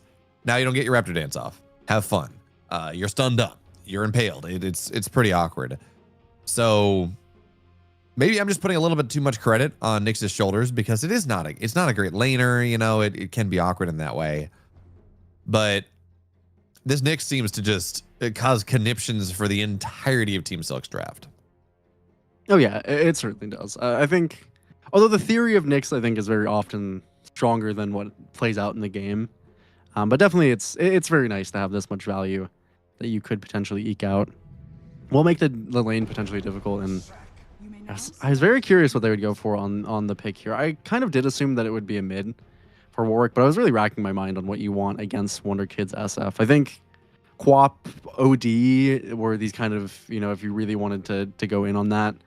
The Leshrac is fine. Typically, this matchup was actually not great for Leshrac previously in the last couple patches, just because Shadow Fiend would end up, you go Misanthropy, you really wanted points into your W, couldn't really walk on the Shadow Fiend. Now you actually might not get any points in your Diabolic Edict before level 6, which does mean that you can typically kind of flush the Shadow Fiend out, at least force him to buy a ton of regen, go relatively even in lane and in terms of harass. And it's quite nice against Kez as the game goes on, the Edict. But I do just really like Team Silk's core of their heroes. I mean, particularly I look at Underlord, and it definitely boosts my confidence of draft. Clockwork is similar. Warlock has nothing wrong to do there, and it's Dodd Kez. So I think Team Silk, again, I do think in draft they've given themselves a pretty good opportunity to give themselves a game here. The question, of course, is, are they going to fix up those small blips that just keep consistently messing them up? Are they going to get out of lanes as good as they would hope to? Because Dream definitely could have a pretty solid Razor game if he's able to get ahead. Very curious as well what he's going to build. This is, I mean, that's just a fun little game that I like to imagine every time I see the Razor is, what are these carry players going to build? Certainly could be an okay game to go something like the Mjolnir and have a little more extra damage. It's a great game to have a Purge, so you could go towards the Greaves if you're crazy, if Leshrac doesn't want them. Don't think that'll be the option. Maybe a Mantha somewhere down the road. Definitely a BKB. I mean, there's a lot of variety that you can go. Probably it'll be a little more standard for Dream, though, just given how much lockdown there is. Yeah, I'm with that. I think you just go Kira style Razor. Be fine with it. You have the aura builders. Beastmaster can get a pipe. Lesh can get the Greaves, and you're totally fine. The one thing I will say is we wait to see if this smoke. It's probably not going to connect. I'm not the biggest fan of offlane Beast. I think mid Beast is great. Safe lane Beast does pretty well, but offlane Beast, just with the less resources you get, it can be awkward. So for now, smoke breaks. Dream knows that yes, there was someone there. Genic does as well. And that just means that we see this Beastmaster. He's beelining the top side of the map. He's like, well, Team Silk is bottom. Means it's time for me to go steal their rune and get a block off on their creeps. So it's the age-old story, right? You go, you have ideas, smoke breaks, you trade 2 for 2. It's fine. Yeah, it sucks a little bit that they probably will get their lane blocked on that top side. But their lane should be strong enough to be able to deal with it. Adrian's kind of looking to block his, although they have some potential, I think, to attempt to stop him. Dodd is strung up for a little bit of a assistance. They see him under a ward. So it looks like it'll be block for block. No need to contest while the Kez is there. And I do agree with you. Definitely Beastmaster is my my least favorite role for it out of the cores is for sure offlane. But I think, you know, if you're going to flex the hero, try to get yourself better matchups across the board. That definitely does end up there sometimes, and you just got to accept that. Do you think, I mean, again, the summons can be pretty good against these supports, all things considered. It's mostly the Underlord that's particularly worrying. This is an interesting one in the bot side here as well. Pointing out that Phoenix is definitely one of the better matchups, support on support to the Clockwork. You don't care too much about your mana if you do manage to ever get hit by a Cogs. You can always buy, you know, a Mango or whatnot to alleviate that. But slowing the attack speed of the Cogs is very nice, and the Dying Light, of course, typically giving you pretty good trading power.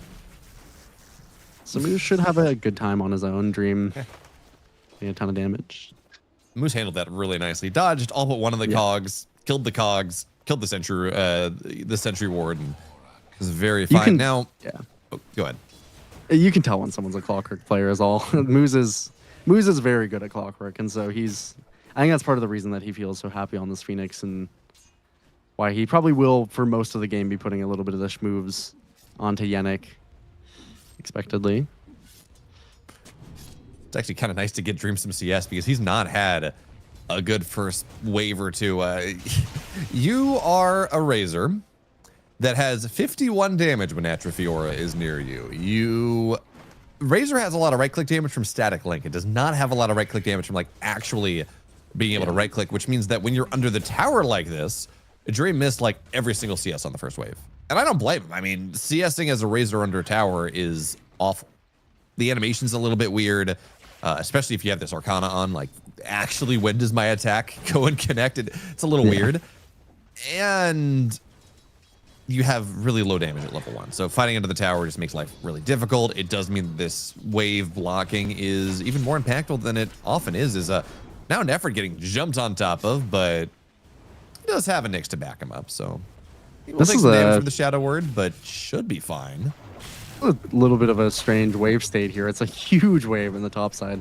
Dotta's going to kill off the Hawk, and level 1 Nyx Assassin, definitely not the purpose that you're picking this hero for in Nefert. All he has is the Inner Beast to work with, but looks like, I mean, he's fine, but it's still a very bad sequence. They're not dying, and I guess Nefert got some XP, so he'll be happy to hit that level 3, but he's losing so many creeps under the tower.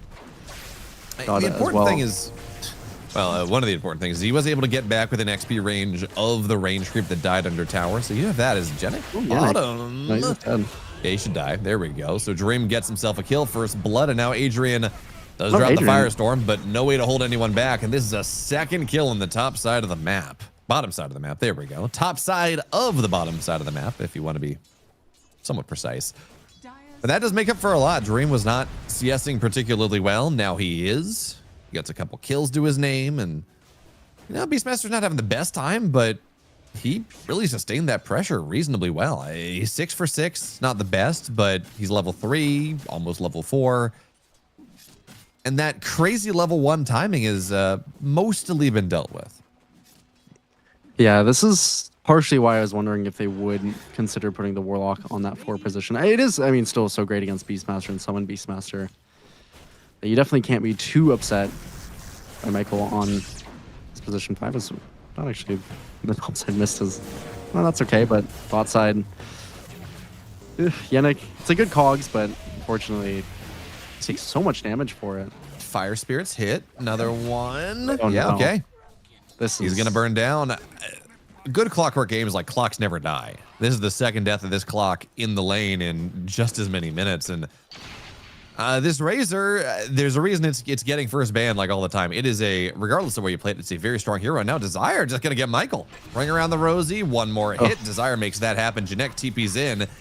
And Desire should die. Yeah, he's going to get blood grenaded. But, I mean, you got the kill there. You got solo XP. For a Nyx that just needs levels and does not lane particularly well, this is so nice for this Nyx. Very, very nice. And it's limiting the impact that Yannick can have in this early game as Adrian just barely TP'd out on the spot side. Terrifying little moment there. Has to go all the way back to base. Yeah, this is tough. This is not the lane that you want the Underlord to have. not the early game that you want Yannick to be having. Just again, you know, we sung the praises of Underlord, sung the praises of Clockwork, and Yannick has played a good Clockwork in the past, but it's definitely not his go-to hero, I think, by any means. He's a little bit less of a Clockwork player than a lot of the other position fours, especially in South America. And so if he doesn't get off to this kind of reasonable, nice start for himself, he can definitely struggle a little bit from what I've seen. Perfectly find that place in this game. Big emphasis on this mid rune here. Yeah, it's a lot of heroes, man. Clock is really good at securing the mid rune, so you do have that going for yourself. Just hope you're going to get lucky, and they will. Wonder Kid does get the shield rune. Everyone overloaded the top side of the map, even as Moose, I think he got a rune, or got a ward bottom. But I'm almost surprised that this is a 4 clock and not a 5 clock. Because I feel like Clock in general really benefits from all the space around the safe lane tower in a way that you just don't have when you're an offlane player. For now, though, Michael, Genic, they're both rotating top. Nefrit is level 5, no 6 just as the Fatal Bonds goes down, and I mean, he just runs away. Even with the Fatal Bonds damage, it is not going to be enough to kill this man. He's got 7 stacks. He's got a Lotus, Helm of the Iron Will. Speaking of the Helm of the Iron Will, though, going Summons Beastmaster this game into a Shadow Fiend, into an Underlord, into Fatal Bonds feels kind of interesting. Actually, I'm gonna let you answer in a second because we do have this rotation from Wonder Kid into the Wisdom Shrine. Actually, we're having multiple rotations, so it looks like we're gonna trade 1 for 1 just on the wrong side of the map. So Moose will get his, Genic will get his going up to level 3, but this Underlord, Dream is 6. Underlord getting dove. Luckily, Genic does have the TP available, so Dream not going to be able to fully get the kill, but does force the rotation. Back. Yannick kind of just walked away. Adrian is dead. Last little tick from Mood. He's level 5, by the way. He might just kill. I mean, he is. Maybe dead? Okay, yeah. Warlock has died top side. Genic is going to burn down. Moose gets a double kill. That was one of the sequences of all time. Yeah.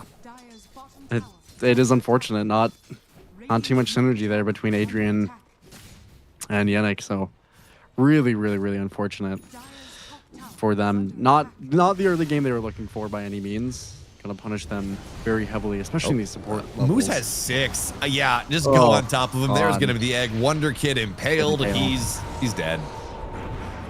This is the benefit of giving your already pretty decently farmed Phoenix. He was 204, or I guess 203. Giving him the Wisdom Shrine and the aggressive play. Yeah, this is it's 8 minutes and the Phoenix is level 6. I don't blame the Shadow Fiend for not expecting that one. I mean, that is a crazy timing. Yeah, it's such a good Phoenix game too. Moose is also so proficient at the Phoenix, with everything going right for the side of Z10. And you know, I used to play a lot of mid Phoenix myself. When you get the levels, I mean, obviously this is a mid Phoenix, but he might as well be. When you get the levels, your damage is insane, especially with this Dying Light. And yeah, Adrian is finding that out in real time. He dies, even almost from full out of a TP. That's how far ahead Dream and Moose are. And this damage is just ridiculous coming out from Phoenix. Sometimes also, you know, kind of intentionally tanking this Firestorm. Get a little bit of extra DPS. Really bad scenario.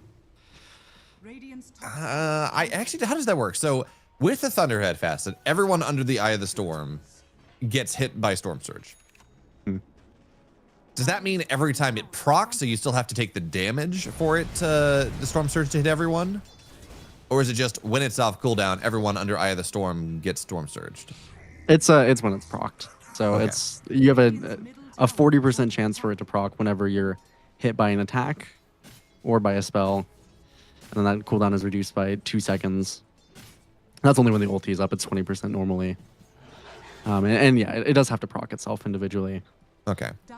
So I mean, still proccing, usually mostly off cooldown, especially the later the game goes on. Yep, especially as you're a little pressure here top side. Does have the Ash Legion shield for effort, which is quite nice on the Dominator, and not much mana on Dodd. There's a scary bird person. There's Dying Light. Goodbye, Michael.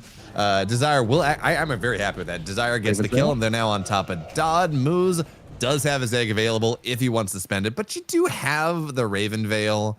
So he's Kez is hard to lock down sometimes. That's fine. They get the tower. They get another kill. And it's a 4,000 net worth lead at 10 minutes into this game. Yeah, it's disgusting. Warwick got a regen for himself as well during all the chaos. Not really able to contest on Wonder Kid. So he walks up, takes very significant damage. Warwick will probably just take this mid tower mostly on his lonesome. I'd love to see them be able to connect, use a golem. Oh, it's actually Desire finding Wonder Kid.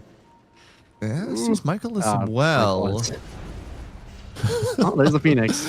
Michael's getting hunted. I think they might get both. Yeah, Nyx is on top of the Shadow Fiend as well. Here comes Warwick, and yeah, he's dead. Goodbye. Trying to go in with the Carapace, hoping he gets lucky, but Wonder Kid is going to get taken down anyways. Requiem is just the death one. Gets stunned up by their split earth. There's a And stack. oh, hey, there's Dream here. God. So Jenik will fall. And yeah, as you mentioned, there happens to be a little stack. A little A bit. little. A big stack. Massive stack. Huge financial injection now being applied. And this is going from bad to worse. Actually, I don't know how it can go worse, but it is, This is in fact, from, going. yeah. Yeah. From worse to more worse. Adrian is 404 as well, so he's completely relinquished himself to the jungle, and he's only 3.5k net worth with this kind of skill build.